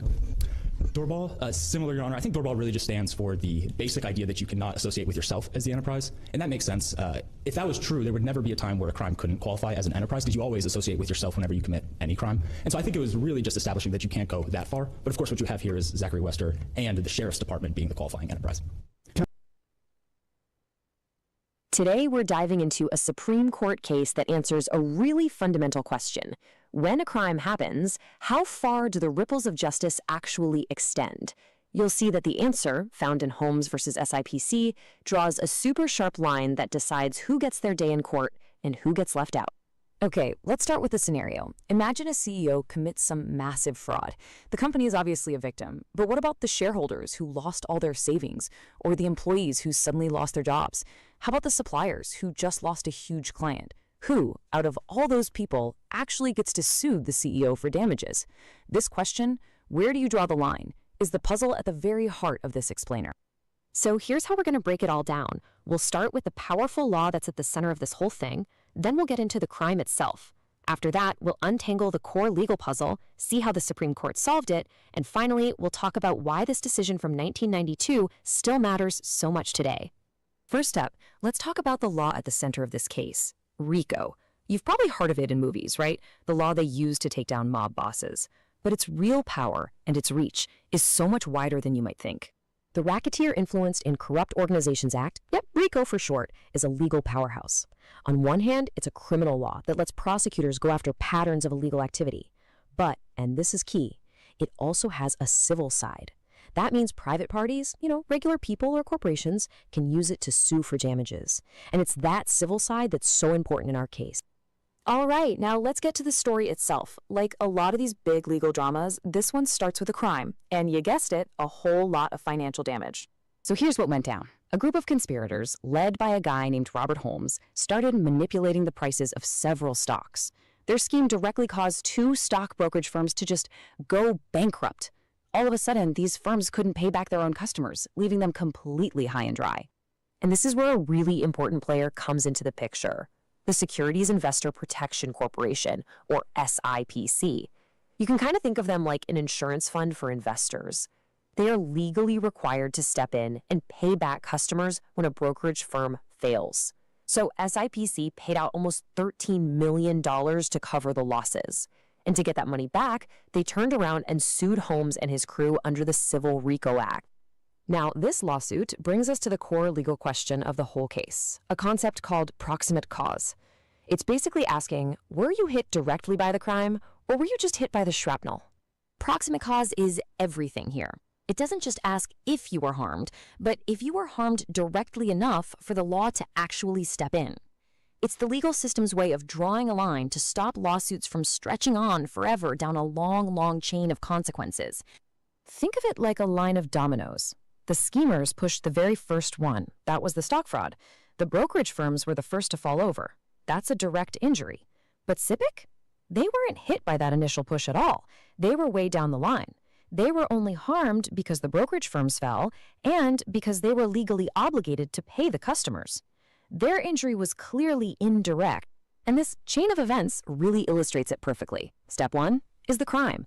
Step 2 is the direct harm. But look, SIPC doesn't even show up until step 4, way after the broker-dealers collapsed and their customers lost money. So the question for the court was, can someone at step 4 sue the people all the way back at step 1? So all of this led to the final showdown. The case goes all the way up to the Supreme Court, which had to decide once and for all where to draw the line for these civil RICO cases. And here it is, the key language from their 1992 decision. The court said that just being a but-for cause, meaning but for the crime I wouldn't have been hurt, well, that's not enough. Your injury had to be the proximate cause. And they defined that as needing, quote, some direct relation between the injury asserted and the injurious conduct alleged. So, what does all that legal jargon actually mean? Let's bring back our domino analogy, because the Supreme Court's ruling is crystal clear. They said SIPCO could not sue. Why? Because SIPCO wasn't the first domino. The brokerage firms were. Since SIPCO's injury was indirect, just a ripple effect from the direct harm to someone else, they didn't have the right to sue under RICO. Simple as that. So the court drew a really clear line in the sand. But why does this one decision still have such a big impact on our legal system and even the business world today? Well, the consequences are huge. By making sure that only direct victims can sue under civil RICO, the court basically prevented a chaotic flood of lawsuits from anyone and everyone who was indirectly affected by a crime. This ruling gives lower courts a clear, predictable standard to follow, and it protects defendants from being held liable for a potentially infinite chain reaction of damages. And that leaves us with a final thought to chew on. The Supreme Court chose order and predictability over a wider net of justice. They drew a bright line to stop legal chaos from taking over. But does that line really create a more stable system? Or does it, in the end, let some wrongdoers off the hook for the full, far-reaching impact of the harm they cause? Definitely something to think about.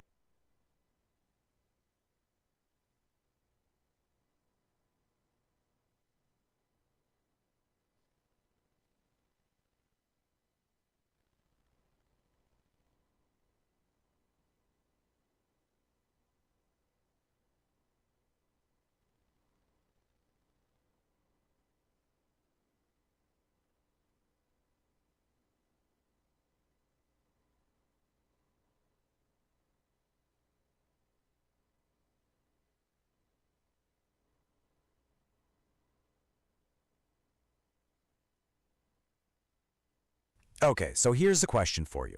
Ever heard of a lawsuit that links mob bosses to a fight over farm equipment? I know it sounds like the setup to a really weird joke, but it's a real case. And it's an incredibly important one that pretty much changed the rules for everyone. We're talking about Claire versus A.O. Smith. So seriously, what do mobsters and farm equipment have in common? I promise you, this isn't the beginning of a bad joke. The real answer is, well, it's a fascinating...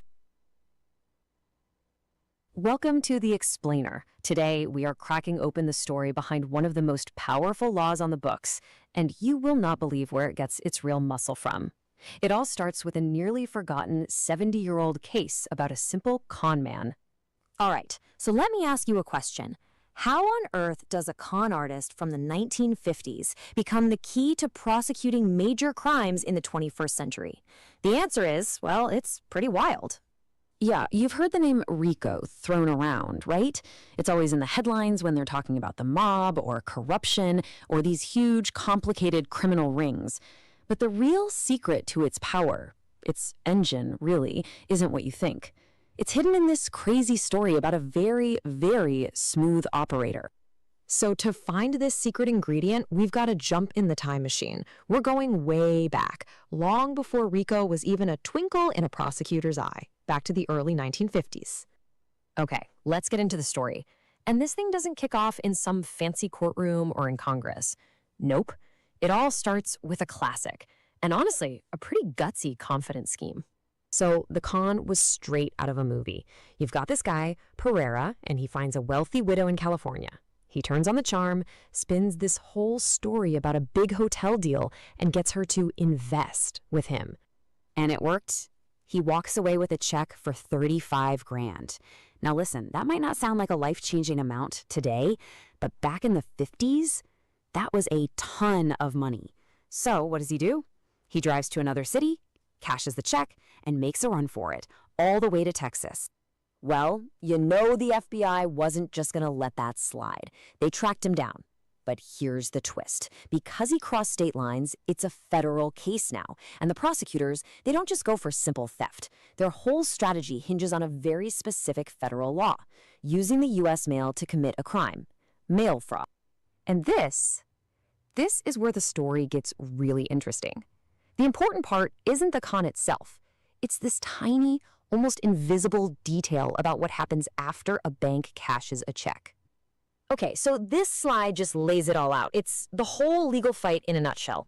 Pereira's lawyers are saying, look, the crime was over the second he got the cash. The bank mailed the check later. That's their business, not his. But the prosecutors, they had a totally different take, a much, much bigger view of the crime. So it all boiled down to this one question. When did the scheme actually end? Was it over the moment Pereira pocketed the money? Or did the whole process, including that automatic mailing between banks that he never even saw, count as part of his scheme? This tiny little legal point, it goes all the way to the Supreme Court. And their answer? Man, it was going to change everything. All right, let's get to the decision, because this is where our case about one con artist in Texas starts to become something way, way bigger. And the Supreme Court came down hard against Pereira. They established what we now call the Pereira precedent. Basically, they said the crime wasn't finished when he got the cash. Nope, it kept going until that check officially cleared. And for that to happen, the mail had to be used. This just created this new, incredibly broad definition of what mail fraud could be. And this quote from the court just nails their logic. They said it doesn't matter if Pereira wasn't the one mailing anything. He caused the mailing to happen. He knew, or should have known, that cashing a check from another city would require the banks to use the mail to sort things out. That made the mailing an essential piece of his whole scheme. So here's the big takeaway from that. In a single ruling, the definition of mail fraud just got huge. It massively expanded the power of federal prosecutors. Suddenly, any crime that used the mail at any point, even as a predictable side effect, could be hit with a federal mail fraud charge. The net they could cast just got a whole lot wider.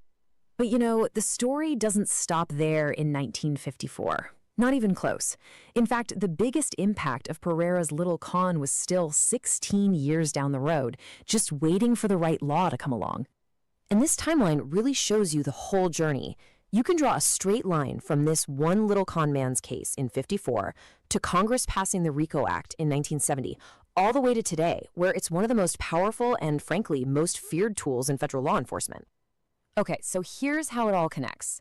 The RICO Act is all about going after criminal organizations by proving a pattern of racketeering activity. That's just a fancy way of saying they have to show the organization committed at least 2 underlying crimes, which they call predicate acts. And when Congress was writing this law, what did they include as a predicate act? You guessed it, mail fraud. And not just any mail fraud, that new super broad definition that came directly from the Pereira case. So what does this mean in the real world? It's a total game changer for prosecutors. It means they can take all these seemingly separate acts, like mailing fraudulent invoices or sending illegal payments through the mail or transferring laundered money, and weave them all together. They can use these individual mailings to build a massive case that proves a whole criminal organization exists, instead of just prosecuting one person for one crime. So, when you boil it all down, what you're seeing is how this one kind of obscure legal decision from 70 years ago has these huge, echoing consequences today. The ghost of Pereira's con isn't just sitting in some dusty old law book. It's what gives prosecutors the muscle to take down massive criminal enterprises all over the world.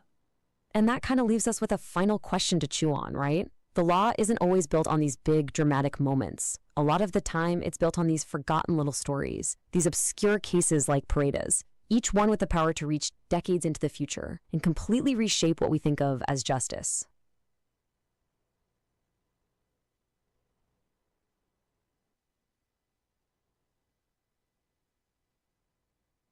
So go ahead. Your brief or your approach to the text in some ways resembles Justice Gorsuch's approach in Bostock, just looking at the text and ignoring sort of the context when the statute was enacted. Can you start by focusing in particular on enterprise and what was going on in 1977? Can you explain, is your position more like Justice Gorsuch in Bostock or Justice Alito in dissent? Well, it's certainly not Justice Gorsuch, Your Honor. I think what we have is more along the lines of what Justice Kavanaugh and Justice Alito had in their dissent, which is understanding the provisions as naturally read. And here what we have, and specifically through connecting the conduct in the enterprise to the pattern of racketeering activity, it is clear that what Wester did here was only made possible through his employment at the sheriff's office. He used the patrol car to pull people over. They got out of their car because he had the badge. And so we actually think that it's just naturally connecting all the terms, which I think is safe to say how Justice Alito and Kavanaugh approached it. So you think the sheriff's office is like the mob? I mean, focusing on enterprise can have a variety of meanings, and you focused on like a positivist approach to the definition of enterprise. But there's another meaning of enterprise, just taking the context of when it was enacted, that has to do with an undertaking, some sort of, an undertaking to violate the law in some sort of organized way. And in that context, the definition could say, these are the different ways that you can engage in an enterprise to violate the law. Mm-hmm. But so, you're reading it as if that is actually the definition, to the exclusion of what enterprise probably meant at the time it was enacted. So, Your Honor, 2 points there. I certainly agree that if you were just to ask what is an enterprise in a vacuum, it might have a different understanding. But here the legislature defined what an enterprise is. And so we were applying the standard principle of textual interpretation, which is when the legislature defines a term, you use that definition here. So, but when is it fair to take into account the context in which that definition was adopted, or the entire provision was adopted? So I think context is inevitable to doing proper interpretation. You have to understand what the words mean, and the way you do that is by looking at the words within the clause compared to the entire statute. But I would also push back, Your Honor, on the assumption that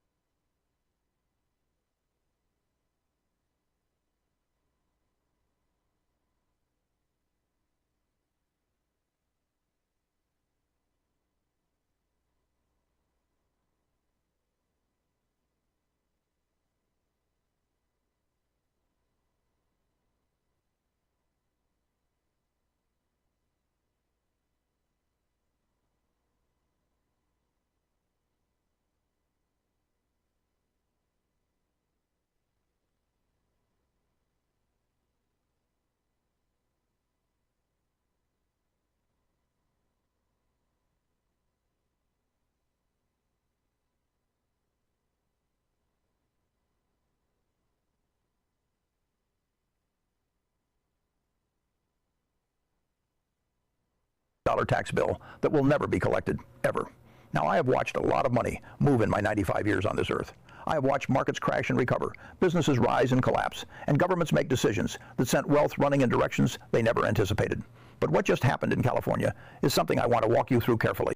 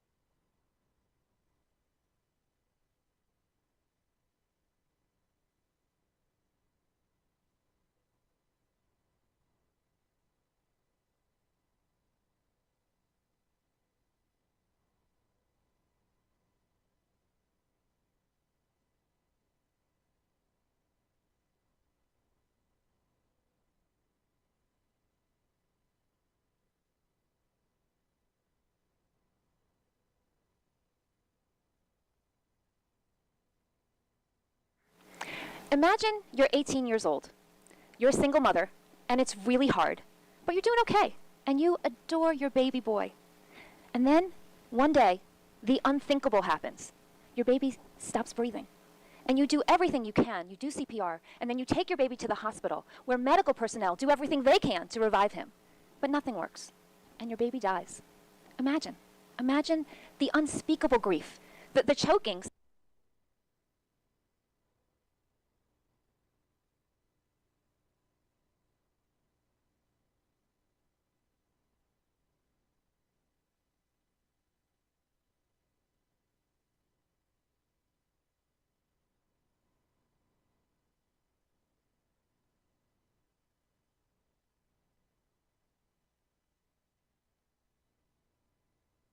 Now, it seems with a lot of the insiders I've spoken to that once we dig into their life before the military, that there was something going on before they ever even went in. I think I had my first extraterrestrial visit in 1979. And it was at our 5-acre farm in Fort Myers, Florida. And that was the first contact I've ever had, and it was a very pleasant contact, and I'll never forget it. I was not contacted after until between around 1999, 98, where it was like a complete, landing. And could you tell us a little more about the contact in Fort Myers, Florida? Exactly what happened was I had laid down to go to sleep in my sleeping bag, and I looked up, and this, flaming disc comes at a 45-degree angle. Just comes, right out of the sky, but moving very slow, but red hot. You could see the orange glow. And I said, oh, it was probably just a meteorite. Wow, it was like the most brilliant meteorite I've ever seen. But I also noticed that it had a very odd shape. So I just didn't think anything of it, and it actually landed closer than I thought. And one of the extraterrestrials came out and walked over, and I was next to a barbed wire fence. And I heard a like someone jumping the fence, like just if I would climb the fence, and as the fence gets pushed down, it goes to the metal and the hooks. Right. And it's like, and then bump on the ground. And I'm like, okay. And I already had my gun in my hand, and I unzipped with my gun and flashlight, just stood up, and there was a 3-foot being just right there looking at me. What did it look like? It was blue-gray, and it had big blue eyes, and it had a little thing like on its head, like you see in the movies, like we see in the cartoon characters. Like an antenna. Like a little antenna or something. When you say it had blue eyes, so we're not talking about a gray. No. No. It was very scrawny. No, it's embarrassing to say. If I jump up out of the sleeping bag, and I chase, I see him, going running away, and I'm chasing him, and he goes into this thicket, and I'm not like chasing him to kill him. I'm just kind of like, come back. Oh. And then I hear, all right, and I look next to the fence is right next to me, and it gets really tight, like he's over there jumping the fence again, heading back to that area. How human-like would the face appear for a regular person? Would it look like a regular person from Earth with blue skin, or was there something different about the face? Yeah, the face was fuller and more like more oval, not earlobes but holes, and it was aware, 100% aware, and very agile. Were the eyes larger than a regular human on Earth? Yes, absolutely. Like how much? By at least 3 times. Wow. Yeah, it was more eye, like the eye and the top of the cranium, it was larger. All right, well, let's go back to the first one, because this could be very relevant as we get into your military history. Sure. What happened in the first event? Let's go through that step by step. Okay, I would always do a lot of sleepwalking when I was younger, and I was always outside. On this particular evening, and it was not very late, I just was told to go outside telepathically. And how old were you? I was in 2nd grade, so it was like probably around 79. And so I said, okay. So I went outside in the driveway, and we had a lake, and I went to the dock, and there was this beautiful blue craft. What did the craft look like? What was the shape? You could see detail, but you couldn't see edges. Does that make sense? Mm-hmm. You could see outlines of this, classic, shape. And it was like telepathically saying that we're here, and we exist, and, we're going to be back for you. Wow. For that to happen today would not, because we would shoot you down in 2 seconds, you know. But back then, I think, it was a little bit different. Do you feel like there are gaps in your memory from those events, or what do you think is happening when you go out there? No, I remember a lot. And when I was younger, I had this gift. I call it a gift. I can control my dreams. I know when I'm dreaming. And it just recently came back to me, within the past couple months, where I can do it again. And I just lost it after I went into the military. I couldn't do it anymore. Okay. I took many tests that, I just know one thing, I took a lot more tests than everyone else did going into the military. And they were not your normal ASVAB test. Okay. And it was... Give me an example of something unusual as a test. It had to do with geometric shapes. Really? Yeah. And like mandalas. And like, out of these 6, which one do you like? Which one do I like? So these could be logos of certain ET groups that they might have been aware had already contacted you. Exactly. Right. So that's how I got pulled out of, the Air Force part. So one of them was geometric shapes. Could you give me another example of something that was bizarre as a test that you got? There was a lot of high-end physics and magnetic questions, which I really didn't understand at that point, but I scored high on it, but that's not my thing. But, so I had these amazing job opportunities when I went in the military. When you are first brought to Sandia, and I think that's something you've told me before about the process of how you got to the room. Let's start with how you get brought in. Here's a locker room at the top. You basically change into scrubs, then go down and change into your suits. I mean, it's like 2 change-out stations. Wow. And you were a band, which was the coolest thing ever. And this band was felt like silicone. I later found out it was graphene, and it glowed. And that recorded everywhere I went on the facility. Wow. And they take it from you. And it also activated later on. They had iPads back then that make these iPads look like thin as, the X-ray film, how flimsy that is? Yeah, yeah. Or the films we used to use on the projectors? Yeah, yeah. Okay, imagine that being an iPad. If it's so flopsy, how would you be able to type on it? It'll always be down on something. It's not a text paper. Okay. This is something just where it's always on your counter. Every room has like a hub, like you plug your iPhone into. Well, this thing, when you lay it down on the table, the whole table now knows this. Oh, wow, that's cool. So it's just like this Bluetooth type energy. Yeah, holographic too. Really? Yeah, especially when you put it on the tables. The tables become like the actual 3D part of whatever you're presenting. Wow. So if I did get a body, that can be projected above the table, and then you can move it with your hands. And you can say, wow. So I don't know what this is here in the body. We want just this. How would you carry the little floppy iPad? We don't have anything on you ever but this band and this piece of paper. Oh. What was it called? It was always just called like the folder. The folder. Yeah, the folder. Well, a lot of times it seems like to as they call it, reduce psychological impact. Yes. They try to give you these conventional things. Yeah. That makes sense, yeah. Right, so it's just a folder. Yeah. You mentioned something that I think it seems to come very easily to you, this idea that it sounds like from what you're saying, a very large number of clones could be manufactured by various processes. What is the fascination with making all these clones? Well, I think they have their own agenda, and each organization has its own agenda. I mean, there is, of course, one operating everything, but you have to understand it trickles down to many different types of facilities and agendas and organizations, and, who knows where it goes from there. But, I believe, in my opinion, that they're doing this to maybe form a fake or stage a fake invasion, maybe, or use these beings for abduction purposes. Abduction is something that began with Betty and Barney Hill in the early 1960s. Why do you think really there were not reports of gray abductions before Betty and Barney Hill? This is the most controversial question I get all the time, and I have, the great answer for it. And, these people did get abducted, okay? It really did happen, and we've interviewed a lot of these people, and it's real. But what I'm getting at is it wasn't real as far as the beings and the stagecraft and the things that were going on because they all want them to coincide together. So when we interview an abductee from New Hampshire, they have the same exact story as the abductee from Namibia and the abductee from Japan. And so because they make them very similar, and then they'll do many different types of episodes of what they want that person to see and remember and how to make them traumatized. And they can do that in many ways, knocking them out first and then having them wake up in a room. Wait a minute, are you saying that the UFOs are fake? Yes. Okay. Well, they're right. But is there a craft? Are you saying that there are craft? There are craft. Yeah, they're real craft that we reverse engineered. But there are craft. I just want to ask you this question, which I do know the answer to, but I want to get you to say it on camera. I had Whitley Strieber, who is the famous guy who wrote the book Communion. I had Whitley Strieber on my panel at Conscious Life Expo. He reported having more memories of his abduction, and that he wasn't just seeing grays. He was also seeing regular humans in black military uniforms. What has happened is, he was probably moved to an installation or something, or maybe the black ops team for that division, when he came to a little bit, his memory, caught a glimpse of it. But they do sometimes have a total recall. People are actually awake during the whole procedure and remember everything. Wow. Or they'll hear everything and remember it. So there was a sense when Whitley was saying this that he might have been abducted by the military. Do you think that there are real grays doing real abductions that are actual extraterrestrials, or do you think that this is just a vast, weird government program of some kind? I believe it's a program.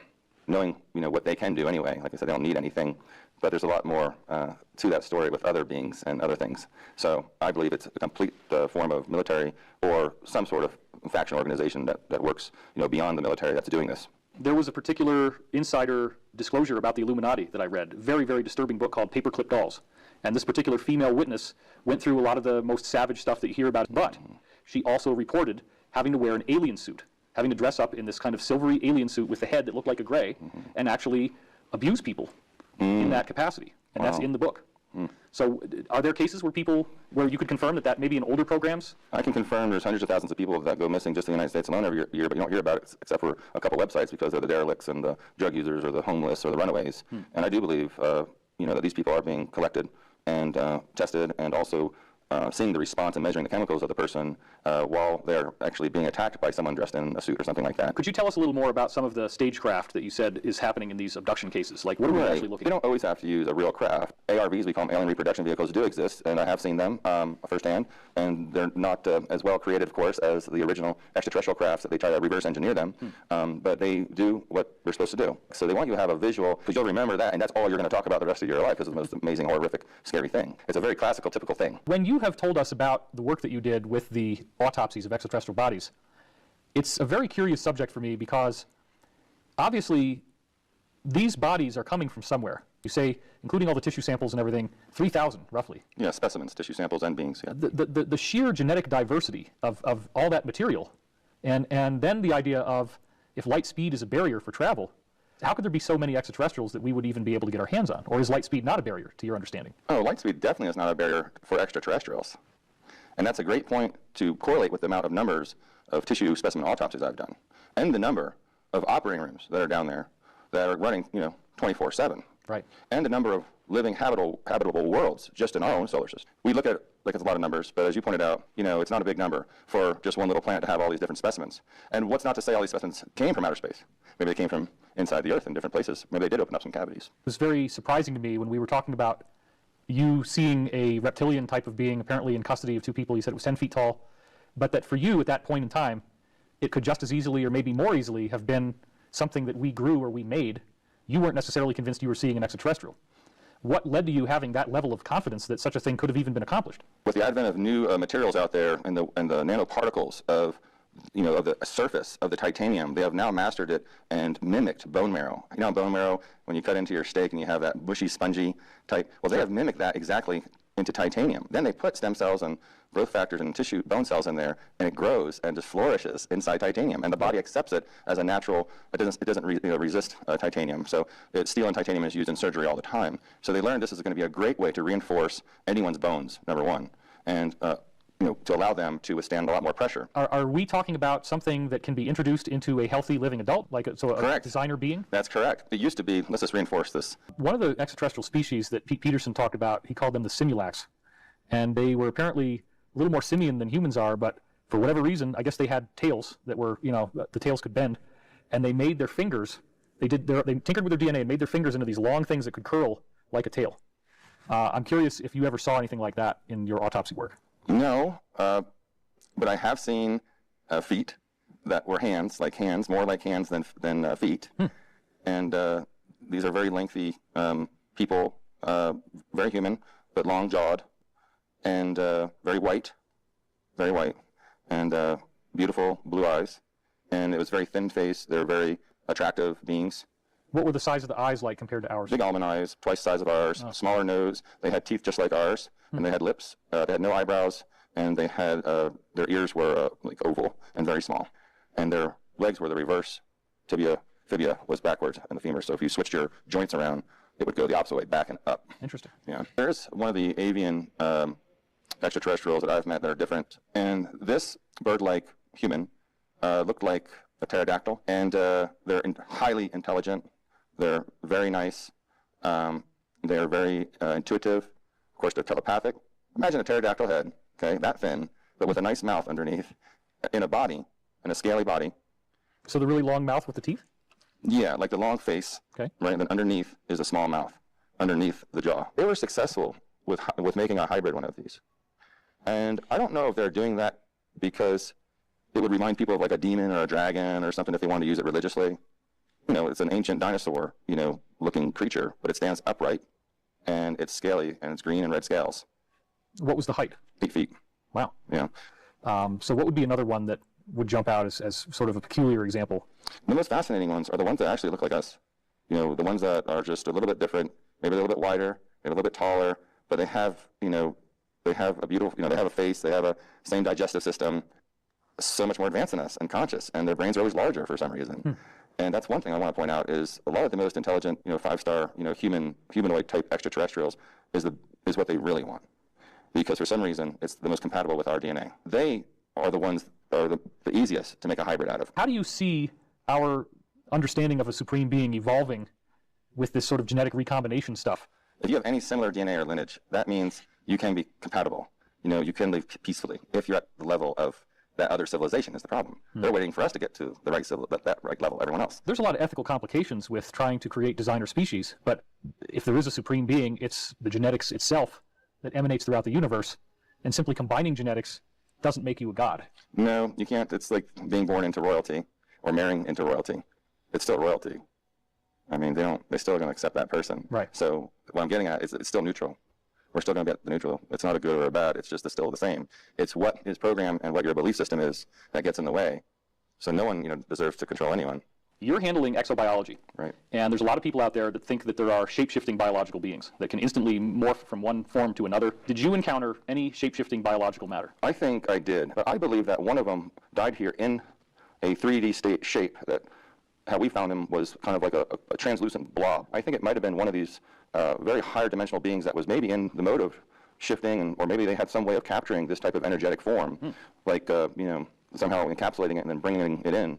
But it did give off light, but it didn't give off any type of frequency that we could pick up. Like a human type of shape, but just in a very general sense? Yeah, it kind of looked like you make those cookie cutter doughboys at Christmas, but very bulbulous and round and very liquidy. But did it have any differentiated features that you could identify with the autopsy? That was the problem, is those pieces of equipment they gave me to utilize to take the specimens did not work because the tissue was fluid.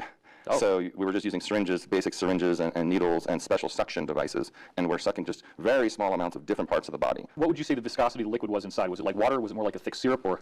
Yeah, it was like a clear maple syrup. Okay. Yes. And there was parts inside that you could see that were giving off light pink and purple and yellow, but it looked like they had shapes because this is a translucent being, but it's like you're looking into a clear jello. So it's distorted what that was. I think probably one of the hardest things for people watching this is going to be, come on, man. Yeah. You didn't try to ask anybody a question about what these things are, where they came from? No. I signed a very big briefing document, and I knew what I was kind of getting into. I've also heard of stories, whether they were true or not, of people talking, after hours and things, and they go missing really quickly. So it was a very high turnover rate for technicians there. Did they monitor your usage, like library card or internet? Everything that I had was completely under full surveillance, 24/7. That was part of the deal too. What would be the first thing that you would see when you pick up your folder? It basically had basic stuff on it, like time, date, your room, red 12, what they want you to exactly transect, just pull out exactly what you were going to do. And they were really big on time and performance. So you would go in there and you would not know what your second one would be on that pad. So you might only have, let's say, 60 minutes to work on one cadaver? They don't give you time. You do what you do, but the faster that you do these things and the more proficient that you're at it, they like you. Of course, I'm moving more samples than anyone else. So when I was used to harvesting human tissue anyway. Did they tell you what surgical instruments to use? Did they have that much of a protocol, or did you have some for you? Well, I pretty much have access to anything. There's a few times I went on the intercom and said, hey, I need this. Everything is in that room that you could get from the wall. And if not, they would put it through, and you would get it immediately within a couple minutes.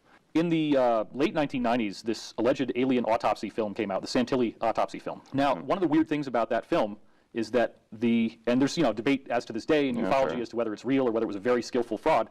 But one of the weird things is that they peel this black thing off the eye, and the eyes are looking up into the head underneath. Absolutely, yeah. A lot of the extraterrestrials that I've actually seen, their skulls and heads and stuff, always had the film over them. Could there be, in certain cases, a sort of booby trap effect where that would self-destruct the body so that it couldn't be identified? Do you think that was ever happening? What I do believe in, what I have heard secondhand from being in the projects, is a lot of these beings that came to the planet were actually clones of their own, they're like programmed life form beings. So they clone them, they program them. They clone themselves? Right, they clone themselves, or they'll clone a similar being from them, and they'll program life form. We call them PLFs. The bodies they find are actually just these PLFs that maybe last a week or up to a year with no substance. But they found out the hard way when they were capturing these, and most of them were dead when they crashed, and they were putting them in alcohol or formaldehyde, and the body would instantly just dissolve because it was made up of a synthetic structure. So they started using saline and special types of water and plasmas. Well, just to be clear, though, if you're saying it's a synthetic cell, it would still have amino acids and proteins consistent with life. It's not like it's made out of plastic. That's what I'm saying. It's more of a hybrid of synthetic and real organisms, but it's not one or the other, because from what I heard, that they didn't have mitochondria in them, and they didn't have DNA, but the cell did operate the way it was supposed to operate. If there's no mitochondria, how does it have energy? Yeah, good question. That's science that I wouldn't even know about yet. Right. If there are synthetic aspects to the cell, what would be something that we might identify? Would we find molecules? Would we find alloys? Is there metals in the cell? What kind of things might be unusual? They had many different shapes, and a lot of them were geometric, which is weird because that means it's a lattice. It's not like cells are spheres, and most of them, or maybe they're concave disc like a red blood cell, and which is a very unique design. But these cells were more of a lattice, so they formed shapes, and they formed honeycombs and different things, and they definitely had an electrical output.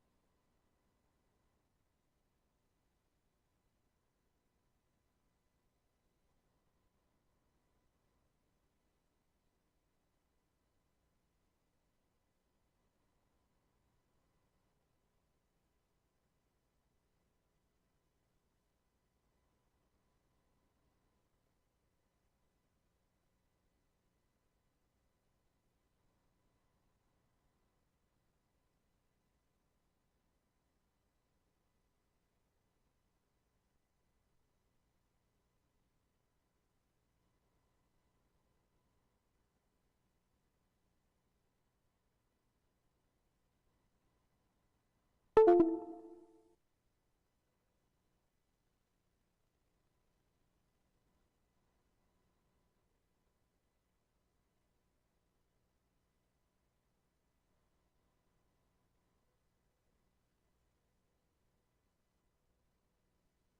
of the hardest things for people watching this is going to be, come on, man. Yeah. You didn't try to ask anybody a question about what these things are, where they came from? No. I signed a very big briefing document, and I knew what I was kind of getting into. I've also heard of stories, whether they were true or not, of people talking after hours and things, and they go missing really quickly. So it was a very high turnover rate for technicians there. Did they monitor your usage, like library card or internet? Everything that I had was completely under full surveillance, 24/7. That was part of the deal too. What would be the first thing that you would see when you pick up your folder? It basically had basic stuff on it, like time, date, your room, red 12, what they want you to exactly transect.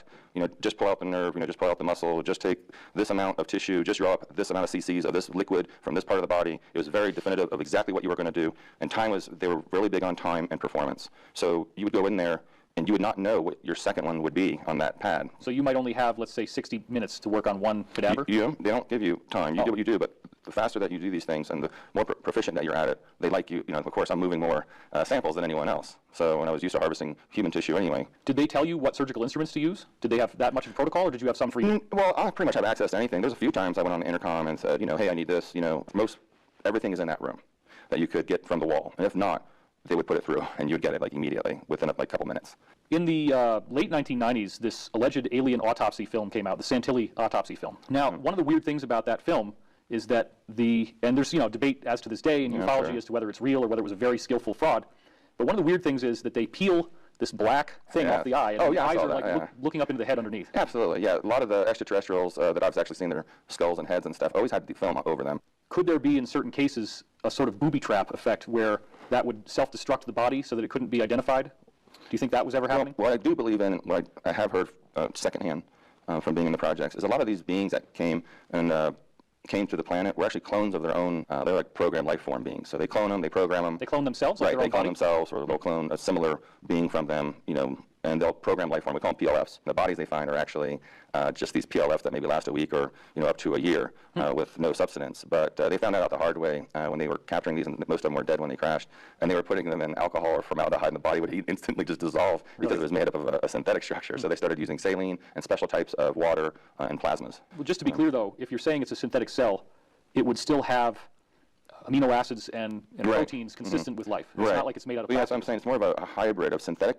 and real organisms, but it's not one or the other, because from what I heard, that they didn't have mitochondria in them, and they didn't have DNA, but the cell did operate the way it was supposed to operate. If there's no mitochondria, how does it have energy? Yeah, good question. That's science that I wouldn't even know about yet. Right. If there are synthetic aspects to the cell, what would be something that we might identify? Would we find molecules? Would we find alloys? Is there metals in the cell? What kind of things might be unusual? They had many different shapes, and a lot of them were geometric, which is weird because that means it's a lattice. It's not like cells are spheres, and most of them, or maybe they're concave disc like a red blood cell, and which is a very unique design. But these cells were more of a lattice, so they formed shapes, and they formed honeycombs and different things, and they definitely had an electrical output.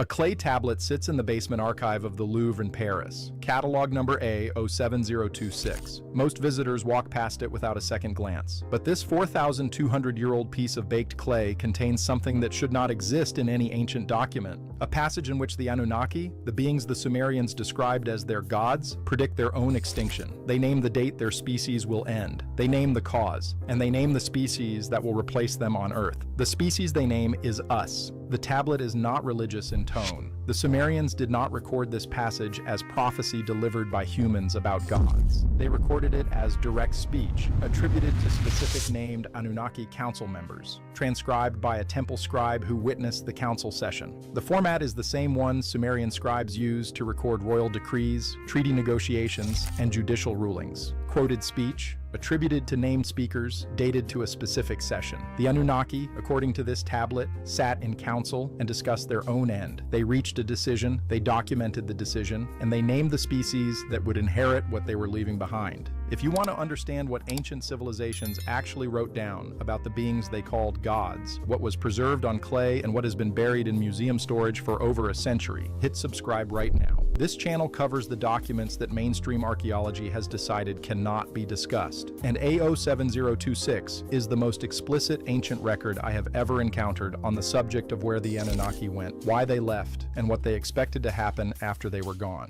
The tablet was excavated from the Temple Library at Lagash in 1881 by a French expedition led by Ernest de Sarzeck. Lagash was one of the major political centers of early Sumerian civilization, and its temple library held some of the most institutionally significant texts of the period. Sarzeck's team recovered approximately 30,000 cuneiform tablets from the site over multiple excavation seasons. Most were administrative or commercial. A smaller subset, perhaps 1,200 tablets, were considered religious or ceremonial. A07026 was cataloged in this subset and shipped to Paris in 1883. The tablet was placed in the Louvre's restricted study collection because of its damaged condition. Two corners were broken. A central section of text had been worn smooth by what appeared to be repeated handling over centuries before the tablet was finally sealed in a temple vessel. For most of the early 20th century, the tablet was treated as a routine ceremonial document and was not prioritized for translation. The damaged sections were considered to make full translation impossible.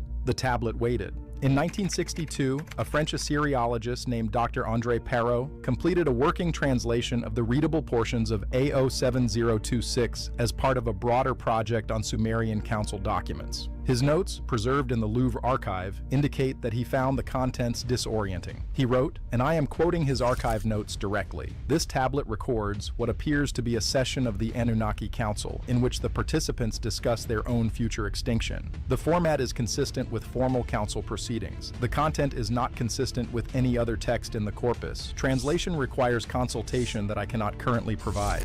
Parrott did not publish his translation. He filed his working notes, recommended further consultation with specialists in mythology and comparative religion, and moved to other projects. The recommended consultation was not pursued. His translation has been read by a small number of researchers in the 60 years since, but has not appeared in any published work. The tablet is in Paris. The translation is in the museum archive. Neither has been the subject of formal scholarly discussion. The structure of A07026 follows the standard Sumerian format for council proceedings. The opening section identifies the date, the location, and the participants. The session is dated to what Parrott calculated as approximately 2180 BCE based on the regnal year notation. The location is identified as the inner chamber at Nippur, the same location referenced in other Sumerian texts as the meeting place of the Anunnaki Council. The participants are named individually: Anu, the council head; Enlil, the executive authority; Enki, the engineer; Ninhursag, the medical specialist, and four other named figures whose identities appear in other Sumerian texts in supporting council roles. 8 participants in total. The session is described as formal. The decisions reached are described as binding. The opening passage of the discussion section is what Parrott's translation renders as the most disorienting part of the document. The participants begin by acknowledging what the tablet calls the approaching ending. The phrase Parrott translates as ending uses Sumerian vocabulary that elsewhere refers to the conclusion of a process, not death in a violent or abrupt sense. Not death in a violent or abrupt sense. The Anunnaki are described as discussing their own gradual cessation as a population. They speak of declining numbers, declining capability, the inability of their species to sustain itself in its current location indefinitely. The tone of the discussion is administrative rather than mournful. They are not lamenting their fate. They are planning for it. Enki, in the first quoted speech on the tablet, makes a statement that Parrott's translation renders as, "Our time on this world has reached the boundary of its sustainability. The conditions that supported our presence are changing. We must determine what we leave behind and how we leave it." The tablet records this as the opening statement of the session. The other participants respond. Enlil agrees with the assessment. Anu confirms that the council has been gathered specifically to address this question. Ninhursag adds that the medical evidence within the Anunnaki population supports Enki's assessment. Their species is not adapting to the long-term conditions on Earth. They are slowly diminishing. This framing is striking because it does not match the standard narrative about the Anunnaki in Sumerian texts. In most Sumerian texts, the Anunnaki are described as powerful, eternal, immortal in human terms, even if not in their own. The standard scholarly interpretation treats them as deities whose disappearance from Earth is a religious motif rather than a documented event. AO 7026 inverts this. The Anunnaki on this tablet are described as a biological population facing extinction. They are not eternal. They are not immortal. They are a species in decline, attempting to manage their own ending in a way that preserves what they have built. The discussion continues with specific items on the council agenda. The first item is the future of the human population. The Anunnaki had created humans, according to the broader Sumerian textual tradition, as a labor force and as participants in the civilization the Anunnaki were building. The question on AO 7026 is what happens to humans after the Anunnaki are gone. The participants discuss this at length. The discussion is captured in the tablet's middle section, partially damaged, but with significant portions readable. Enki argues that humans are ready to inherit what the Anunnaki are leaving. He cites specific developmental milestones the human population has achieved: cities, writing, mathematics, astronomy, organized governance. He says the species has reached the point where it no longer requires direct Anunnaki supervision to continue developing. Enlil disagrees. A clay tablet sits in the basement archive of the Louvre in Paris. The inheriting species is the part of the document that has produced the most discussion among the small group of researchers who have read Parrott's translation. The Sumerian term used for humans throughout the tablet is the standard term for the species. But in the closing passages, when Anu formalizes the decision that humans will replace the Anunnaki, the tablet uses a different term. Parrott translated it as the chosen successors, or the appointed inheritors. The term emphasizes the specific role humans are being assigned, not just their identity as a species. They are not inheriting the world by accident or by survival of the fittest. They are inheriting it by deliberate council decision. The closing passages of the tablet describe the procedural steps that will follow the council session. Specific Anunnaki will be assigned to oversee specific aspects of the transition. Knowledge transmission protocols will be implemented. Installations will be sealed or maintained according to category. The scribe records that the council adjourned with the decisions noted, and that the implementation of those decisions would occur over what the tablet describes as the coming generations. The dating of the tablet, approximately 2180 BCE, places this council session at a specific point in Sumerian history. It corresponds approximately to the period of decline of the Akkadian Empire and the transition into what historians call the Ur-3 period. This was a period of significant social and political reorganization in Mesopotamia, often associated with the collapse of the previous imperial structure and the gradual emergence of new political forms. If AO 7026 records an actual council decision rather than a mythological framing, the timing is suggestive. The Anunnaki, according to this tablet, formalized their withdrawal from direct involvement in human affairs at exactly the period when Mesopotamian civilization was undergoing major transition. I want to be precise about what this evidence does and does not establish. It does not prove that the Anunnaki existed as a literal biological population. It does not prove that a council session occurred at the date the tablet specifies. It does not prove that humans were deliberately selected by another species to inherit the Earth. The tablet is a single document. Its claims have not been verified by any source outside the Sumerian textual tradition. The translation by Parrott is unpublished and has not been reviewed by other Assyriologists in any formal setting. There are multiple steps in the chain of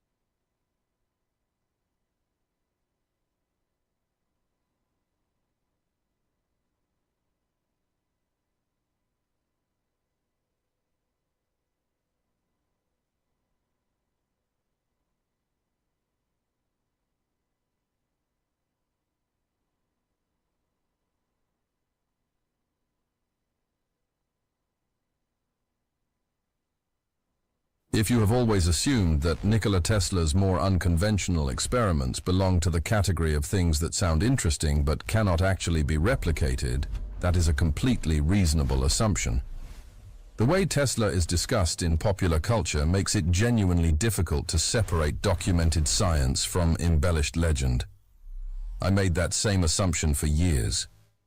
Then I read Patent US 685957, filed in 1899 and granted by the United States Patent Office in 1901, describing a system for capturing electrical energy from the atmosphere. It is a public document. The specifications are precise. The physics is straightforward, and I built it in my garage for $31. I want to be clear about something before we go any further. I did not invent any of this. I am not going to pretend I developed a novel approach to atmospheric electricity.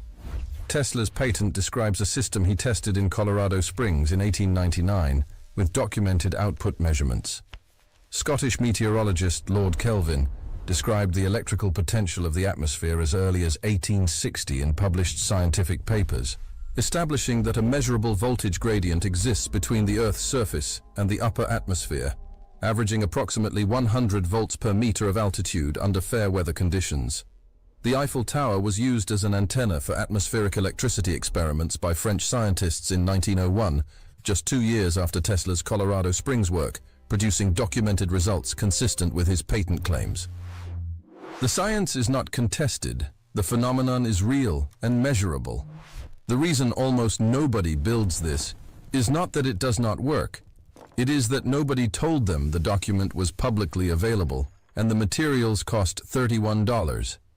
So let me tell you how I found this, and what I found when I built it. 3 months ago, I was reading through Tesla's Colorado Springs notes, which were published in 1978 and are available in academic libraries.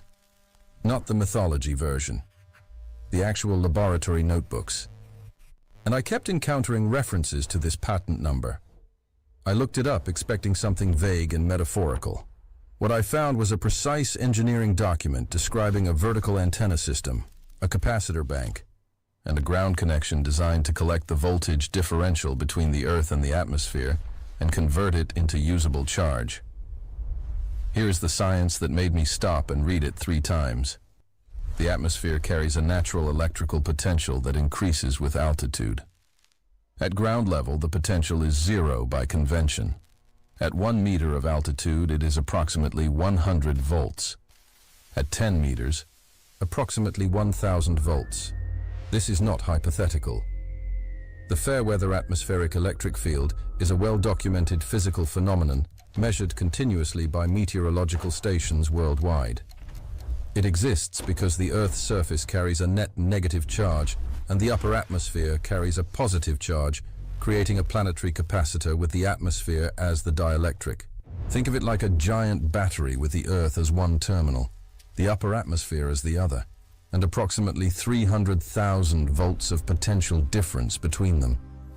Most of that potential is inaccessible at practical altitudes, but the gradient near the surface is real, measurable, and capturable with the right antenna geometry. Here's the part that gets me every time. Tesla's patent does not claim to extract energy from nothing. It claims to capture existing atmospheric charge that is constantly present and constantly replenished by global lightning activity, which strikes approximately 100 times per second worldwide and continuously recharges the atmospheric potential. You are not creating energy. You are collecting energy that is already there, the way a rain barrel collects water that is already falling. Here is what I built, following the patent specifications as closely as modern materials allow. And I want to be honest with you about the cost. This is genuinely $31. You need a length of aluminum or copper wire for the vertical antenna. 20 feet of 12-gauge aluminum wire costs about $6 at any hardware store. You need a capacitor bank for charge storage. 4 electrolytic capacitors totaling at least 400 microfarads at a voltage rating above the expected collection potential cost about $8 combined at any electronics supplier or online. You need a diode array for rectification, converting the alternating polarity of atmospheric collection to usable direct current. 4 standard 1 in 4007 silicon diodes cost about $2. You need a ground connection stake. A copper ground rod of the type used in residential electrical grounding costs about $9 at a hardware store. You need wire connectors, solder, and basic tools you already own. Remaining materials, about $6. Total, $31. The capacitors, diodes, and ground rod are all linked in the description below and in the first pinned comment. I have listed the exact specifications I used, so you are not guessing at component ratings. Now I want to tell you what happened the first time I connected everything, because the first result was not what I expected, and the reason why teaches you more about atmospheric electricity than the final working result does. I assembled the antenna system on a clear afternoon, strung the wire vertically from my garage roof peak to a support stake 20 feet above, connected the capacitor bank and diode array, and measured the output with my voltmeter. The reading was 0.3 volts. I had expected more based on the altitude calculation. The reading was real and consistent, but far below what I had projected from the 100 volts per meter gradient. This is where I made my most useful mistake and discovered the thing the patent description does not make obvious. The voltage gradient exists at altitude. My 20-foot antenna was collecting the gradient across its length, but the effective collection depended not just on height, but on the capacitance between the antenna and ground, the quality of the ground connection, and most critically, the ambient humidity. I watered the ground around the base of my ground rod thoroughly and remeasured. The reading climbed to 1.8 volts. I extended the ground connection with a second rod 10 feet away connected in parallel. The reading climbed to 3.4 volts. I tested again at dusk after a humid afternoon. The reading was 6.2 volts with a measurable charging current of approximately 42 microamps flowing into the capacitor bank. Here is where most people ruin the atmospheric collection experiment. They test in dry conditions and conclude the system does not work. Atmospheric electricity collection depends critically on ground conductivity. Dry soil has very high electrical resistance. Current cannot flow from the antenna through the circuit to the ground efficiently. The same system in dry soil that produces 0.3 volts will produce 3 to 6 volts in moist soil because the ground connection impedance drops by an order of magnitude when soil moisture is high. Testing on a dry summer afternoon in sandy soil will produce discouraging results. Testing after rain on heavy clay soil will produce the most impressive results. This is not a limitation of the system. It is a soil conductivity variable that the patent specifications acknowledge and that any practical installation must account for. Here is the second place where most people ruin it. They measure voltage without measuring charge accumulation over time and conclude the power level is impractical. Direct current draw from this system at the 6-volt level with 42 microampere output is approximately 0.25 milliwatts, which is very low. But the capacitor bank accumulates charge continuously and can release it in timed bursts to power very low draw devices. Over a 12-hour fair weather period, my capacitor bank accumulated enough charge to illuminate a single ultra-low power LED for approximately 40 minutes of continuous light. That is a real, reproducible, measurable result from a patent filed in 1899. Materials available at any hardware store, and $31. Feel the ground around your ground rod after an hour of operation in moist conditions. The soil immediately adjacent to the rod should feel slightly warmer than the surrounding soil, a few degrees at most, as the small current passing through the ground connection dissipates minimal energy through the soil resistance. That faint warmth is real current from the atmosphere flowing through your circuit and into the ground. The same gradient that makes your hair stand up before a thunderstorm, collected steadily through a vertical antenna and a good ground. If you want to understand how atmospheric collection, earth batteries and other ambient energy sources can be combined into a coherent off-grid power system, the Energy Revolution system maps out exactly that integration. You will see a QR code in the bottom right corner of your screen right now. Point your phone camera at it and it will take you directly there. It brings together every ambient energy source covered on this channel into a single working framework for your property. At 1 hour after setup in good conditions, the capacitor bank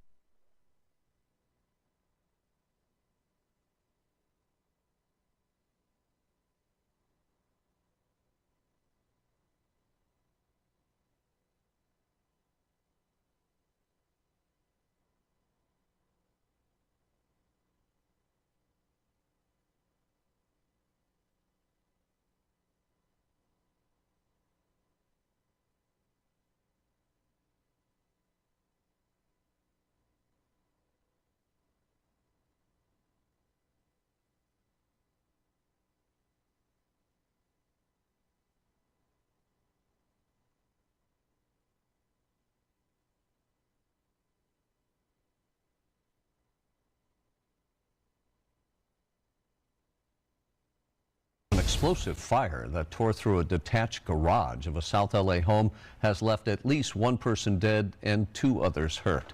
Now, startled witnesses saw fireworks exploding as dark smoke rose up in the sky. This is in the Jefferson Park neighborhood. It happened very early this morning. When firefighters arrived, the garage was fully engulfed in flames. KTLA's Jillian Smuckler joins us live from the scene with what authorities know so far. Jillian.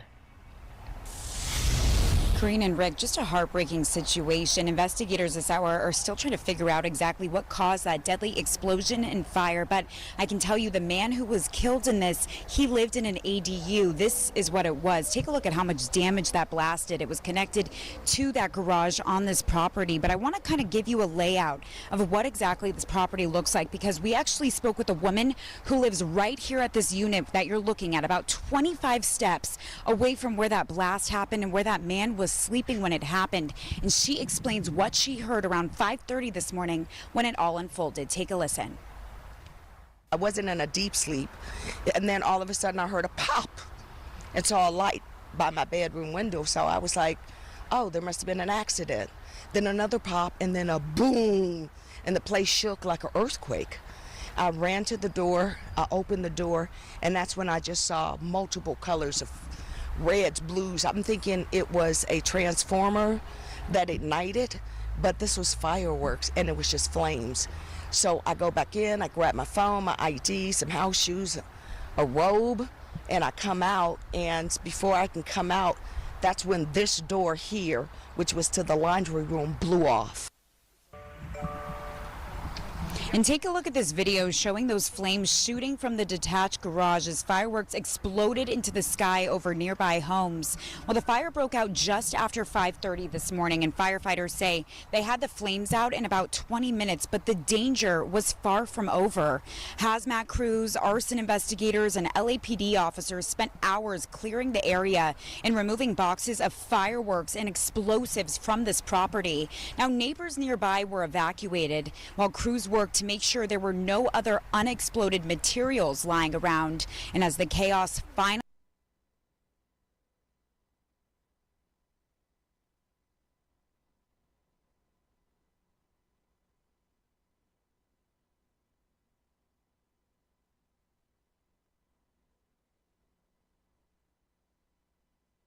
Cruise News Today with Doug Parker. Good morning. Here's your cruise news for Saturday, May 9th. Disney Adventure was forced to cancel a sailing from Singapore after passengers already boarded the ship. But we will, unfortunately, be cancelling the remainder of this experience. That was the ship's captain announcing the cancellation. Disney Cruise Line says a mechanical issue impacted the ship's propulsion system and it could not be repaired in time for the 4-night voyage, which was scheduled to depart on May 7th. Now, guests had already boarded the ship before the cancellation was announced yesterday afternoon. One passenger who emailed our tip line said that their family flew more than 9,500 miles from New York to Singapore and were, quote, disappointed, but were trying to make the best of the situation, unquote, they told me. Disney says affected guests will receive a refund, 50% discount on a future sailing, a comp hotel night, stateroom incidentals, and flight changes. The May 11th sailing is scheduled to sail as planned. And 115 passengers and crew members are sick aboard the Caribbean Princess after the CDC confirmed a norovirus outbreak on the 13-night Southern Caribbean voyage. The outbreak was reported to the CDC after 102 of the ship's 3,100 passengers fell ill. That was crossing the mandatory 3% reporting threshold. 13 crew members also reported symptoms. Now, Princess Cruises has activated its outbreak prevention plan, which involves increasing cleaning of high-touch surfaces and isolating sick guests and crew. The ship is scheduled to return to Port Canaveral on May 11th.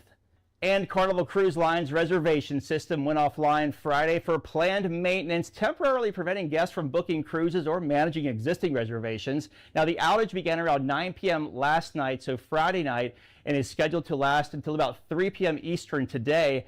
During the downtime, guests cannot log into their accounts, complete online check-in, modify bookings, or purchase add-ons like shore excursions or specialty dining. However, you still are able to opt in for those terms and conditions for the new Carnival Rewards program, so don't forget to do that. The cruise line says the maintenance is planned and expects a full system to be restored by this afternoon. And cruise stocks were down Friday. Carnival Corporation down 2%, 26.38. Royal down the same, 275.24. Norwegian down 1%, 17.08. And Viking down 2, 82.67. If you have a lead on a story, let us know. Tips at cruiseradio.net here in Manila in the Philippines. I'm Doug Parker with Cruise News Today. Have yourself a great Saturday.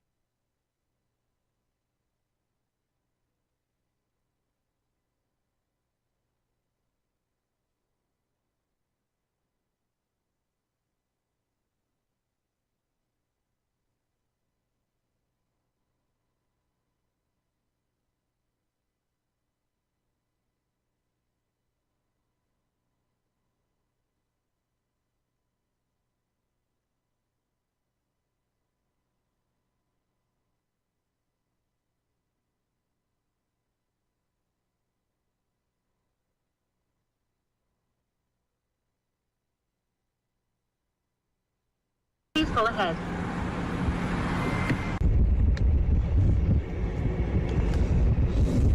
Now, even though the thing was rushing me, I would say this is pretty fresh.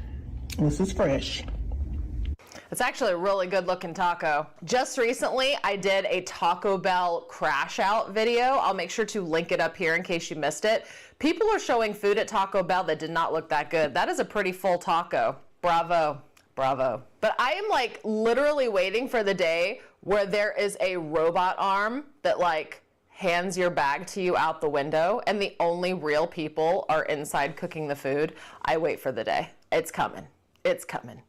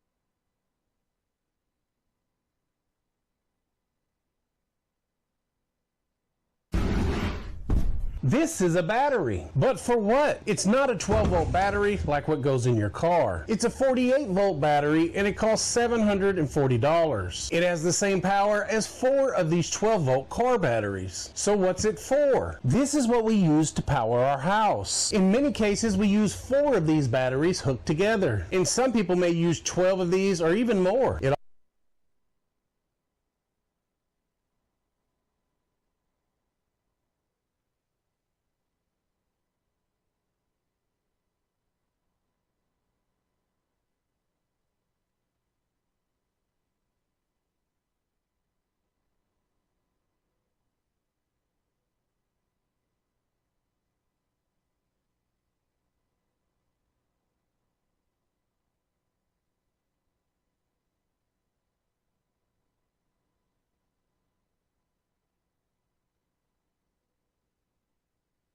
and these guys didn't get around it. They didn't know it was coming.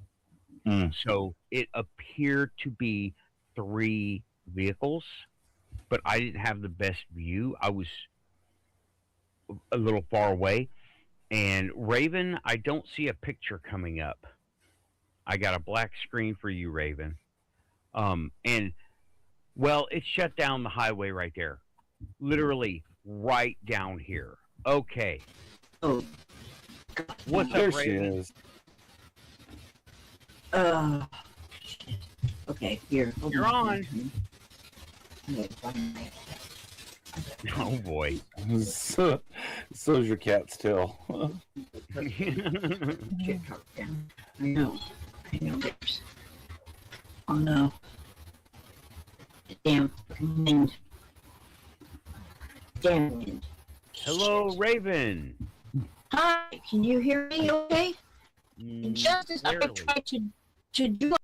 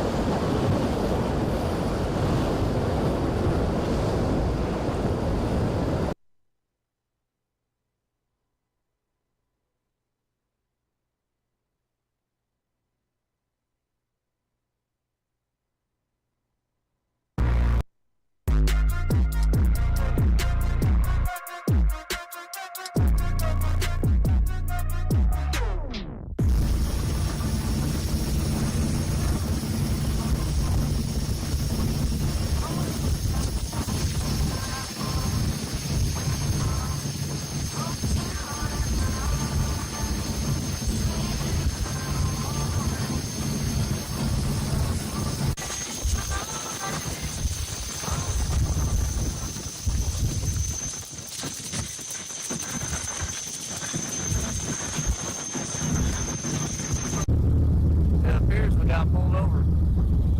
We're going too fast. Hey boys, I didn't know there's a speed limit out here.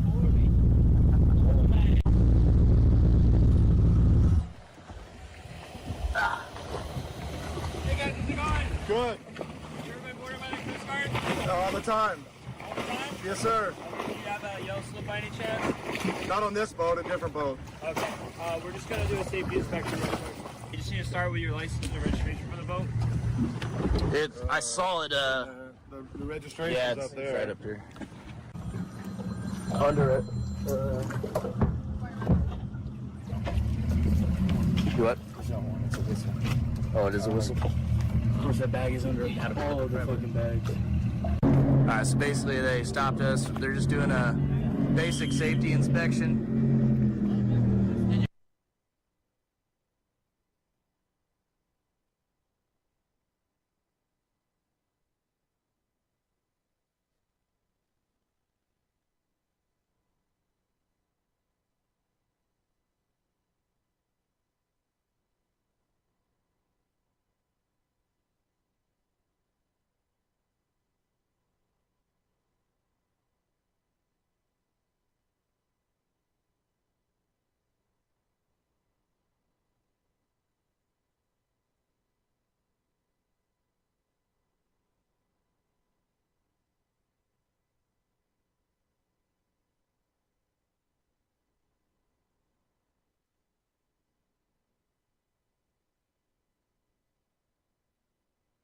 In June 2015, Sergeant First Class Jeremy Weeks, a 20-year veteran of the United States Army who worked in field artillery radar, was driving with his wife and 2 children along a desolate stretch of highway on their way to their new home in Colorado Springs. As they entered a dense wall of mist, the radio began to cut out, and the truck started to experience violent electrical surges.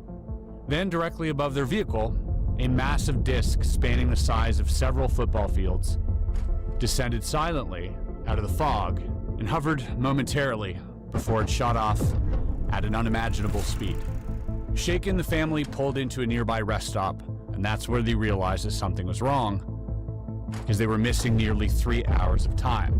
The following night, Jeremy awoke not in his bed, but standing in the motel bathroom, a pen clenched in one hand, the motel receipt in the other. And on the back of that receipt was a strange series of squares and lines, something he had no memory of drawing. The symbols didn't stop there. More appeared over the following days, weeks, and months. It wasn't until the material was examined by researcher Linda Moulton Howe and later handed to scientist and geneticist Dr. Horace Drew for analysis that the full implications became clear.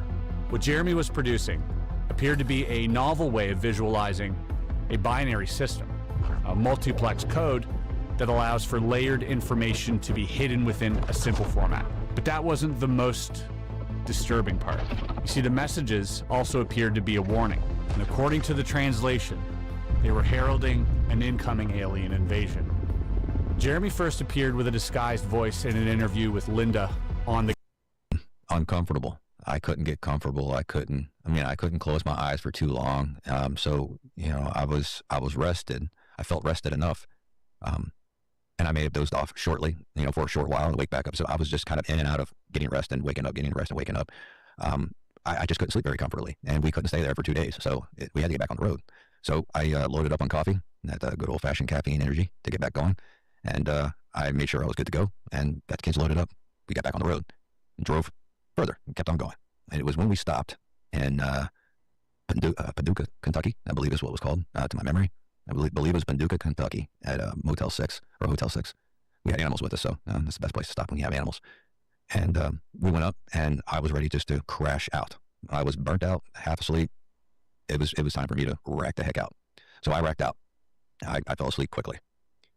I had woken up at some point, incoherently woken up, and I woke up standing in the bathroom with the light on and a pen in my hand and a receipt, the hotel receipt. I was writing, had squares and lines.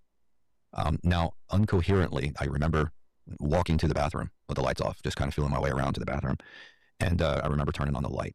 And I don't really remember writing the squares and lines, but when I had really woken up and come to, I had realized I had written a bunch of squares and lines on the back of that receipt. And I'm still holding the pen, so I just wrote WTF on it. You know, we all know what that means, right? So That's a WTF moment. Yeah. If ever there is one. WTF, definitely. Yes. It was one of those, okay, WTF. I didn't think much of it. I threw it back with my paperwork, and I stumbled back to bed and went back to sleep. I don't know why I got up. I didn't need to use the restroom or anything. I just gotten up and was in there doing it. I went back to sleep. I remember having some sort of dream that night, but I don't recall exactly what transpired in that dream at that time. But I remember we all woke up, we got ready, we got back on the road. You know, meanwhile, I'm just kind of ignoring the fact that I had done that. And I remember while we were on the road, I said, I was in the bathroom writing something down. I don't remember why or what caused me to do that. I mentioned it to her. She's like, well, you're weird, so I don't know. You know, I'm military, so I have a lot of weird analogies about things. Sure. She just thinks I'm goofy. But we get back on the road, we don't think much of it. We continue on. The rest of the trip just seemed fairly normal to the most part, besides you know, occasional accident or whatnot. You know, I'm just trying to drive safely and get us to where we're going. And it's when we arrive in Colorado. We stayed with a friend, and I wanted to get this put out as quickly as possible. You mean the report? I wanted to report this as quickly as possible, because when you spent so much time in the military and you have people come by and have you sign non-disclosure statements where you don't discuss it, I wanted to report this as quickly as possible before somebody would stop me. Before somebody told you can't talk about this? Before someone told me. Because that's happened before? Yes. Many times? Many times. Okay. So I wanted to get it out before somebody told me not to talk about it. So I reported as quickly as possible. And I wrote down as much information as I could in a short period of time, because in the process of getting to Colorado, it's time for us to find a place to live. It's time to figure out where the kids are going to go to school. There's several different other things going on. So sure. I reported it. I believe I reported it to the National UFO Reporting Center. Out of Washington or Newfork. Oregon, Newfork. Mm-hmm. Okay. So I reported it to them and let it go. And then I went on to my daily life of getting things situated. While we were there at our friends, my wife and I both woke up in the middle of the night with an uneasy feeling. And so we looked out our window down into the backyard and there, behind the backyard, there's like an alleyway, a road alleyway, and then some more houses, because this is where our friend's house was. It was on the side of the hill. And so you have, you know, alley vehicle. Sure. You know, if you're parked in the backyard, you can, you know, use this little one lane paved road to get in and out of. And I had this uneasy feeling. I look out the window, looking down at that road, and I spotted 3 dark figures, the shadow figures, slowly moving toward the back of the house, and stopped and looked like if they were observing me observing it. And my wife climbs up and looks, and she's like, oh my God, what is that? And I was like, I have no idea. Do you see it? And he's like, yes, I see 3. And I was like, she's seeing exactly what I'm seeing. I'm not crazy. You're not asleep. I'm not insane. Yeah. So, and so we were looking, and we were like, what in the hell? And she's like, that is making me feel extremely uncomfortable today. I know I'm feeling the same thing. It was kind of freaking us out. They were observing us observing it. And so I moved from the bedroom into the dining room where the sliding glass doors were, and I'm looking, and I still see them, but now they're right at the sidewalk that leads to that road, and now they're in the sidewalk in the backyard looking up at me. How tall? The middle one was a little bit taller. The other 2 were just short, just a little bit shorter, but there was no distinct lines, or it was just dark shadows without, you know, clear, crisp lines. Right, so it was like a dissipating sort of like shadow. But you can tell that they were figures. These were figures. Whoa. But there was no distinct, you know, line. You know, it was like a faded or blurred around the edges. So this was freaking me out, because my kids are in the living room right near that sliding glass door.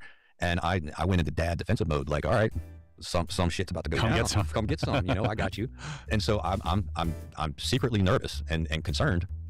A little bit frightened, but I'm not going to show I'm afraid of anything. I'm ready to fight. So my aggression came out, and I'm standing there, and I'm trying to size them up, you know, with my appearance. I'm trying to display I'm ready to go. I'm ready to throw down. But it's just the vibe that I kept getting is like, there's nothing you can do. There's nothing you can do. So I mean, that's the vibe that I just kept getting from this. So I shut the blinds and moved back closer to my kids, away from the door and window, and closed them, because I didn't want to see them right up against the glass doors. That would freak me out. I mean, I would literally, I don't know what I would have done. You know, I don't know if I'd just go charging at the glass doors, breaking the glass and attacking whatever it is. Sure. I didn't want to see that. So I closed the blinds, the curtains, and I moved back closer to my kids to be more protective of my kids. She was kind of in the hallway, just kind of peering out, but then she went back in the room and kept looking through the window in the room. And I waited there with the kids for a while. And I remember after about 5-10 minutes, I decided I need to muster up some courage and come open these blinds. And so, yeah, I mustered up all my aggression and my willpower, and I went over and threw the blinds open, standing there, and they weren't there. My God. Thankfully, they were not right outside those glass doors. Ugh. And so I'm looking around, I'm looking down where I'd seen them before. They're nowhere to be found. I look out the front window to see if they're out in the front. They weren't out in the front. They just vanished. Yeah. But it was a moment. That was that the only weird moment that happened right there. Yeah. In our friend's house that we were staying at. We talked about her with her in the morning, and she's like, "Oh, that's weird. I never noticed things like that." It was around this time that MUFON came by after filing my report. I believe they asked me permission to share it with MUFON so they could come out and investigate. And I said, yeah, absolutely. So MUFON came out. They checked out us physically. They separated us. They wanted to look at our bodies to see if there were any. I had some strange markings on my. I thought injuries on my back. On your back? Back in your neck? It was my neck and my back area, and they didn't see. You mean puncture wounds? I felt like there was puncture wounds, or some sort. There was red spots and puncture wounds that I felt. It felt like to me on my back. And my wife said they looked like little needle holes or something. When they came out and investigated, they didn't find any. They looked at them, but they didn't seem too interested in that. There wasn't a pattern or anything consistent. So they just took pictures and moved on to other things. And they asked us what transpired separately. So we both described what transpired separately.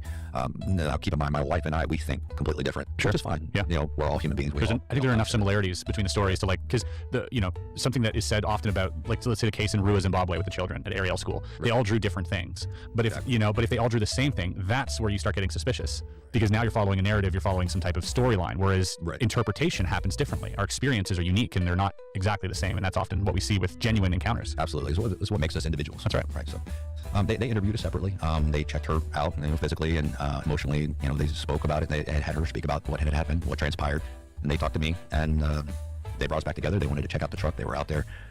I believe there was a doctor talking with me about some of the marks on me, and he was just saying, "Oh, this is pretty normal, blah blah blah," and why they were out there. Basically, I kept hearing noises from them, and so I said, "Hold on a minute." I walked out, and they're like, "Oh," and then they were just freaking out. "Oh my God, you see, this is going wild!" And it was it was picking up radiation from the truck and magnetism from the truck, and they seemed kind of excited about it. So I was like, okay, that's weird. I washed my truck. I didn't think about, I should keep the truck the way it is. I didn't think about it at the time. Yeah. I was never involved in investigating things like that. Sure. With the military, it's completely different. I stay behind the radar. I don't go anywhere and investigate anything. Yeah, I'm sure not allowed to. Stay here, I'm not necessarily allowed to. I wasn't asked. Oh, you weren't asked to. So it was more or less, I haven't investigated impact sites, when we have rounds that impacted where we're operating from enemy, targets, artillery, rockets, things like that. Generally, I would go and look at these impact sites and do a back ass. Back ass method is where's the largest crater, where's the smallest crater. You put sticks in within the two, because usually when you mortar a rocket or artillery piece, it's Stay here. Oh my God, they're going over. It continues to travel before it explodes, so then you have a bigger hole. Oh, man overboard. You triangulate where that impact is, and you take an estimate of where that direction came from, and it gives you a general idea of where it was fired from. So yes, we would investigate, because sometimes I would investigate some of these impact craters and determine things. There was times where fight here. Involved in things, usually there's other people. Whenever Marshall and Lily have a big argument, they always leave a trail of evidence all over the apartment, like this. I understand. A water bottle? Don't touch the evidence. This situation with my family. It's not just any water bottle. Utterly different. Lily always peels labels off the bottle when she's feeling guilty. In the process of getting she must have done something bad. It was dirty. I needed to be able to see through my windshield, and I needed to be able to, my headlights needed to be worked. Ew, that was on the floor. We had to remove all If you want to get to the bottom of this, I took it and washed it off. I didn't think about that. I only washed it once. He had to get out of here. Any way he could. Means I could have washed slamming it behind him. Once, and it was still picking up radiation. It was still picking up magnetism. Nice catch, when they were out there, a little bit excited. I know when they've I been got out fighting. there, they're excited. There's only one possible conclusion. So they had a magnometer, and they were like, I know what they were fighting about. It wasn't peanut butter. I appreciate your help. Yeah, right. But there's a reason your name is Robin. The majority of this. They were fighting because they didn't get the loan, and it's all Lily's fault. Nice try, Robin. So, the next thing Lily did, she called to apologize. The driver's side roof and driver's side front hood. But there was a lot that went all the way across the front hood and onto the passenger side. Sure, quarter panel. Go ahead and enter but the strongest readings were along the driver's side, which was kind of throwing me off a bit. That freaked you out a little bit hearing that? It freaked me out a little bit, but when I was walking over, I noticed that when they noticed that I had walked over, their excitement, they immediately turned it way down. And were hiding their excitement when I had walked over. I was like, I just witnessed y'all being quite excited about this. And when I walk over, this seems pretty normal. I mean, it's picking up some stuff on both, but it seems pretty normal. It was like their excitement just vanished when they realized I was really close to them walking up to them. Suspicious. Right, and so it just kind of threw me off a little bit. And I was like, okay, don't want to share excitement with me. Okay, so you don't want to, you want to remain professional, and I get that. I mean, some people want to remain professional and not indicate too much excitement. Sure. For you don't want to freak out the false person. Positive or something. Right, Yeah. you don't want to freak out the person you're interviewing. So I understand those possibilities. But so that took place. They collected some pictures and information from us, and they told us they'd get us a report and get back to us. At this point, you had your receipt from the hotel still. Right. You'd only written on it once. You'd only have this one transmission, we'll say. Right. At this point. It was only one transmission at that time. Okay. It was a little while later, right before we left our friend's house, that I believe I had another one. And middle of the night again. Right. in the middle of the night, just waking up and doing that.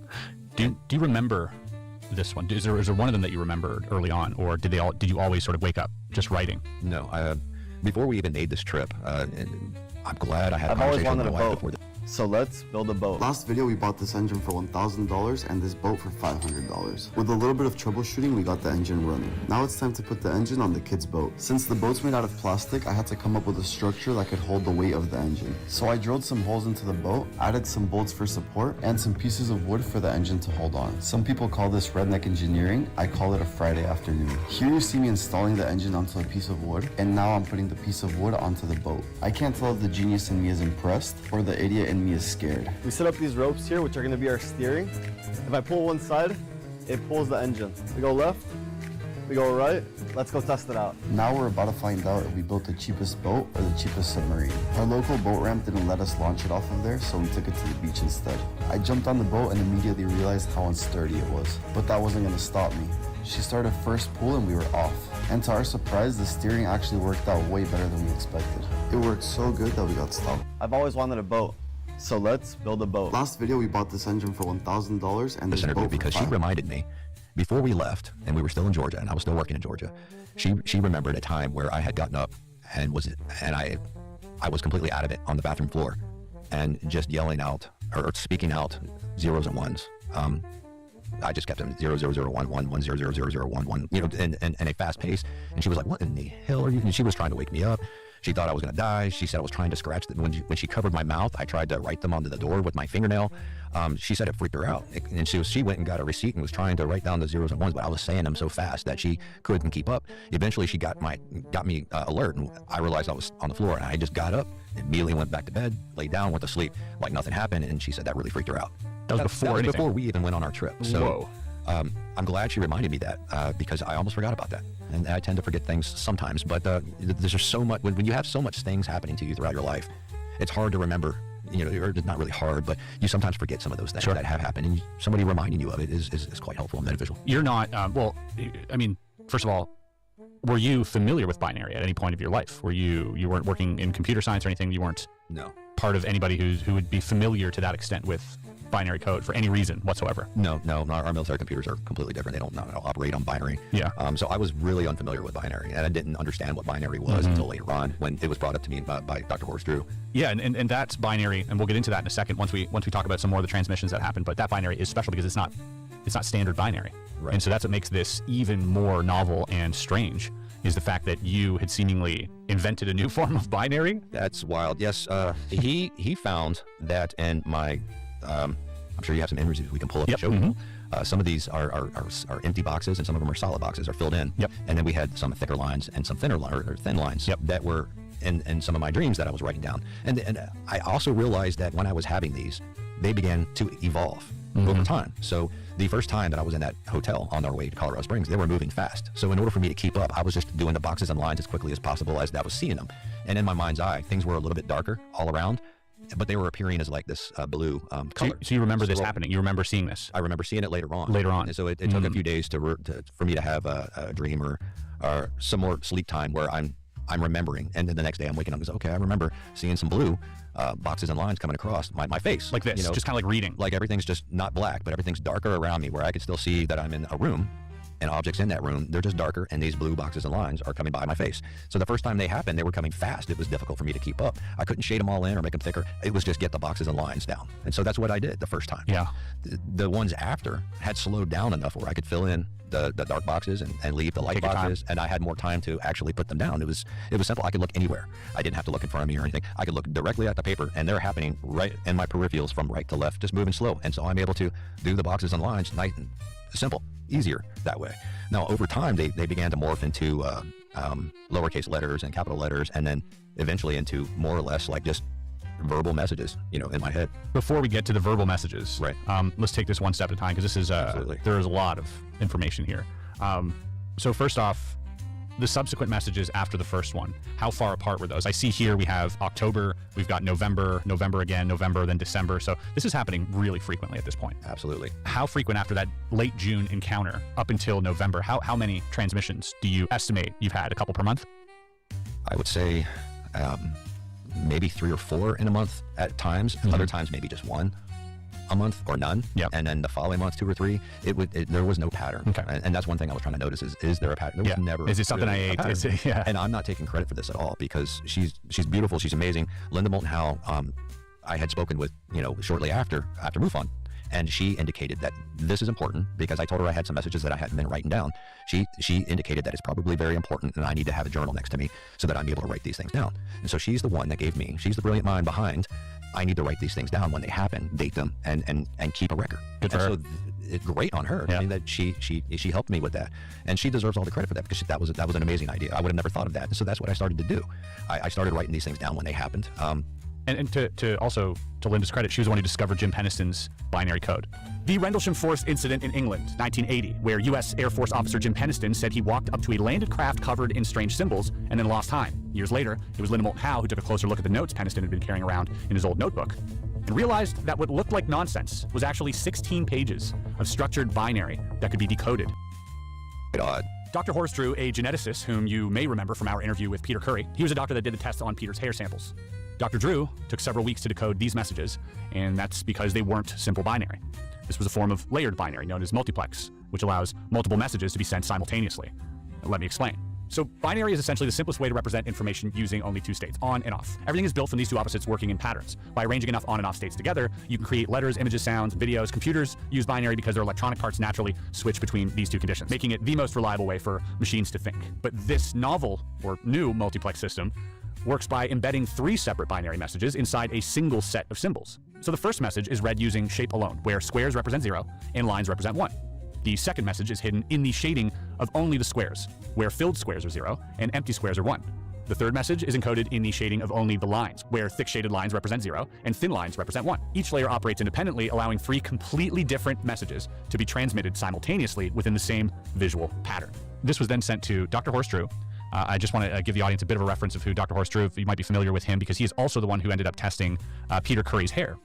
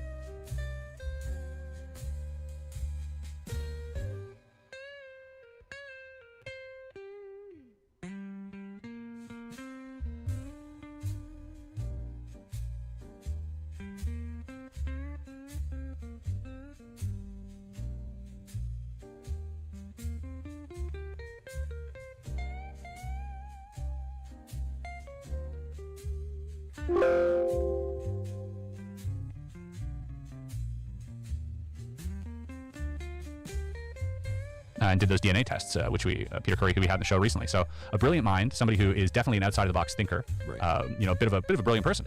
So shout out to Dr. Drew here, and to Dr. Drew's credit, how many months did it take for Dr. Drew to come back to you and say, I cracked it? That's the thing. He's a brilliant mind. It didn't take months. Yeah. It took him, from my understanding, it took him several weeks. Yep. But he did not mention months. Mm-hmm. He's a very brilliant person. Yep. Great person to talk to. He's open-minded, and he's a really good listener, and he offers a lot of good advice. So it took him several weeks before he began to unravel things. Mm-hmm. And then he looked into it further and further and realized that these were, if you pull up the images again and you show the boxes and lines, you'll see that it's not pages upon pages. I'm having dreams of just, like paragraph versions of these. Because normally if you have binary, it's...